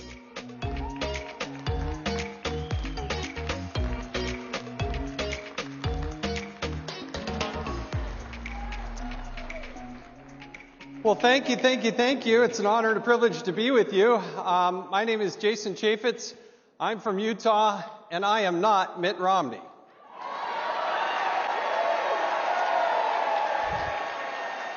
If you're looking for Pierre Delecto, you need to go down the hall, go left, and then just keep going left until, well, just keep going left. That's where you'll find him. I have a book that's coming out, and I am in the book selling mode. It's called They Never Let a Crisis Go to Waste, The Truth About Disaster Liberalism. And I want to talk about disaster liberalism, but I want to talk about it in the context of elections. Because there's a reason why Nancy Pelosi and Chuck Schumer and the liberal left is focused on elections. You know, there was a saying by Will Rogers, I loved it. It said the opposite of progress is Congress. He was a smart guy. He was fun. You know, in my lifetime, liberalism, it meant everything goes. Right? Liberalism is everybody's welcome, everything goes, there's no bounds. In fact, I looked it up on dictionary.com. Here's what it said. Liberalism, a political or social philosophy advocating the freedom of the individual. And I started giggling right then, and I kept going, and it said, parliamentary systems of government, nonviolent modification of political, social, economic institutions to assure unrestricted development in all spheres of human endeavor, and governmental guarantees of individual rights and civil liberties. And I thought, you know, something's changed in my lifetime because that's not the liberalism that we have today. Today we have disaster liberalism. See, they want more control, more power, more money, and the solution to everything is government. You know, I was fortunate enough to be the chairman of the Oversight and Government Reform Committee. When the Democrats took control of the House, they changed the name of the committee. It's now called the Oversight and Reform Committee because they don't believe government can do anything wrong. There's nothing to modify. There's nothing to change. There's no reform needed for government. They are the answer to all the solutions. It's conservatives who seek liberty and freedom and empowerment. And by the way, our rights come from God. They don't come from government.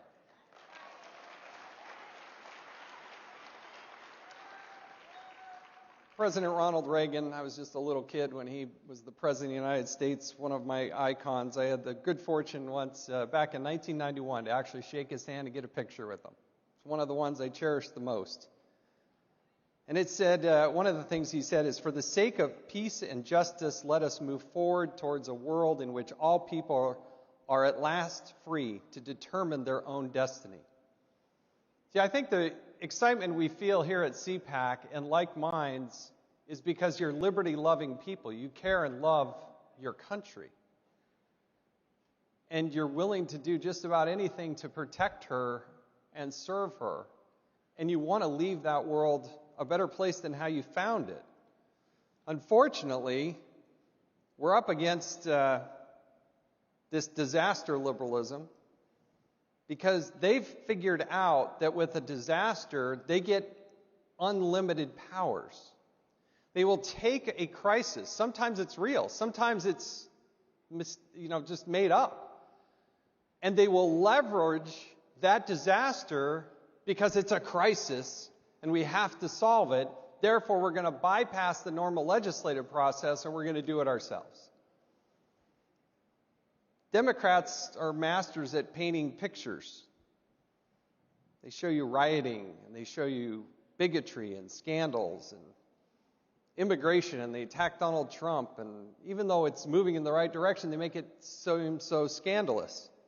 They take COVID and talk about grandma killers and, oh, there couldn't possibly be a vaccine. And Operation Warp Speed is just a fantasy. And they paint these pictures. And it gets frustrating and hard and difficult sometimes because you feel like you're up against the three branches of government, the executive branch, the New York Times, and MSNBC. Now, probably should have mentioned CNN, and specifically Anderson Cooper 360, but I got to tell you, it takes a lot of courage to name a show after the number of viewers actually watching it. So I left them off the list. They create facades, and they do it in unison with these so-called traditional media. And now they figured out that social media, they can't win that, so they need to suppress it. They need to cancel it. They need to get rid of it. They got to make sure that it doesn't get out there, that you all aren't allowed to communicate. So let's look at, again, a little bit deeper in terms of how the Democrats and the liberals do this and what they're trying to do.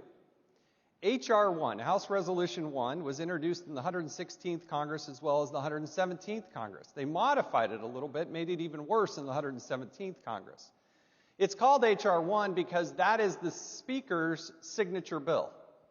That is the one she is signaling to the world that she wants more than anything else. And let there be no mistake. It wasn't about COVID. It wasn't about anything else. It was about elections. It's called the For the People Act. It has nothing to do about for the people. It has everything to do with winning elections, securing elections.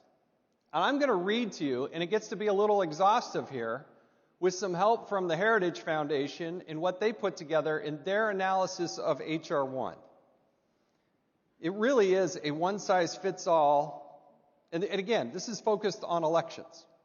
One-size-fits-all elections run by D.C. partisans for their own electoral benefit. It mandates 15 days of early voting. And keep in mind, I want to put the context here, elections are run locally by your counties. They're certified by states. But they want federal control. And I got to make sure, even though the fiasco and the concerns, the deep-seated legitimate concerns that you had about in the integrity of the election, don't fall into the trap that the liberals want us to go, which is federalizing this. If you think there are problems now, this is the kind of stuff that the liberals want to do. Requires automatic voter registration for those who get driver's licenses, welfare, Social Security, go to prison, or receive Medicare, whether those voters are eligible to vote or not. It mandates online registration, which can be vulnerable to cybersecurity issues. No fault absentee voting, which means, hey, I made a mistake, it doesn't matter, you go ahead and count that ballot. Requires states to allow ballot harvesting, requires states to allow felons to vote, prohibits election security measures, bans voter ID requirements and signature notarization, mandates same-day registration, which makes fraud easier, wreaks havoc at polling places, forces states to count votes submitted up to 10 days after the election, prohibits states from doing routine voter list maintenance, including checking eligibility and removing ineligible voters, restricts the use of the United States Post Office database to verify lists, limits public disclosure of voter lists, ensuring third-party groups cannot verify the accuracy of voter rolls, prohibits the use of undeliverable election mail as the basis for challenging their eligibility, stacks the deck for the Democratic Party by reducing the Federal Election Commission from 6 seats to 5, ensuring that the power and control controls enforcement, transfers the right of redistricting from state legislators to independent commissions that cannot be voted out, mandates the inclusion of illegal aliens in redistricting, politicizes the IRS, limits the ability to challenge H.R. 1. Challenges can only be filed in the D.C. District Court, and requires all plaintiffs, regardless of the number, to file joint papers or to be represented by a single attorney, expands censorship of political speech, imposes onerous costs or regulations, and nonprofit disclosure requirements will subject donors to political harassment. That's just the summary of what this one bill does, and it's her number one vote. So, what are we to do? What are Republicans to do? The magic of the Trump administration, with the policies that Donald Trump led us through. You know, I think an honest assessment would say, I wasn't quite sure he was going to be the most conservative president, but his 4 years in office proved that he was the most conservative president.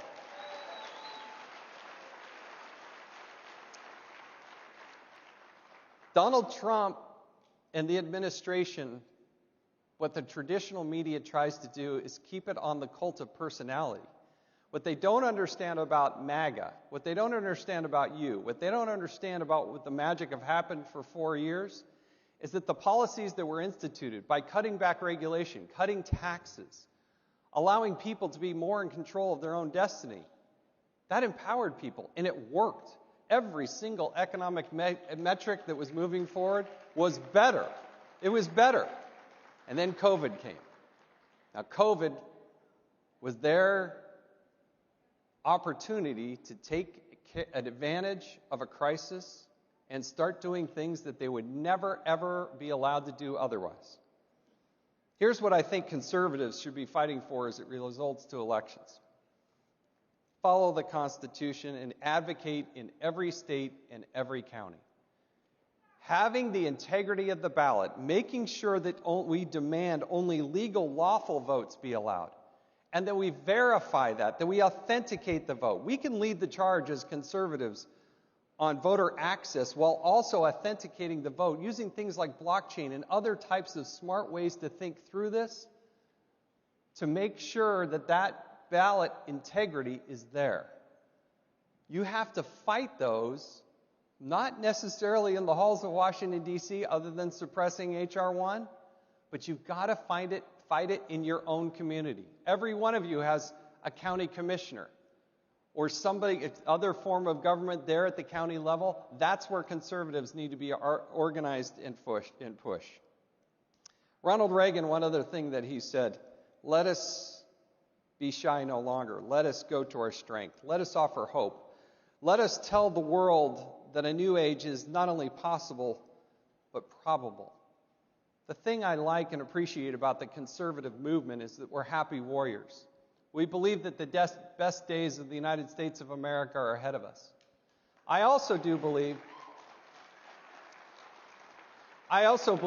in what Margaret Thatcher. If you go back and read the history and look at what Margaret Thatcher did in the days of the UK and the difficulties that she was facing, and she was trying to rise in power as a conservative, she said, first, we need to win the argument. Then we go out and win the vote. We're like minds here. We believe that Donald Trump was one of the best presidents to ever serve our nation.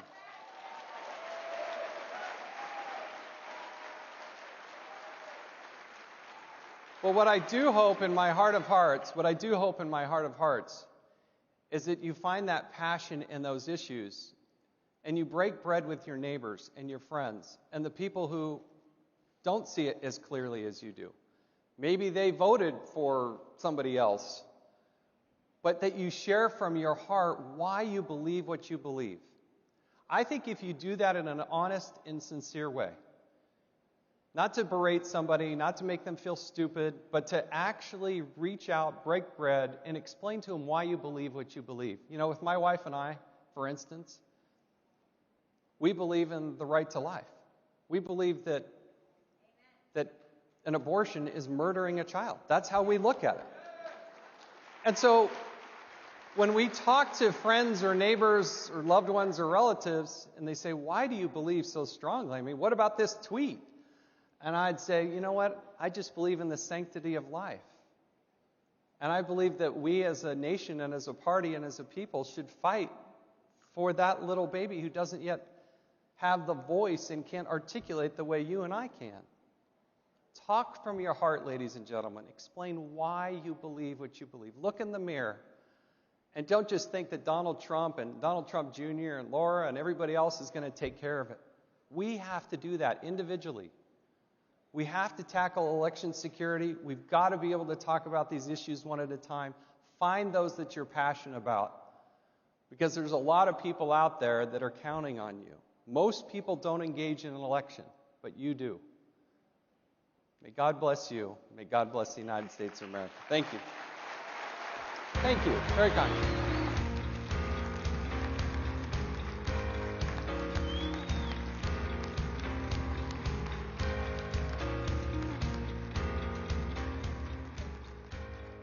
Ladies and gentlemen, we are fighting for freedom of speech at home and across the world.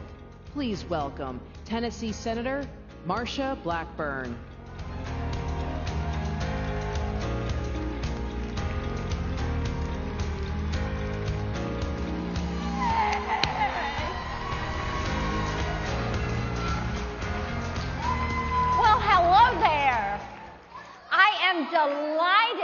see you all. I look forward to CPAC every single year. Seeing friends, being with happy warriors and fellow conservatives. I absolutely love it. This year is no different, but I'm going to tell you something that is different this year. And it's not just that we're all wearing masks and we have COVID-19 compliments of China. It is that we have a bunch of radical liberals in the White House, the House and the Senate, and they are determined to radically change this country. And it is very evident in the area of free speech. They are determined to take away your free speech and the First Amendment. Now, here is what the First Amendment actually says. Congress shall make no law. That is an order, shall. They can't do it. They cannot make a law respecting an establishment of religion or prohibiting the free exercise thereof, or abridging the freedom of speech or of the press, or the right of the people peaceably to assemble and to petition the government for the redress of grievances. First Amendment, most important amendment. If they take that one away, you can be certain they are going to come for your Second Amendment rights. And they're going to go right on down the line. This is the core of the cancel culture. Quite frankly, they want to shut you up, take away your ability to talk to others, and cancel you. Now, I bet if I ask for a show of hands, how many of you have lived with being blocked or shadow banned or throttled or censored? I see a lot of hands going up. You know, we all lived through it in this election, didn't we? I've been through it too, but nobody has been hit by this like President Donald Trump. First, they decided they were going to fact-check him, the leader of the free world, and then they were going to block him, send a message, and then they were going to temporarily ban him. Then they were going to permanently ban him from Facebook and Twitter, the leader of the free world. But if you go on Twitter today, the supreme leader of Iran, Xi Jinping from China, Putin, and other despotic leaders, they are on there spewing their hate, their vitriol. They have not been fact-checked or banned that I can find. But us conservatives, we have had to put up with this. Big tech, big media, and the Democrats are never going to stop trying to silence us, but they don't realize we are going to fight back. And even though Mark Zuckerberg says that Facebook works more like a government than a company, they think these guys, they all think they're the gods of the Silicon Valley or the masters of the virtual universe. They are so brazen. This week we even had Democrats in the House send letters to cable news providers and streaming services saying that they needed to shut down these conservative outlets like One America News and Newsmax and Fox News because they were giving differing opinions. They were guilty of robust, respectful political debate, giving two sides of the story. So they wanted to shut them down.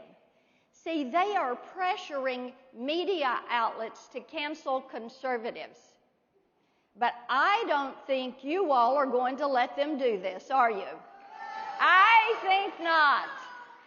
And I have to tell you, this is more than content moderation, which is what big tech likes to say they're doing. Just making certain people are polite. This is about controlling what you see, hear, and say, thereby what you think and how you vote. The left is telling you to submit or they will cancel you. Conform or they will cancel you. Sounds a lot like communist China, doesn't it? The Chinese Communist Party during COVID, they locked people in their apartments, cut off their communication with others, wouldn't let them travel around China, but you could go anywhere else in the world. China carrying out human rights violations against the Hong Kong freedom fighters, Tibet, Taiwan. They've got the Uyghurs in slave encampments, internment centers. Look at what they do with the economy to American innovators. They rob, replicate, replace. They steal your intellectual property. They create it themselves, and then they replace you in the marketplace, taking millions of American jobs. They're trying to steal the minds of our children and our college students with Confucius Institutes and classrooms. This is why we have to keep blocking Huawei, which is the spy network for big tech. They're trying to build a virtual you online. Thank goodness President Donald Trump understood China. He understood this, and he was standing up for the United States because China is trying to cancel the United States of America.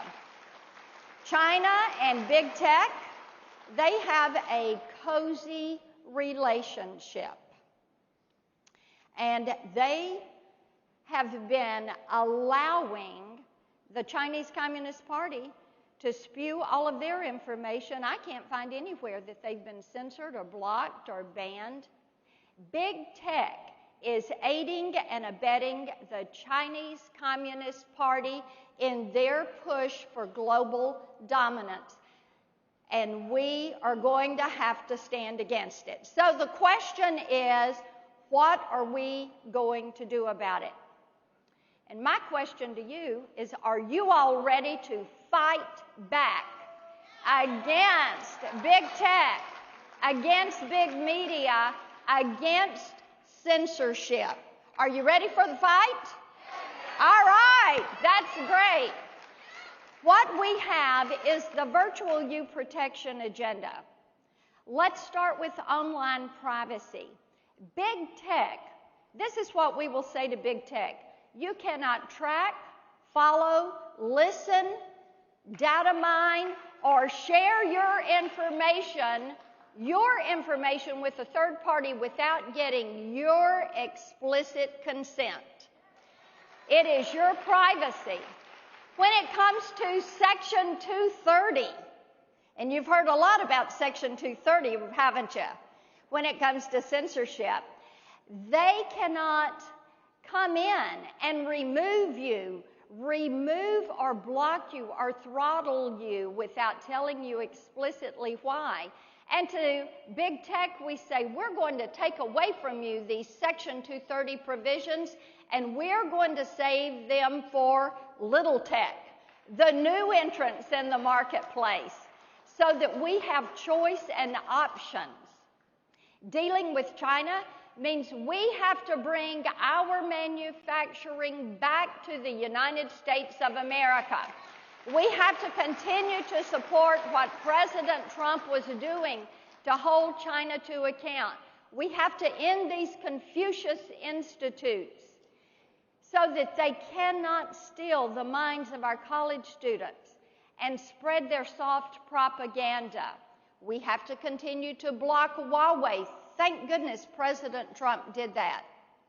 And make certain that their spyware is not getting into your electronics and networks. And on the First Amendment that is the most important amendment, it is we, the people, that are going to have to stand up and tell big tech and big media that enough is enough. We are going to have to tell them we will not stand for them to cancel conservatives. We will not stand for them shutting us down on social media. We will not stand for them ending conservative and religious TV programs, music and entertainment that is enjoyed by, we know, at least 74 million hardworking, tax-paying Americans.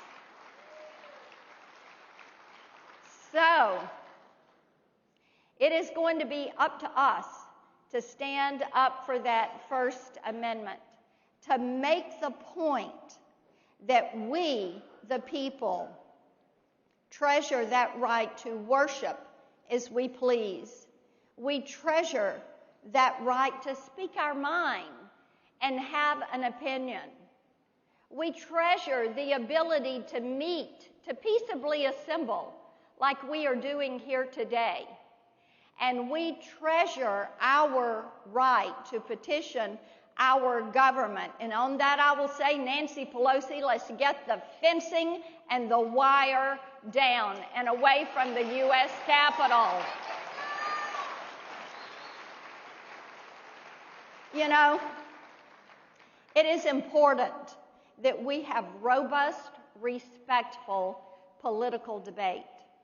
But in order to keep this in this country, in order for us to have the ability to defend the Constitution, to defend our rights, to vote for the candidate of our choice, it is imperative that we continue the work that we in the U.S. Senate started with President Donald Trump, and that we stand up to China, that we stand up to big tech, and that we continue to protect the Constitution and all of our Bill of Rights. Are you with me? Are you ready to go to work? All right, let's go fight to make certain we protect the Bill of Rights. Stand up for freedom. Thank you all. God bless you.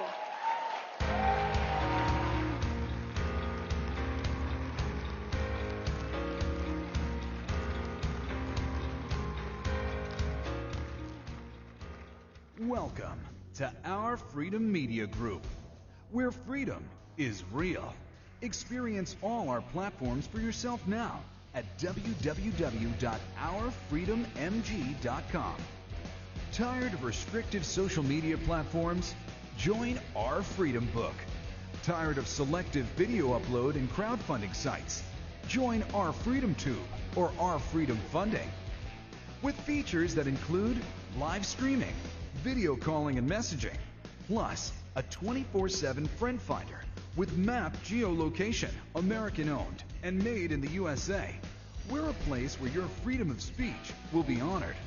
Exercise your right on a secure social media platform without bias, censors, or bans, where your ideas can compete on a level field.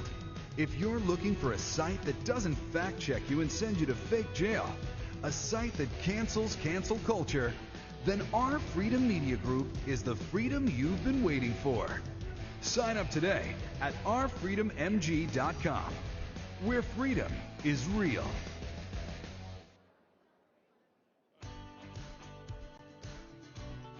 Ladies and gentlemen, our next session is a set of curated speeches tackling the left's assault on free people. How government, big tech, and media are colluding to deprive us of our humanity. From The Ben Ferguson Show, please welcome Ben Ferguson.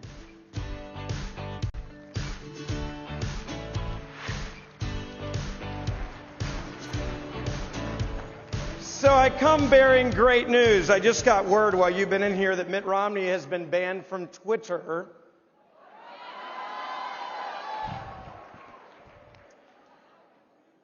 I got bad news. It was only his fake account. It's not his real one. Just his fake account. My bad. My bad. We are under attack if you are a conservative. If you are a conservative, you're on social media, you are to be banished. You cannot have an opinion. Now, you would think this is something that normally happens in places like Venezuela and like Ayatollahs that would be banned from Twitter, from being violent, from saying terrible things. Yet somehow I'm sure that Assad will be able to tweet this afternoon, or his friends, about what happened there last night, because we protect that free speech in America more than the free speech of conservative Americans, just like each and every one of you. This genuinely may be the most important panel of this year, because there's so many conservatives that are being silenced. There are so many conservatives that are a threat to big tech. And we know that this White House is not going to protect us. And we know that Mitt Romney is not going to protect us either, unless you have a fake account. So what we've decided to do today is do something that I think is really, really important, and that is to break down what we have to do. Where are we safe? Where can we go? If you spend a decade, like I and many other talk show hosts, building a platform on a place like Facebook, to realize that now you can't reach any of your followers. When you have other brands that you worked on that have nothing to do with politics and they threaten to shut them down. True story. I have a barbecue restaurant that they have threatened to shut down. I promise there's nothing political on there.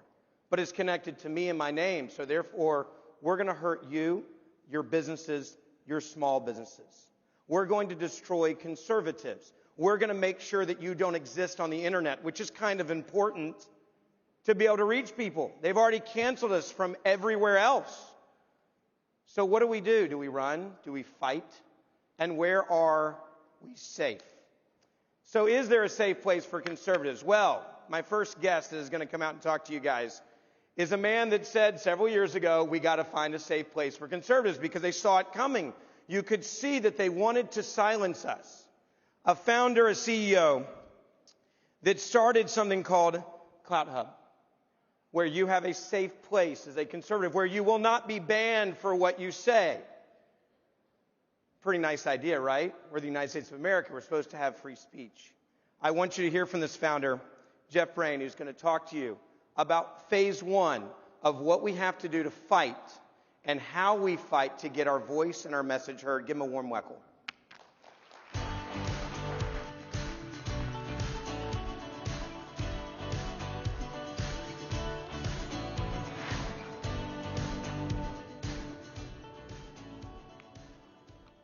Thank you, Ben. Thank you, all of you. Glad to be here. Donald Trump, Michael Flynn, Sidney Powell, Steve Bannon, Mike Lindell, Rudy Giuliani. What do all these individuals have in common? Not only freedom fighters, but they've been banned and deplatformed from social media. Of course, you don't have to be the President of the United States or America's most famous pillow maker to be censored. Raise your hand if you have personally experienced censorship on social media. Raise your hand if you have recently had your followers reduced from Facebook or Twitter. Big tech has become Big Brother, and your privacy has become their currency. And in their quest for profits, your mental health has become irrelevant. They have us focused on things that don't matter and limit what we see in order to impose their values on us. They have declared war on our freedoms and freedom-loving Americans. And that's why in 2018, I decided to create Clout Hub. Now, what is Clout Hub? And thank you. What is Clout Hub and why is it different? Well, we promote thought and debate. We don't police it. We protect your privacy. We don't sell it. And we put your mental health above profit. We actually used neuroscience consultants to make sure our platform is healthy to use. But even more than that, what we're doing is we're redefining social media. Today's social media is really about, look at me. I got this many likes, this many followers. It's not benefiting society. We are using the power of social media to bring people back together and enable them to connect, collaborate, and influence the issues that impact your lives, your communities, your freedoms, society, and our country. We're the first ever social media platform specifically created for engagement on the civic, social, and political issues that you care about. There are many challenges facing society and our country today. It's no longer enough to be on a platform where you merely just post in exchange for likes. We need to be on platforms where we can actually engage, organize, mobilize, and advocate for the issues that are important to us. We give individuals and organizations the tools they need to successfully engage, to hold leaders and our decision makers accountable for their behavior and their decisions that they make, and return power to we the people to reclaim control over our lives, our social media, and our government. Imagine if you read this morning that Facebook, Twitter, YouTube, and Instagram all merge together. That is actually what CloudHub is. CloudHub is an all-in-one, convenient platform that enables you to do everything you want on one platform. We have groups like Facebook. In fact, Walkaway recently came over to CloudHub after they were banned from Facebook. In the state of Florida, you have Defend Florida, an organization that's now working to take back communities and government. And they will be spreading across the United States with Defend Arizona, Defend Michigan, Defend California, and they are doing that on CloudHub. And we encourage you all to come to CloudHub, form your groups where you are safe to organize and mobilize. We also have a public forum like Twitter. We have channels with many of your favorite personalities, Steve Bannon, Mike Lindell, RSBN News, Real America's Voice, Wayne Dupree, and many more. In fact, CPAC just recently added a channel to CloudHub. We also have video sharing, like YouTube, and a newsroom where you can see uncensored news. In the near future, we'll be adding a civic hub. We'll be adding, these are some of the tools that we'll have where you can actually engage with your legislators. In the Civic Hub, you'll access your federal, state, and local resources and legislators and decision makers. We'll be adding a faith hub where you can share and grow your faith. We'll be adding a private hub where you can, like Facebook used to be, where you talk privately with your friends and family and it felt private. We'll be adding a business hub, an education hub, an entertainment hub, a sports hub, and a business hub. You can see we're not an alternative to Twitter. We're much more. We're connecting you to all the elements that advance your life and society. Now, we are a platform for everybody. Everybody is welcome. But already, General Flynn, Katrina Pearson, Dr. Gina Loudon, David Webb, John Solomon, Kevin Sorbo, Bernie Carrick, Wayne Dupree, Tracy Beans, Rudy Giuliani, Pastor Greg Lott, and as of yesterday, Paula White are getting involved. And they're getting involved not to post, but to help us change the world. They're ambassadors for us. They're actively engaged in helping grow our platform.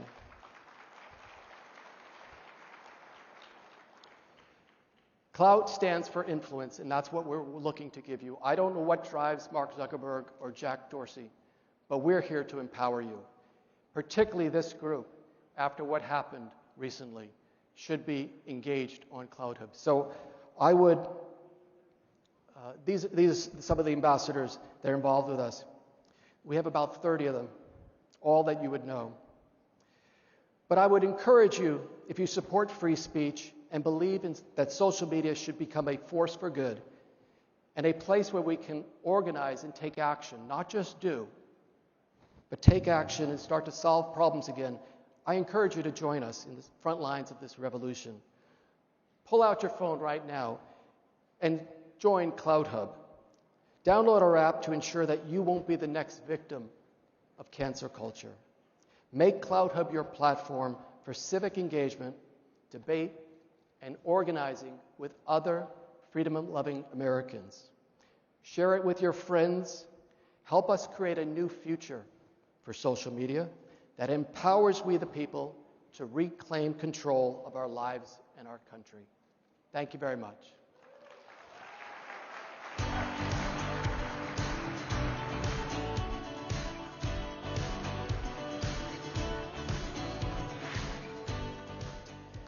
So the question is, do we concede ground and run away from anywhere?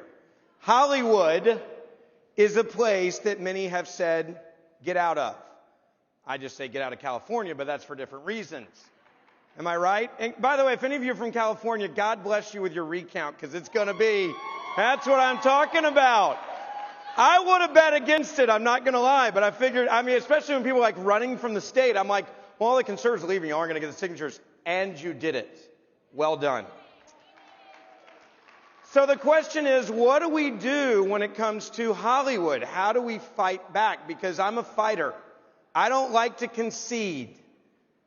But how do you even get in there, right? How do you even infiltrate Hollywood that hates and despises us. There's a man that's going to come out here right now, a director and a producer, who understands Hollywood and big media and what conservatives need to do.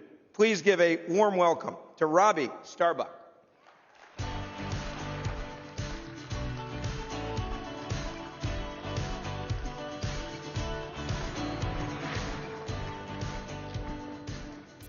Hello, CPAC. How are you guys doing? If you don't know me already, I started out as a director-producer in Hollywood. I've directed Oscar-winning actors, actresses, and some of the biggest music stars in the world. But in 2015, I came out as a Republican, the most unforgivable crime you can commit in Hollywood. And then I endorsed Trump, which they didn't know that you could do something worse than come out as Republican, but that was it. That was not a very popular thing to do. But I would do it all over again a million times if given the chance, despite losing 85% of our business in that first year and my little girl being called a racist because her Cuban dad was conservative. And I would do it over and over again because this country gave me the opportunity to stand up. And that's something that a lot of people lose sight of.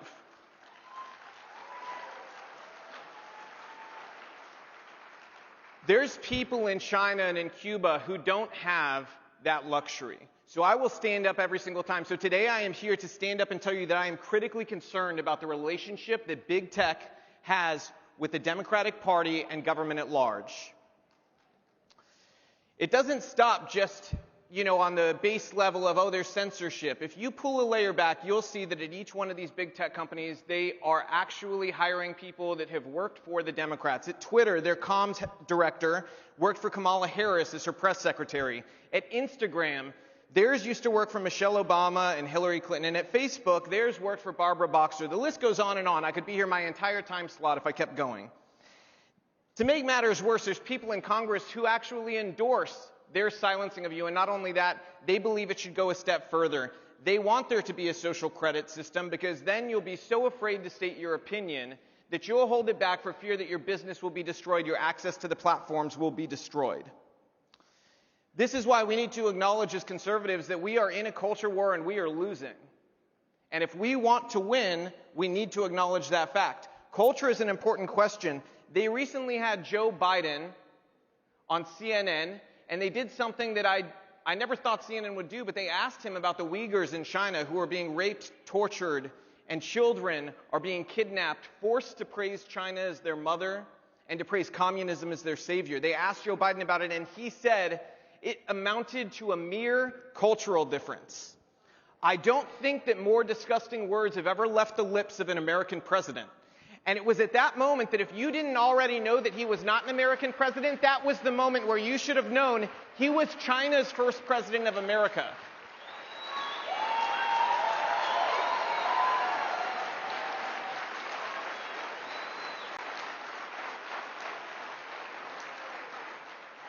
And why is that important? That's important because our own culture is shifting. So if he can discredit that to just a mere cultural difference, what will the leader of the Democratic Party and Democratic Party at large do when our own culture shifts to a point where, I can give you an example. Recently, a lawyer at PBS, yes, PBS, where they make children's show, a lawyer there called for Republicans' children to be put into re-education camps. So what happens if our own culture shifts to that point where that becomes acceptable? I think we all know the answer to that. And that's why we have to fight back. So I want to praise the people who are doing it right. People like the Daily Wire, who just hired Gina Carano after she was fired by Disney and Lucasfilms. Ron DeSantis and Josh Hawley, who are fighting through legislation.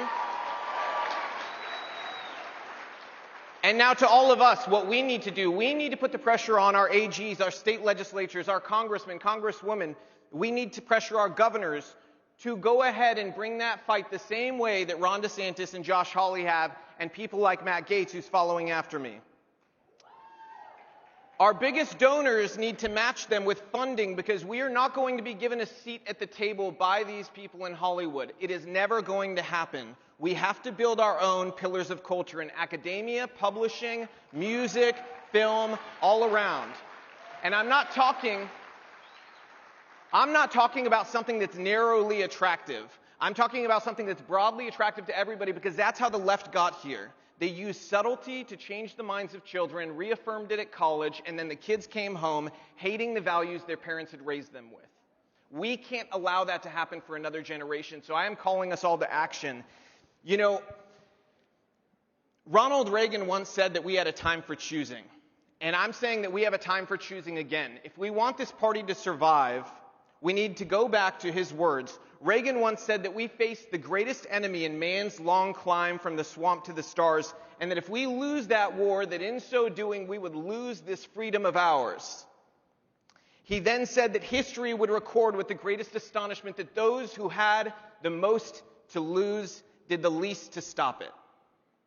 We need to make sure that that's not how history records us. He went on to tell a story about a Cuban refugee and two businessmen, where the two businessmen were listening to the refugee tell his story. One businessman turned to the other and said, "We don't realize how lucky we are." And the Cuban turned to them and said, "No, you don't realize how lucky I am. I had someplace to go to." And in that sentence, he told the entire story, because this is our last stand. This is freedom's last stand. If America falls, freedom falls. And so we all need to double our efforts. We all need to double our efforts and make sure that we left nothing on the table, because this is a fight worth having. This is a country worth saving, and freedom is something that should be a human right.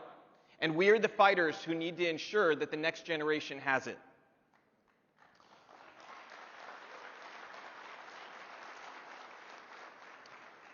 This country is what makes possible for my own mom to come from Cuba, going into the unknown, leaving the only home she'd ever known after it was stolen by communism, only able to bring one item with her. She brought a doll that was passed down in the family, and that doll, its head was smashed in by a soldier. And I say that because I want you to know that that's what leftism does. It steals everything from you. And so this is our last stand. I hope you join me in fighting for freedom. That's why I'm able to stand up here. That freedom in America is the reason I can be here and say that I am running for Congress in the state of Tennessee in 2022.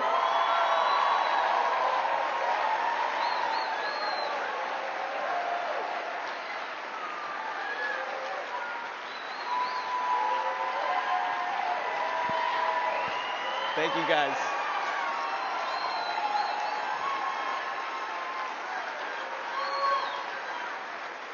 And lastly, I just want to say that this is my last remark.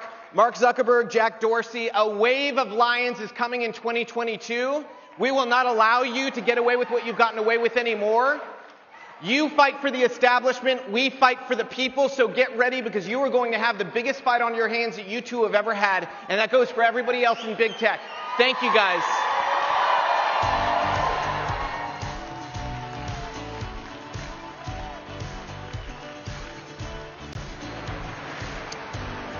Well said.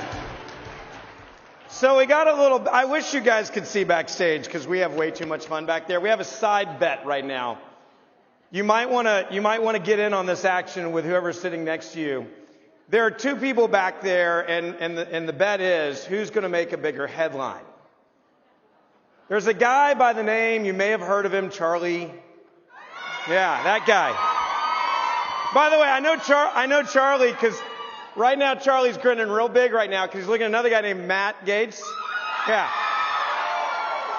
And they're comparing applauses right now, but really the side bet is who makes bigger headlines today. I have a feeling it's going to be a tight one. You guys get your side bets, a little action down here. So let's talk about government for just a moment. I have been asking myself this question for a couple years. Where the hell has my government been protecting my free speech?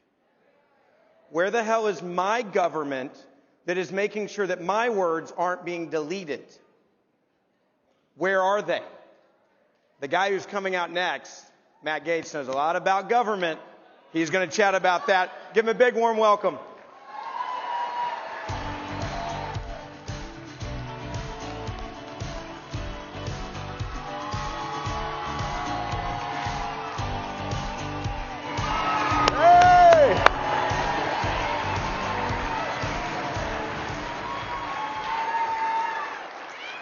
I haven't gotten that good a warm welcome since I was in Wyoming.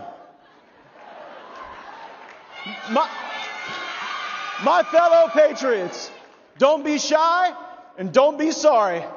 Join me as we proudly represent the pro-Trump America First wing of the conservative movement. We're not really a wing, we're the whole body. We're the main attraction in the greatest show on earth.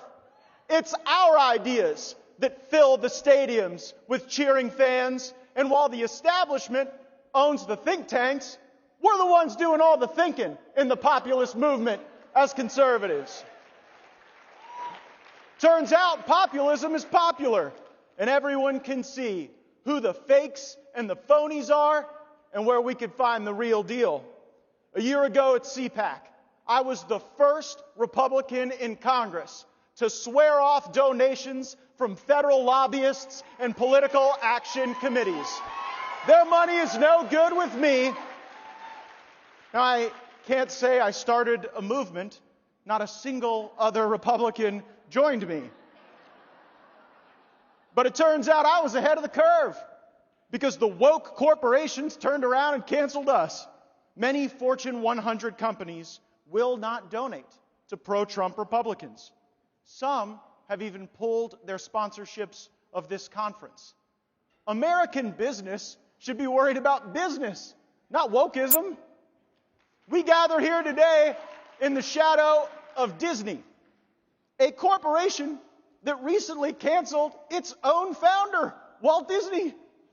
Look out, Mr. Potato Head, you're next. I'm sorry, I think now he's going by Potato X. Can't be Mr. Potato. And see, to me, the whole concept of the Mr. Potato Head was you could move the parts around. I mean, Mr. Potato Head was America's first transgender doll, and even he got canceled. So while I stand alone in the House Republican Conference in my rejection of PACs and lobbyists, I am never alone when I stand with you, the great people of the greatest country that has ever existed. Now, unlike the left and even some Republicans, the America First movement will never sell out to foreign interests abroad or special interests here at home. Our citizens come first. Sorry, not sorry. Now, I'm a canceled man in some corners of the internet. I'm a banned man in the state of New Jersey. The governor literally said I was unwelcome. Many days I'm a marked man in Congress, a wanted man by the deep state. But every day I'm a Florida man, and it is good to be home. Florida's like an amazing woman. Adventurous, beautiful, mostly sunny, sometimes a little crazy, and always here to encourage and support success. By contrast, New York is like a bad ex-husband. Mean, won't let you go out to dinner.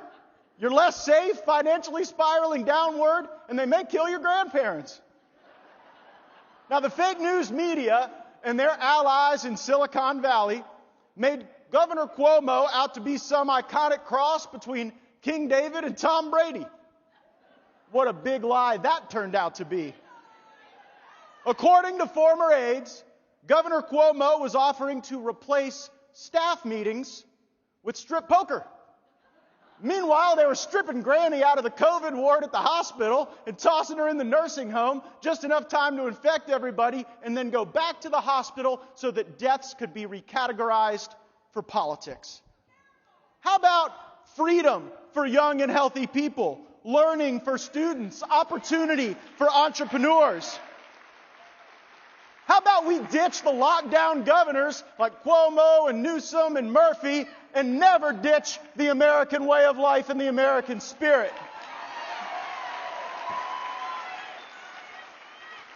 Now, speaking of all this bias, it was awful the way the media treated Ted Cruz. I mean, the left and the media were more worried about Ted Cruz going to Mexico to spend his own money than they are about the caravans coming through Mexico to take ours. The greatest threat to our liberty is big government, and the second greatest threat to our liberty is big business. And there is no bigger business than big tech. The flow of digital information impacts every aspect of our lives. If we win the debate, but lose the internet, ours will be the last generation of American greatness. They'll open the borders, lock down our businesses, and squelch even the faintest whispers of dissent. And here's what I don't get. Leaders in both parties have no problem flooding the deserts of the Middle East with American cash and American blood over the mirages of democracies potentially emerging far, far away. But they won't lift a finger here in our country to do what is necessary to preserve our republic, and that is to ensure access to the digital world for everyone, regardless of their politics. Elon Musk calls Silicon Valley Sanctimonious Valley for a reason. And the terms of service on Twitter can never be more important than the values that undergird our Constitution. We need more than a legalistic definition of the First Amendment. We need a culture of free speech in America. Now, when big tech and big government team up, America starts to look more like China. And the Chimerica dream is shamefully a nightmare for our people. All technology means is doing more with less. When big government fuses with big tech, government only becomes more efficient at acquiring and centralizing power. Tyranny with greater ease and lower cost.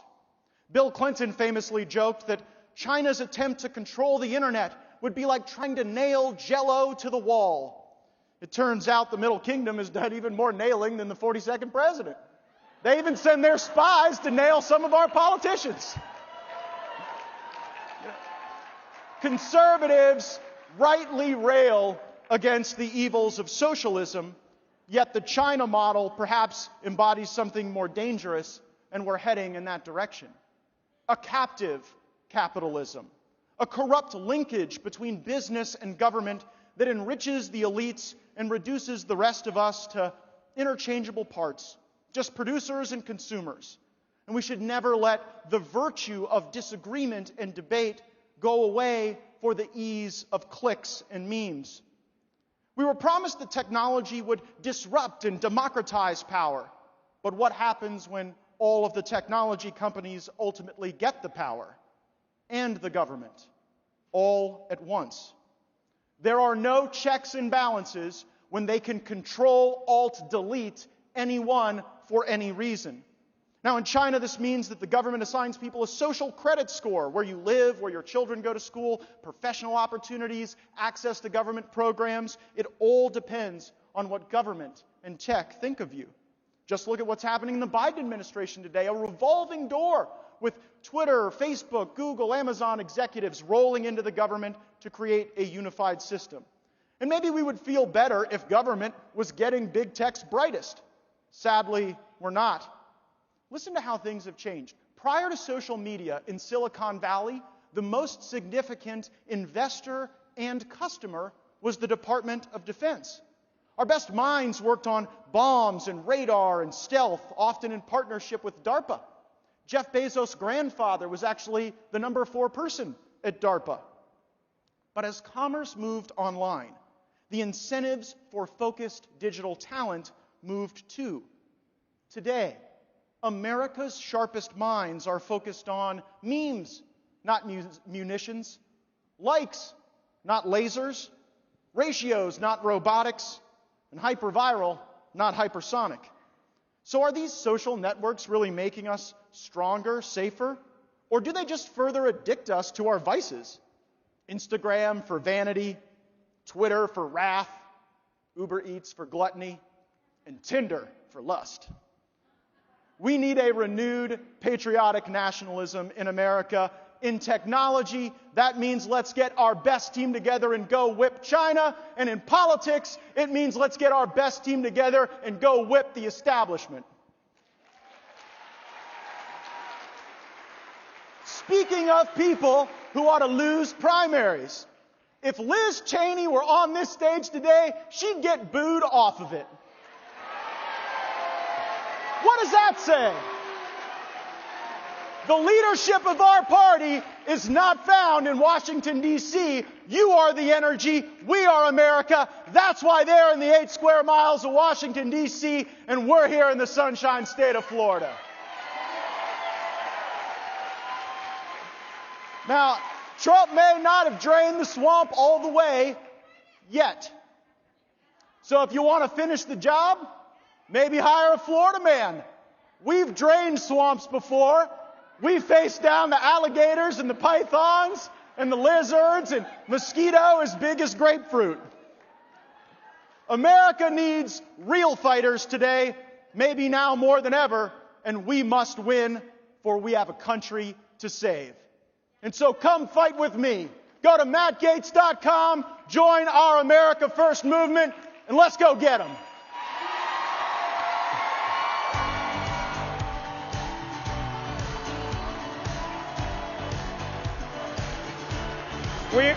We almost played you off stage, but we didn't want to censor you, brother. We didn't want to censor you.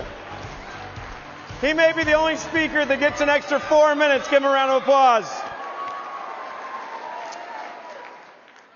I feel like these notes in my hand from that I got here, a guy named Charlie Kirk, he's back there. I feel like we should auction them off.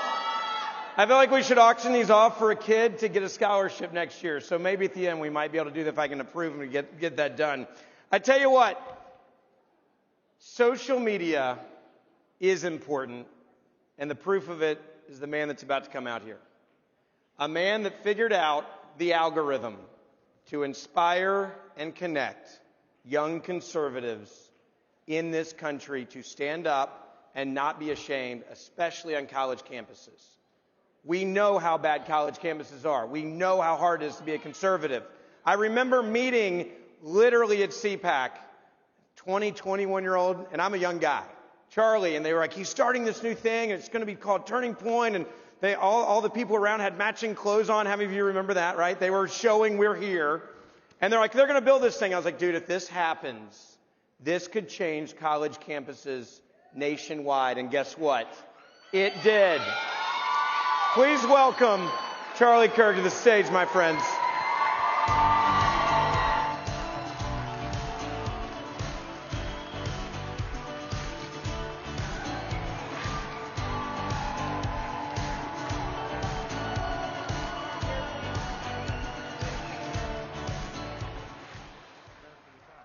나갈 때 보니까 사람들이 이렇게 막 여유 있게 나가더라고요, 다들도. 한번 생각해 보세요. It's an honor to be with you guys today. You might be saying, what on earth is Charlie wearing? What kind of tie is this? This is a 1990 Rush Limbaugh tie. And I thought, what better place to honor one of the greatest Americans, quite honestly, ever to live, than at CPAC. Let's just remember for a moment the legacy of Rush Limbaugh. I mean, he impacted my life. I know a lot of people here had their lives impacted by Rush Limbaugh. I was honored to be able to call him a friend the last couple years, and his generosity, his commitment, his wisdom, how relentless he was to defend our country, never betraying his audience. And my goodness, did we lose a legend last week. So let's give it up to Rush Limbaugh and his family, an absolute gift to our country, Rush Limbaugh.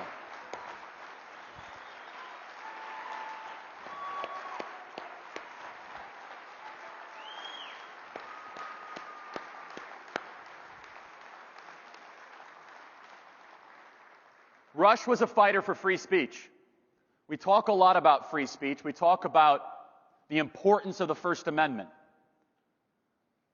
However, sometimes we as conservatives stop short of protecting freedom of speech where it matters most. So I'm going to ask you a question. Which is more powerful, Google or our federal government? Now, we as conservatives are taught to answer that question automatically by saying the federal government. Now, I'm not doubting that the federal government has power. The federal government can imprison people. They can audit you. They have the power of the law. However, if that were to happen, you at least get some due process rights. You're supposed to get representation by an attorney. You're able to sue your government if they do something illegal to you. What happens if Google comes after you? What happens if Google decides to digitally assassinate a certain person, like what we saw happen last month? They can wipe away the existence of an idea, of a human being, of a political movement instantaneously.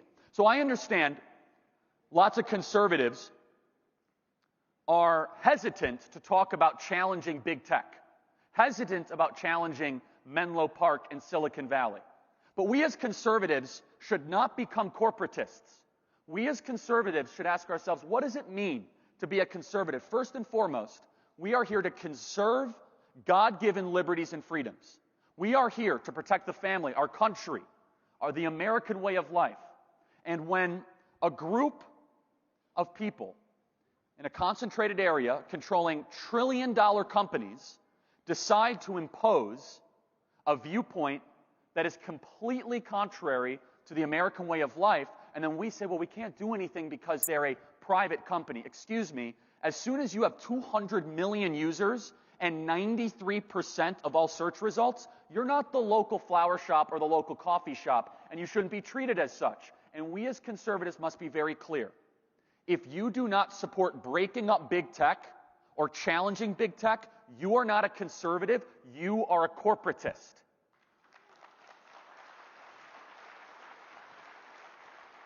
You see, the Founding Fathers were very worried about the centralization of power. I love limited government.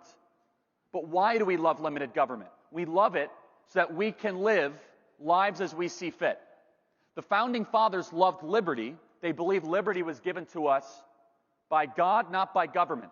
But the Founding Fathers never imagined that a small collection of companies could potentially be more powerful than our own government. Google is more powerful than our government, and there is no check and balance against them. People say, start a competitor. Well, then they'll wipe you out like they did to Parler.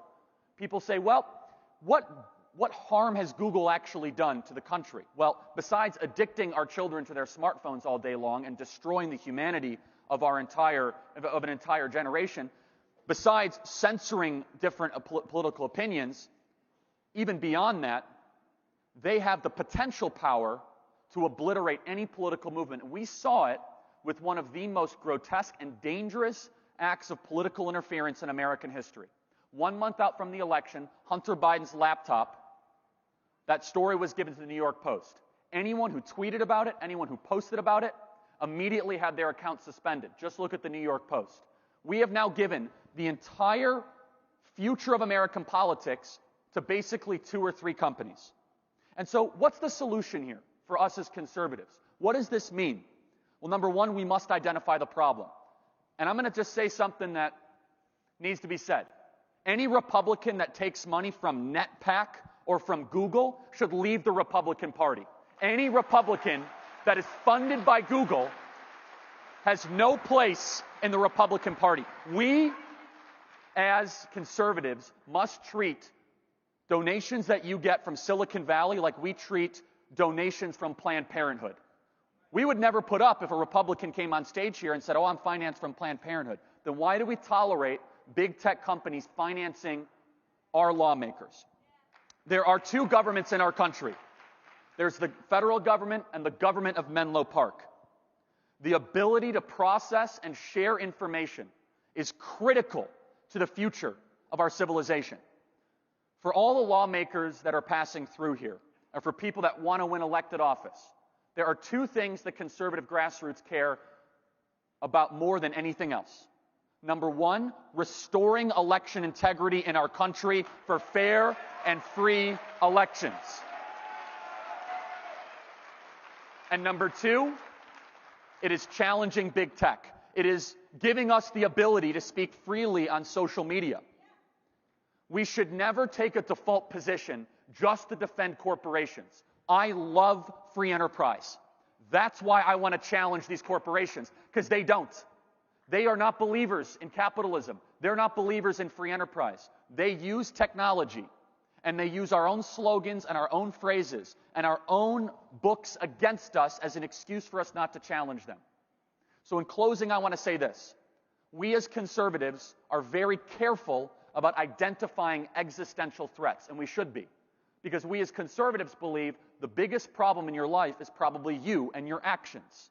That personal responsibility, self-discipline, is inherent in being a good citizen and leading a happy and full life.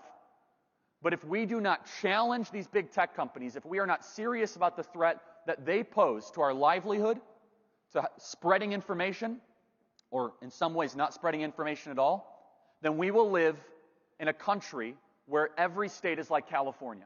Now, this is why Ron DeSantis is a phenomenal governor. Why? Because the states need to rise up against these tech companies, as Ron DeSantis did. So for every Republican attorney general out there, sue these tech companies now for platform access, for monopolistic practices. We, as conservatives, have more power than I think we realize. We have purchasing power, we have consumer power, and we must, in a variety of different ways, make sure our lawmakers do not take money from these corporations, push back against their pattern of actions, and be unafraid to entertain ideas, to liberate the marketplace, empower real entrepreneurs, because the digital age is upon us.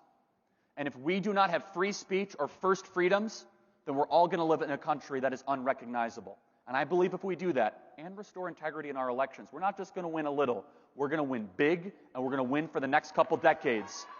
Our best days are ahead. God bless you guys. Thank you so much.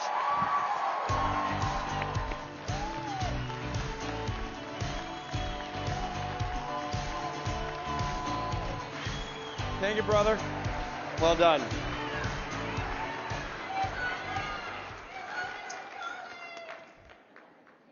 We're going to call an audible here.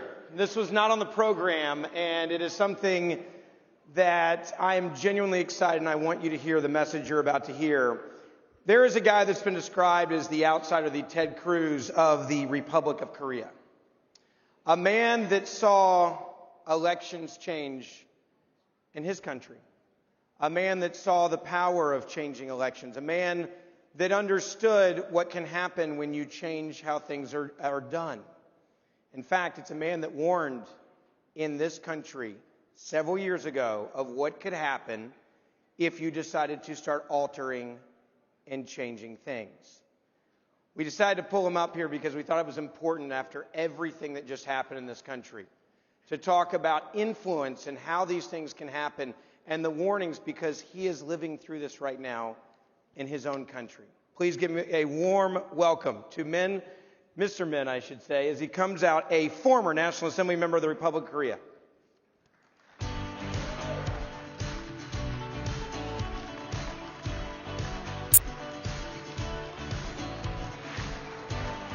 Thank you very much. Thank you very much.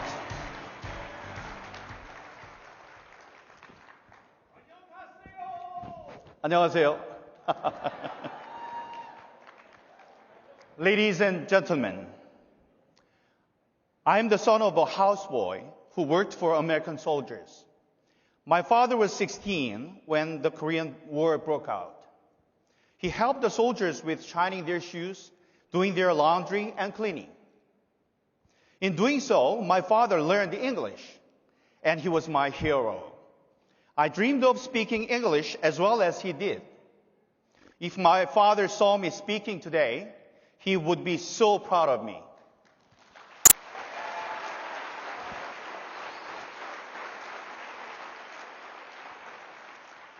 We all know of the American dream. In Korea, we also have the Korean dream.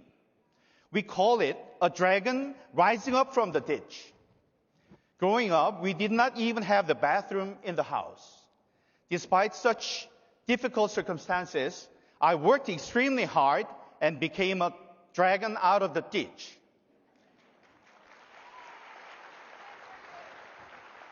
While my father was alive, I was his pride and joy. I graduated from South Korea's Ivy League Yonsei University and joined the major South Korean broadcasting network, KBS. I was Washington, D.C. correspondent and the main evening news anchor. I was the Korean version of Tom Brokaw or Peter Jennings. Following my career as a journalist, I was the presidential spokesperson for former President Park Geun-hye, and after that, I was elected to the National Assembly. So, what am I doing here? On April 15th last year, I lost in the general election. Just like President Trump, my loss was due to election fraud. I have since been fighting diligently against election fraud in South Korea. However,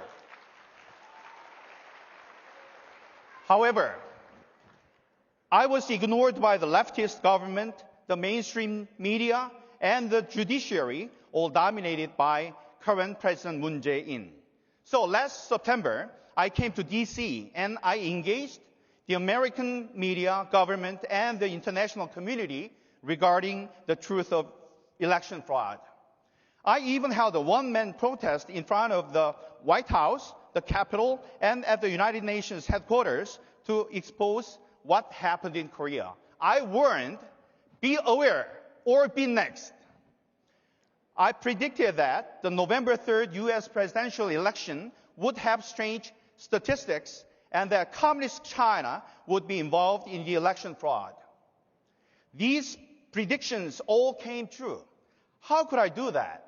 Because similar things happened in South Korea and to my own self in my district of Incheon. It was planned by leftists. Electronic voting machines were manipulated. CCP intervened. And early voting and mail-in ballots were manipulated as well. There's overwhelming evidence of election fraud. But let me share with you one thing from my district. There were 3 candidates in my district, including myself. And the ratio of ballot cast for in-district and out-of-district early voting for all 3 candidates were the same, 0.39. What are the odds?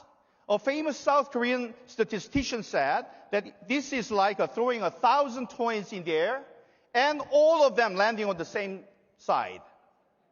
Another eminent professor said that it was either God's work or it was fraud. Election fraud is the biggest threat to democracy. Many South Koreans were shocked that it had happened in the U.S. And we hoped that justice would be served for President Trump and the truth will prevail. However, it did not happen. I was sorry and the Korean patriots were sorry. But let's not be disheartened. Let's work together.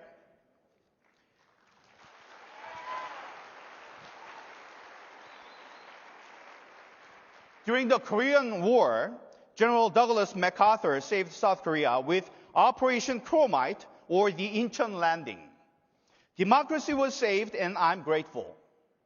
70 years after the Korean War, the democracies of South Korea and the U.S. are again facing a threat due to election fraud. In order to solve this problem, an active collaboration between conservatives in the 2 nations is very much needed. Operation Chromite's odds of success were 5,000 to 1 against.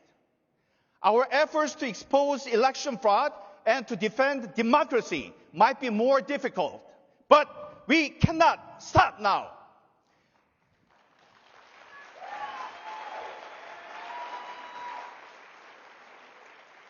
The memorial for Operation Chromite is in the district I represent, Yeonsugu-ul Incheon. I don't think this is a coincidence. The seeds of freedom planted by General MacArthur 70 years ago in Incheon grew in my father's heart and mind. And that made me fight for freedom. The son of a humble American soldier's houseboy now shouts, let's go together in this fight to preserve freedom and democracy. Thank you very much. Thank you.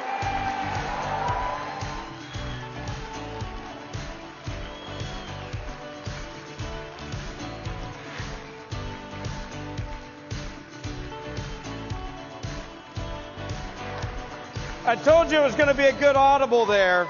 That was a good audible.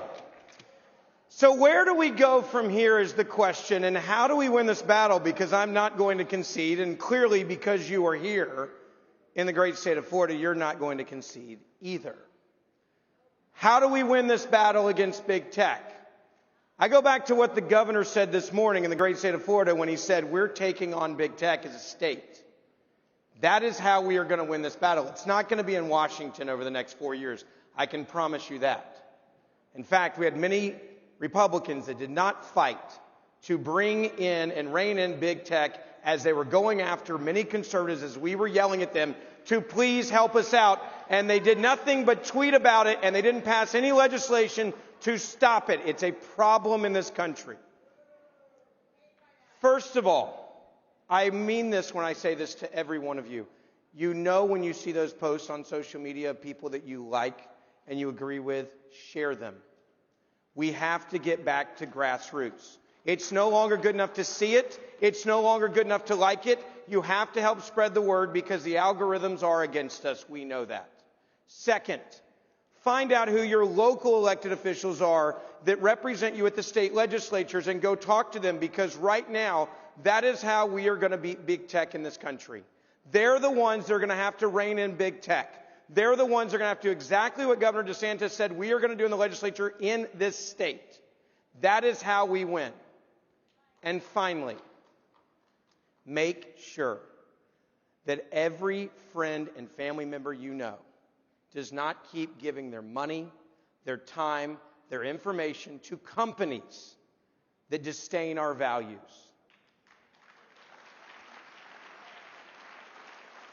Why do we continue as conservatives? Because I will say this, liberals do it better than we do. They vote with their dollars and they make sure they don't give money to anybody they disagree with. And we, for far too long, as a conservative movement, continue to give our dollars for convenience to organizations and people just like Amazon who say, hey, we're going to take down places like Parler. And we have to stop doing it in this country. We have got to protect freedom of speech. We have to make sure that the next generation of conservative, and it's fun to be here being a little bit older. I came to my first CPAC, I think, when I was 17. We have got to make sure they even have a place to have an opinion that disagrees with what big tech and what the liberal media tells them they have to agree with. We have to have a place for them to fight, protect, and defend this country's freedom of speech so that they don't grow up in a society where they can't say anything at all. God bless you guys. Thanks for supporting CPAC. Thank you for coming out. And we'll see you next year.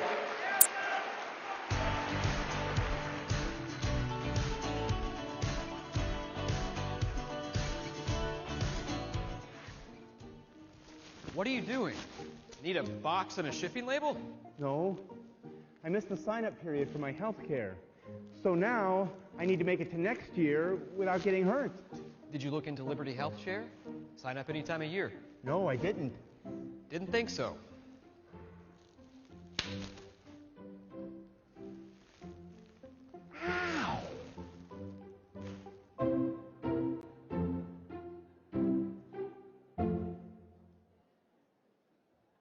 You've seen the radical left pushing their agenda in Washington. Socialism, amnesty, censorship. But in the States, quietly, these radicals are pushing a power play that would give them more power. Forever. The left's National Popular Vote campaign would let liberal cities on the coasts pick the president every single time. The National Popular Vote Interstate Compact would shred the Constitution. The leader of the group bragged to the New York Times that it's a way to get around the founders' design. And what about election integrity? A national vote could require a national recount. But the left's National Popular Vote plan doesn't allow it.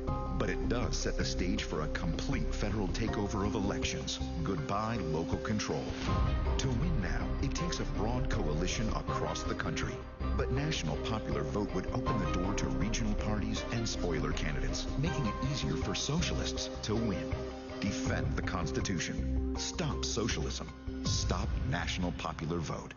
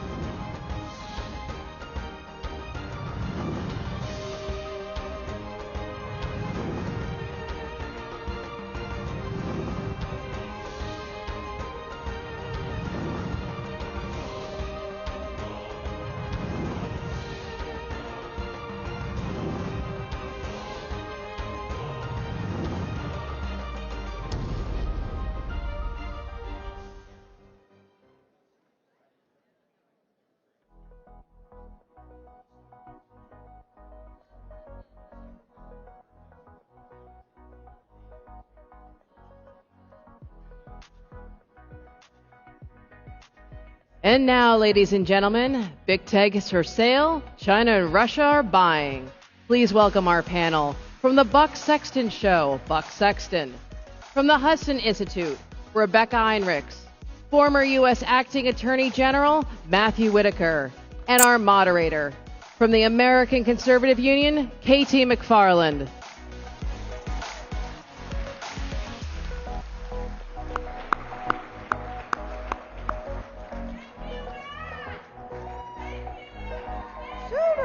Thank you, Matt. Thank you for all being here. This is where we get the really serious, wonky part of CPAC, which means you do not immediately now head for the doors.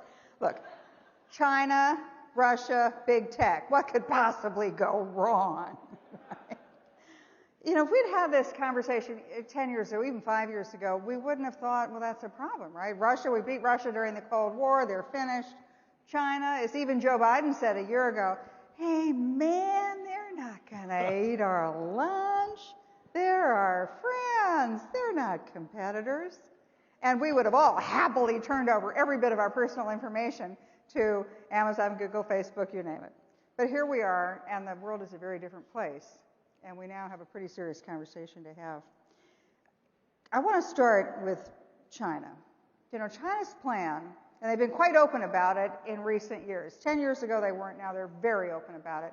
They plan to replace the United States as the dominant world power, economically, technologically, militarily, politically, diplomatically. Their original plan was to do it by mid-century. They've pulled up the timeline between the pandemic and the election of Joe Biden, who they know will be very soft on China. They've now pulled up the timeline. They think they're going to get there within the decade and maybe within the next 5 years. And they might. The next issue, though, is Russia. Russia, we thought they were gone. They were done. They can't compete as a serious world power. What did Barack call them? Barack Obama? Oh, some regional third world power, basically. Well, the Russians are back, and the Russians are back in the cyber technology. But this time it's different. With Putin, it's personal. I mean, Putin saw the collapse of the Soviet Union. He blamed the United States. He blamed the West. And so it's payback time. He knows he can't compete with China or even the United States. But what he wants to do is be a spoiler. He wants to muck around in our elections, and he wants to hack into the American technology and in every other thing. So he's a problem. But it's a personal problem. But then the final thing is big tech. You know, three months ago, we all thought they might have been our friends. And now it's cancel culture. They've deplatformed people. They are becoming political adversaries of free speech in the conservative movement. So with that, I want to just turn to our experts. And I'd like to start first with Buck Sexton, who's going to talk to us about the Russia threat, and then Rebecca Heinrichs about China, and then our former Attorney General, who's going to tell us about big tech. And we're going to ask them all, what are we going to do about it? So Buck, would you like to take off? So I would ask that you think about how you view the success of the Russian information operation in 2016. Because most conservatives think about this in the context of it was wildly exaggerated, it didn't change the election, and that's all true. But there's also a follow-up to that. Russia was actually more successful in 2016 with the pretty minimal hacking that they did in terms of the election and Facebook and all the things you know about than they ever could have really imagined. When you look at the cascade of effects that came after that, and yes, this is only possible because of the Democratic Party and the Russia collusion hoax. KT, you could speak to that in more detail than I can, having been closer to that, and the way the Democrats turned this into a weapon.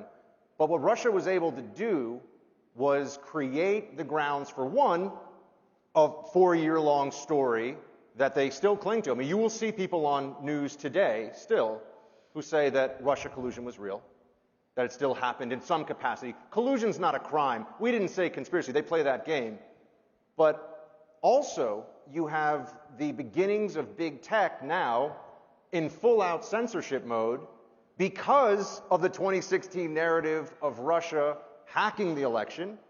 And all the people, the Democrats, woke folks on the left, decided something must be done about this to stop it.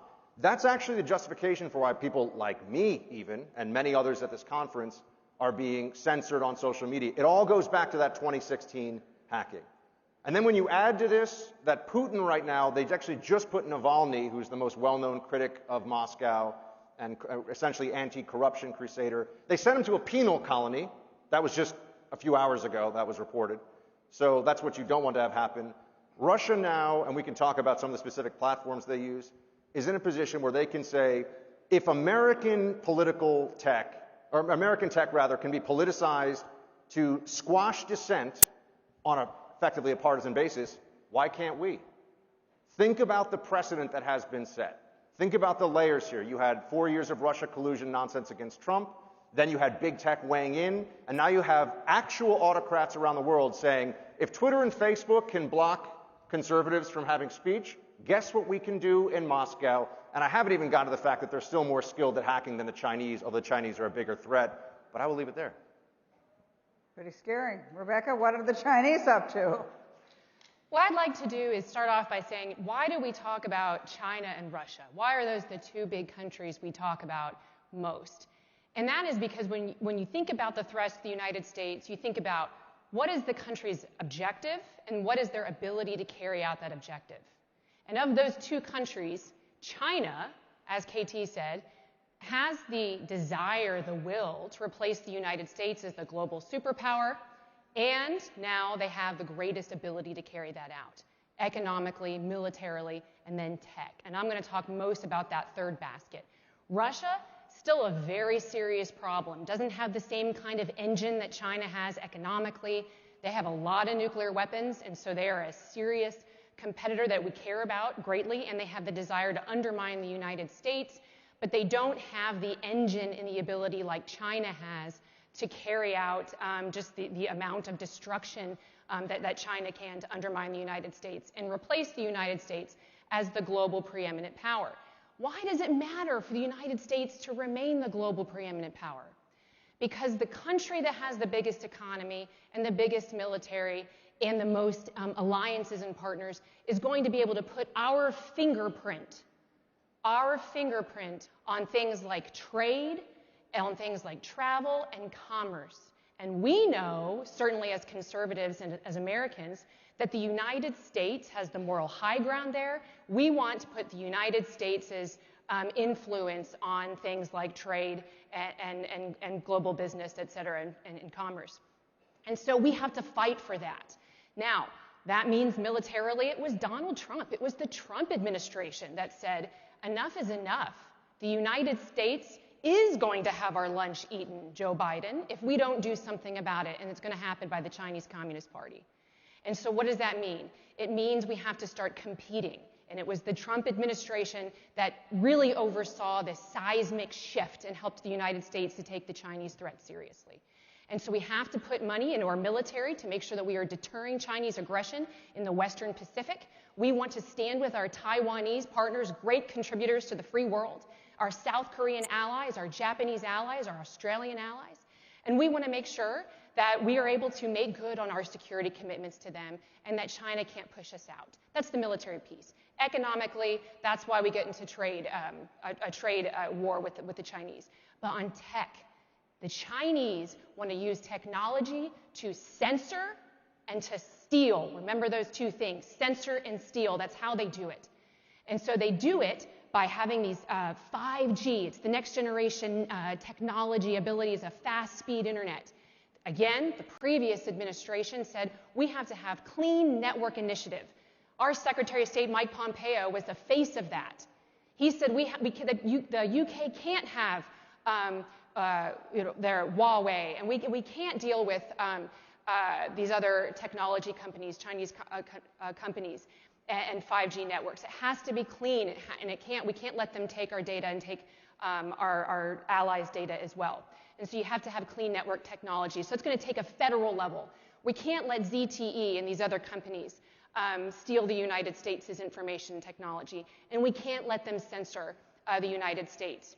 And so those are the big things. It's going to take federal level, state level. We've got a great example here in Florida with a state representative that KT knows well. Her daughter is a state representative here, introduced a piece of legislation to make sure that Floridians they have to concede, they have to agree to have their data handed over to technology companies, to take ownership of their own technology. So it's going to take federal level work, state level work, and it's going to take individual. This is my last point. You individually have to care that your data is not being sucked up by the Chinese Communist Party and by big tech. You have to care enough because they can muscle us out, but they can also win by our acquiescence, and that's something that we can't do. So look and see what technology you're using. Do not buy commercial technology and drones off the shelf that are made in China. There's no distinction in China between the private sector and the military. They take all of it and they apply it, put it in artificial intelligence and quantum computing to sift through all of that information data and weaponize it against us. And I will leave it at there to continue our discussion. Well, I think that leads pretty easily. It's great. So between the two of you, we're now on the big data and big tech, and are they the enemy? Yeah. Well, obviously, how many people here have lost followers on social media recently? Oh. How many have lost 10,000 plus followers on social media? I know both KT and I have experienced that when the purge happened on Twitter, and the same thing happens on Facebook. And big tech is not our friend, and they are too powerful, they are too ubiquitous, they are too important. And I know that all of us here could talk for hours on this subject. But the real thing that I want to leave you with is it's not just losing followers. It's not just not being able to communicate. I mean, our First Amendment rights obviously protect our speech in the public square. But right now, Twitter, Facebook, and other social medias are controlling and regulating your speech. I think inconsistent with American values, quite frankly.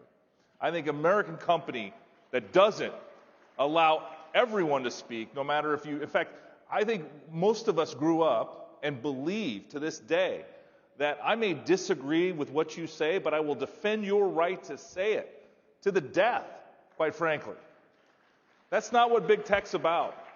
Big tech is now manipulating data and thereby manipulating public opinion and elections by what you see and how you see it. As much so as how they study the color of the background to see how effective and persuasive messaging can become. We are being manipulated beyond what our brains can comprehend. But that's not even the scariest thing, my friends. The scariest thing that I've seen, and then many of you have iPhones, and your iPhone reminds you sometimes, do you want this app you're using to use your location all the time or only when you're using it?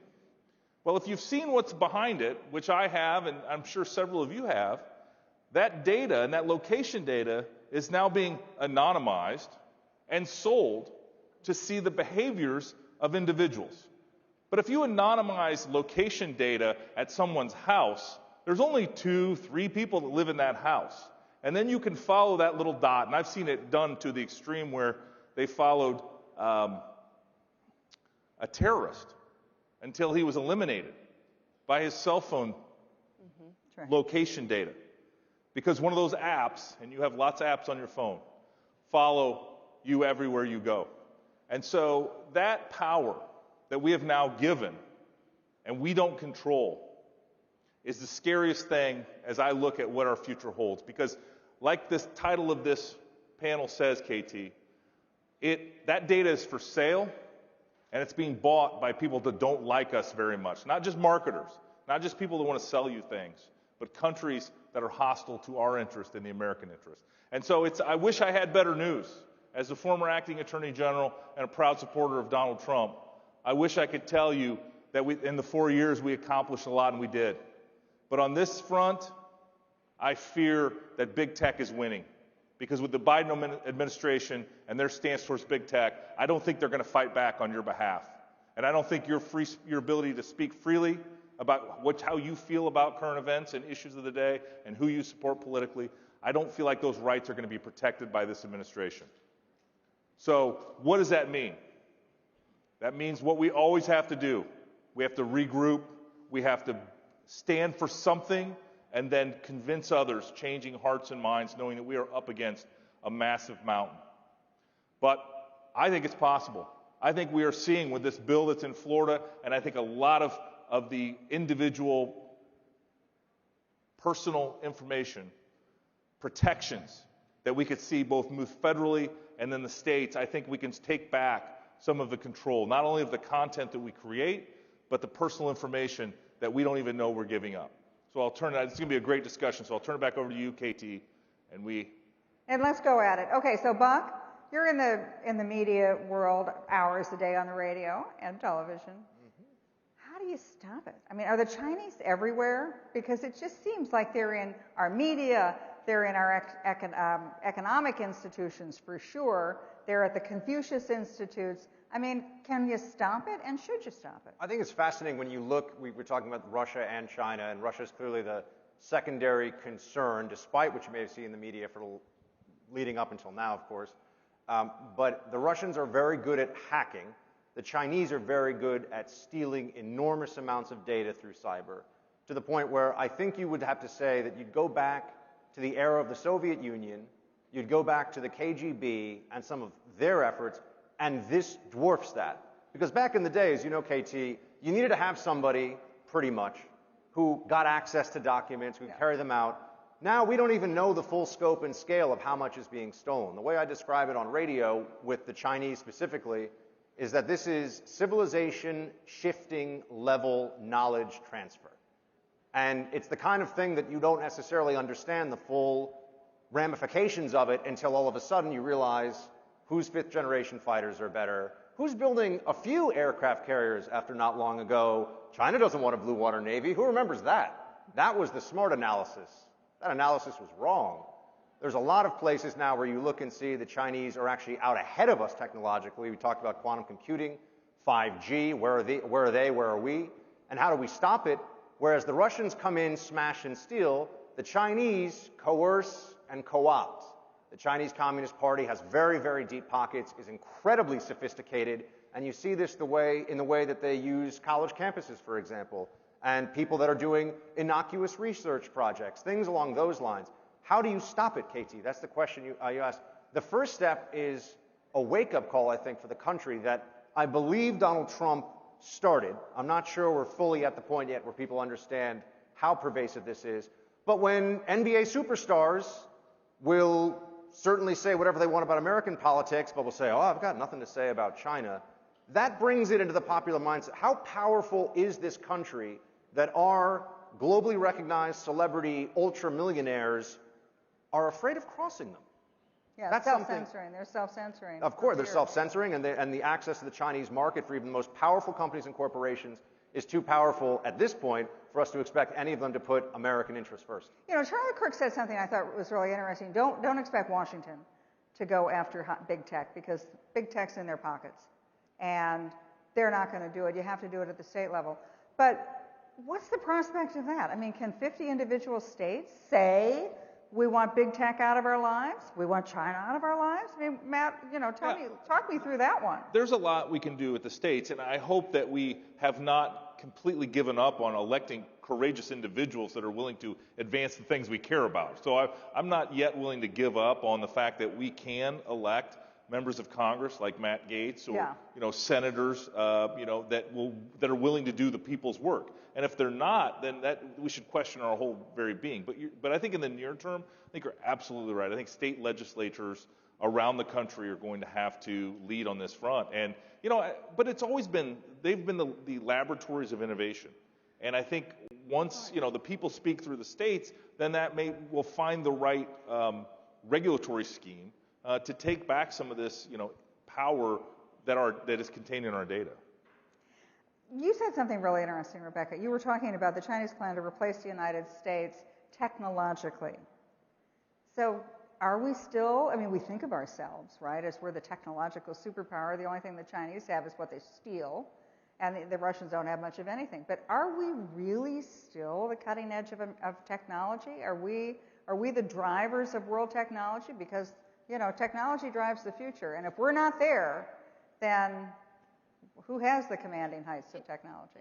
In many of the key fields, we still are, but the Chinese are engaged in massive espionage. I mean, to steal our technology, to be educated in our universities, especially in these STEM programs, you know, the hard sciences, to learn what we're doing here.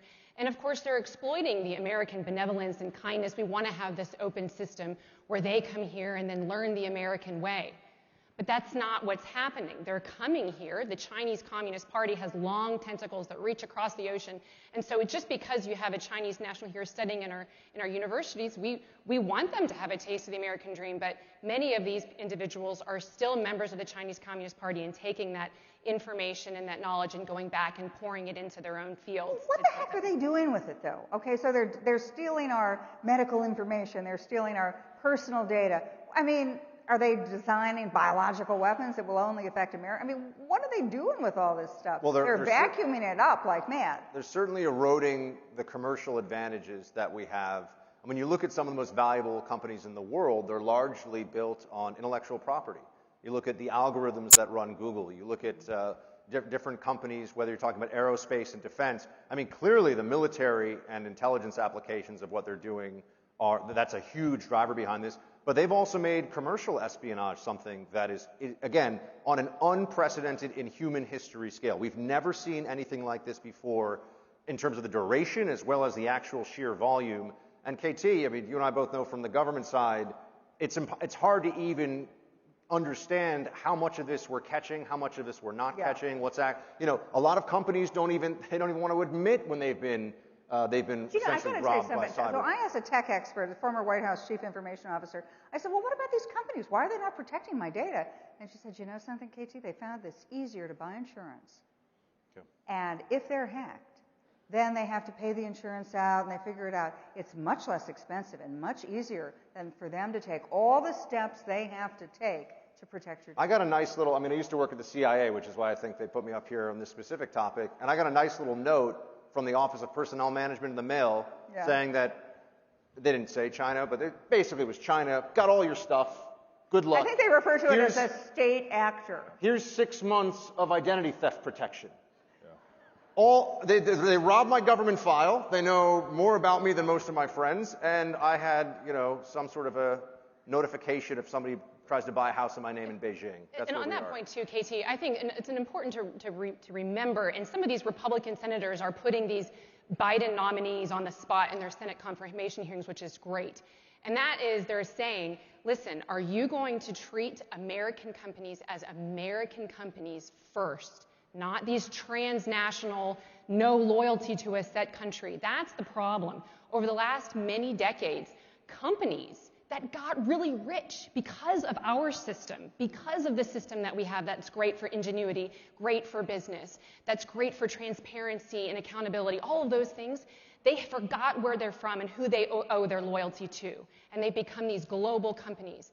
And so we have to get back to saying, no, all Google, Twitter, all of these companies, they owe it to Amazon. They need to be American companies first and foremost. I want to go back to something you said, because I think it is far-fetched that the Chinese would take our data, release a pathogen or a virus on the United States, and then cripple our economy. I don't think that will happen in our lifetime. But in all joking aside, we still are the innovation capital of the world. You look at how we created the vaccines in record time. Yeah, who would have thought? I mean, China sent it on the world and America cured it. They had it before we had it, and they still haven't really produced an effective vaccine like we have. And so America is still the global leader in innovation. The challenge is exactly what the other panelists point out, and that is the Chinese understand that, and they want to be in a position that once we prove a concept, they can steal it. And so that's why things like Huawei routers, which you mentioned, need to be taken out of the entire U.S. communication system. Yeah, we cannot have a Huawei router in the United States. The 5G, the Chinese were very involved in development of the 5G protocol for the first time really in the world sort of system of creating those protocols. And I think one of the reasons they were so involved was so that they could seed any network with an ability to take down the data that crosses that network. It's a scary time, and if we don't wake up and if our leaders don't wake up, I think we're in for a long-term struggle against the Chinese. Sleepy Joe's not going to wake up, by the way. No. The Chinese are going to get their way with him. The bottom line of all of this is it's a wake-up call. it's, 2 minutes to midnight. We really have to, as a nation, figure this out, whether it's to break up big tech, whether it's to maintain the commanding heights of technology, whether it's to go after protect our systems as a national government or as state governments. But this doesn't go away. This only gets worse. And I fear very much politically with the Biden administration, hey man, they're our friends. They're not going to eat our lunch. Guess what? They want to eat our breakfast, lunch, dinner, and make us pay for it. Thank you very much for all of your time and attention. Thank you.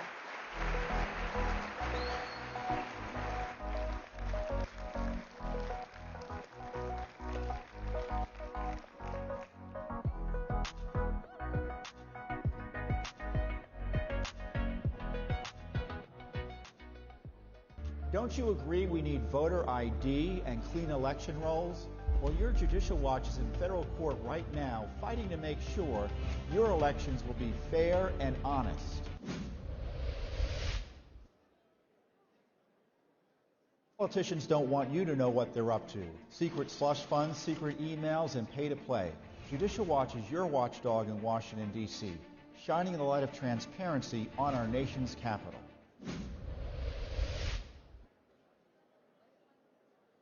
Want to catch the latest news on government corruption, waste, fraud, and abuse? Remember there was an impeachment? Do you remember that? Then check out Judicial Watch's weekly update with Tom Fitton. We're fighting Adam Schiff to try to get records about his misconduct. Subscribe now to Judicial Watch on social media to catch Tom Fitton's weekly update. Forgotten Hillary Clinton. Judicial Watch exposed the Clinton email scandal, and we're in court right now holding her accountable to the same laws and rules the rest of us are expected to follow.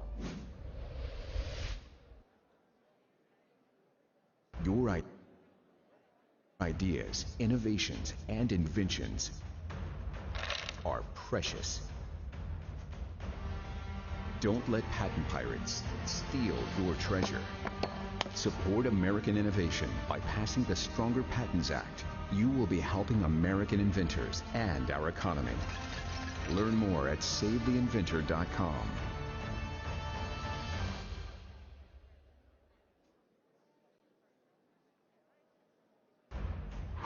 Stolen inventions tell no tales. Stop big tech and their patent pirating ways. Support American innovation by passing the Stronger Patents Act. You will be helping American inventors and our economy. Learn more at SaveTheInventor.com.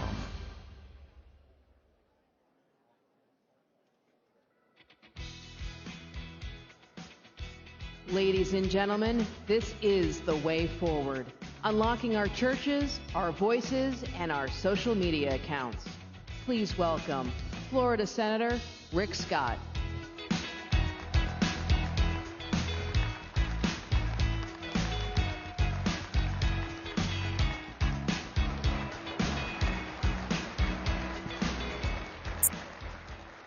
Well, first off, it's great to be here. I hope you're enjoying Florida. If you haven't moved here yet, I hope you move here for lower taxes, much better weather. So hope you're enjoying Orlando. So I just got in from Washington, and I want to make sure you're all aware of President Biden's new slogan: open borders and closed schools.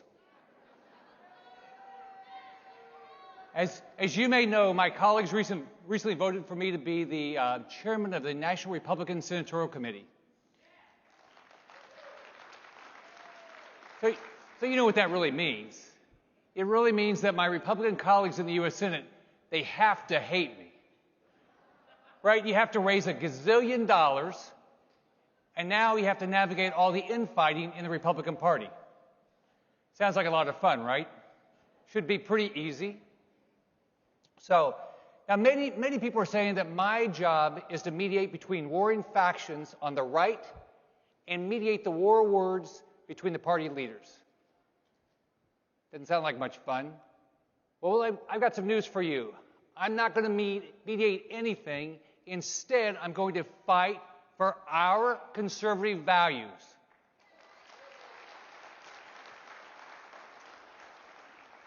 I'm going to do it boldly, and I'm not going to apologize to anyone for what we believe in. I'm not going to, absolutely. I'm not going to spend 1 second going backward.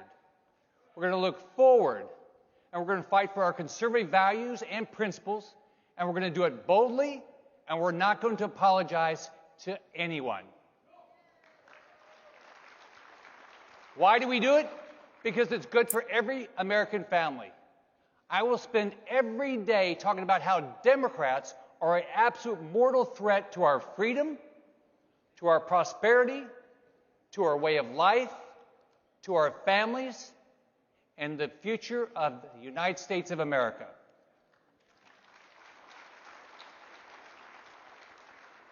We are going to go right at these radical left-wing fanatics every second.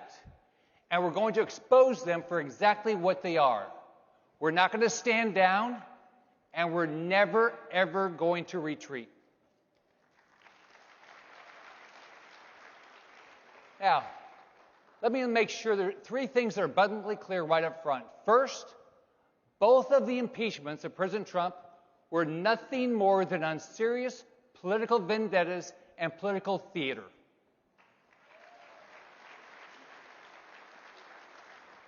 This last charade should have been conducted at the other end of Washington at the Kennedy Center instead of the U.S. Capitol. It was a waste of time and money and was all about politics. Second, President Trump did something that has never been done in our lifetime. He stood up to all of establishment Washington and said no.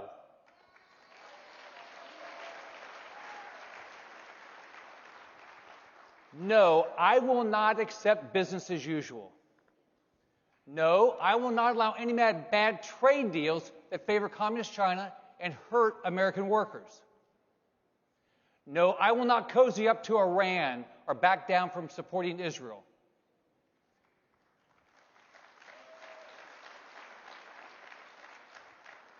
No, I will not support unnecessary foreign wars or giveaways of American treasure or lives.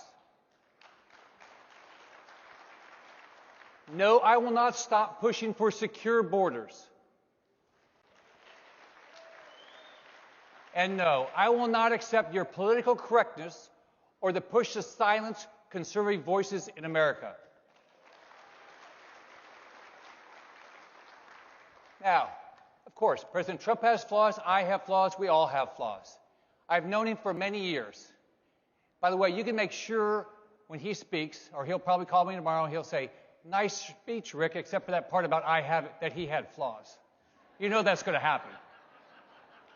But look, it was high time for someone to go to Washington and say no. And I'm thankful and glad that President Trump had the guts to do it.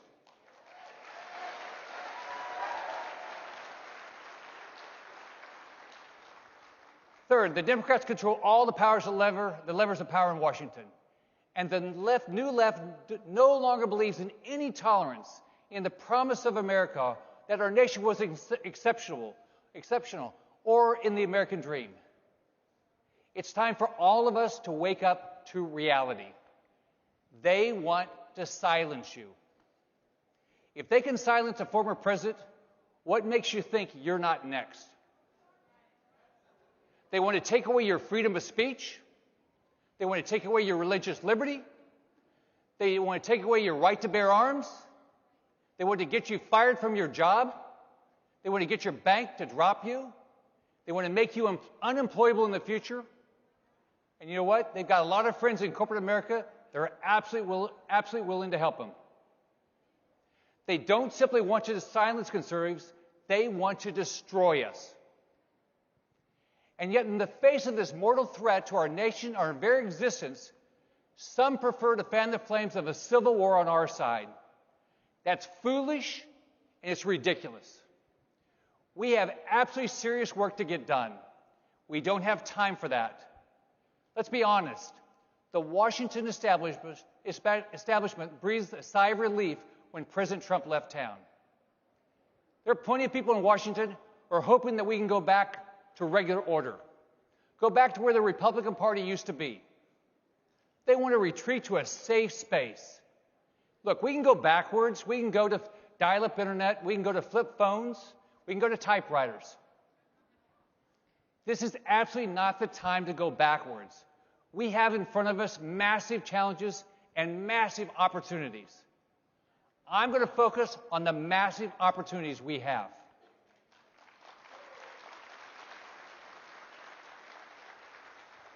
We will not win the future by trying to go back to where the Republican Party used to be. If we do, we will lose the working base that President Trump so animated. We're going to lose elections across the country, and ultimately we're going to lose our nation. We're not going to let that happen.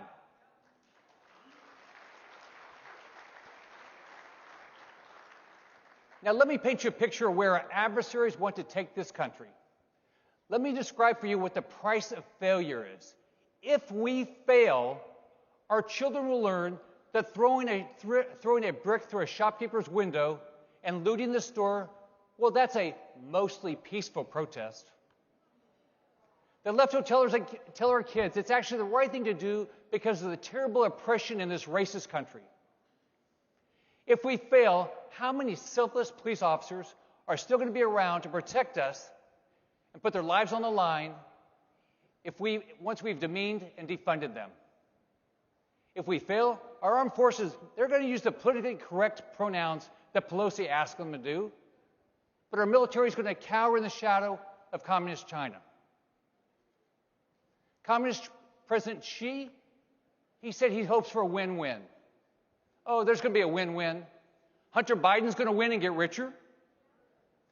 And as Communist China wins, it becomes the most powerful country in the world. If we fail to lead our country into the future, Democrats will lead us into the past, eroding our economy and our culture. And we will become another decaying example of socialism. Let me say that again. If we fail to lead our country into the future, Democrats will lead America into the past. They'll ditch capitalism. Even though capitalism has lifted more people from poverty to prosperity than any idea in American history.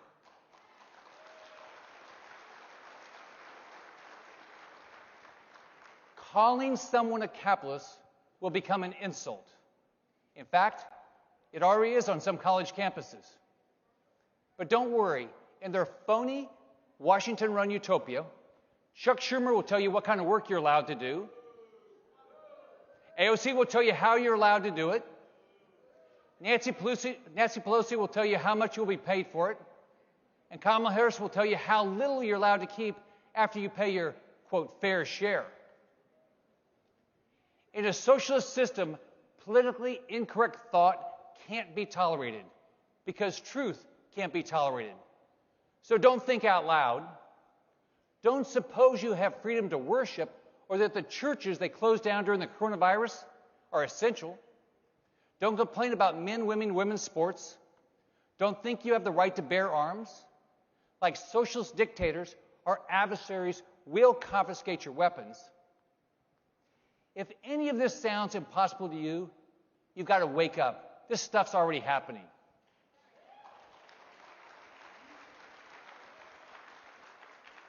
I had a reporter the other day ask me a typically uninformed question. He said, do I believe that in order to appeal to more voters, we need to moderate our values or compromise on some of our principles?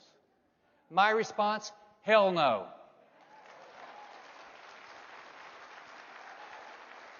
Just the opposite. I believe we need to start acting like we really believe our principles. America, with all of our shortcomings, is the greatest country in the world.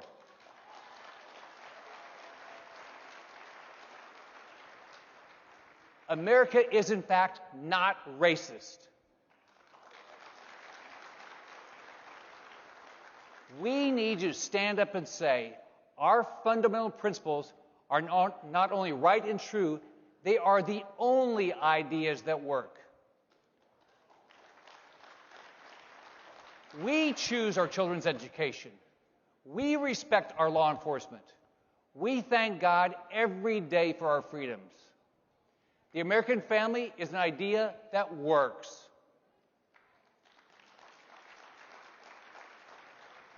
We believe family should be the center of our lives and is crucial to civilization. Religious liberty is an idea that works. But Democrat mayors and governors say you can protest, but you can't go to church. Our flag, that's an idea that works if we all respect it. It's why my father chose to put his life on the line and serve this country in World War II, and why I had the opportunity to serve in the U.S. Navy.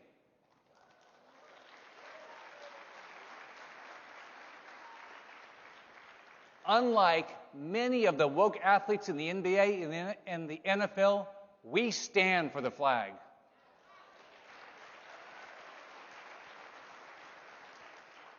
Why is our nation so divided?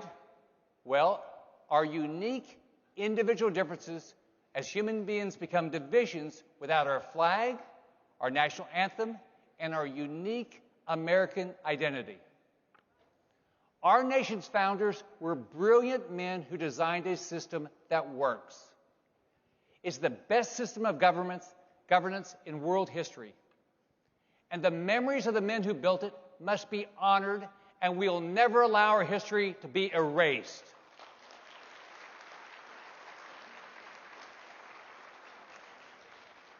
We believe strong borders work. Individual responsibility works. We believe our children have the right to be born and go to the school of their choice.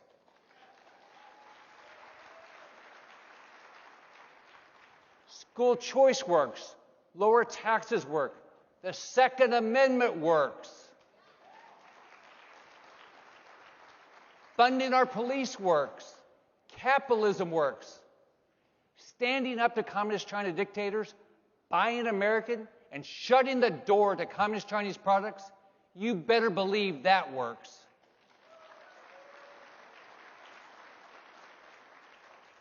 We believe that freedom, not socialism, is always a new idea. These are our principles, and we will never compromise or moderate them to appease anyone.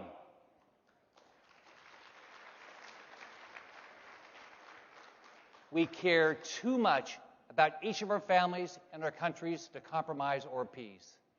These principles can and will lead us to a majority coalition in America. Are we perfect? No, but we are free to repair our faults. And the conservative principles that beat in our hearts are the only ones that actually lift people to better lives and build a great and compassionate nation.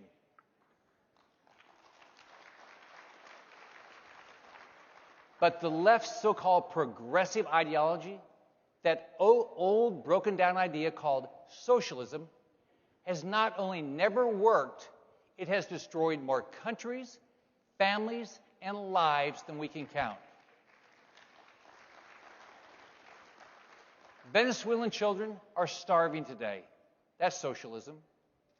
Refugees are risking their lives today to flee Cuba's squalid hospitals, rationed food, and relentless oppression. That's socialism. Communist China is jailing and murdering its own citizens today because they've spoken the truth about the Wuhan virus. That's socialism. Let me leave you with this.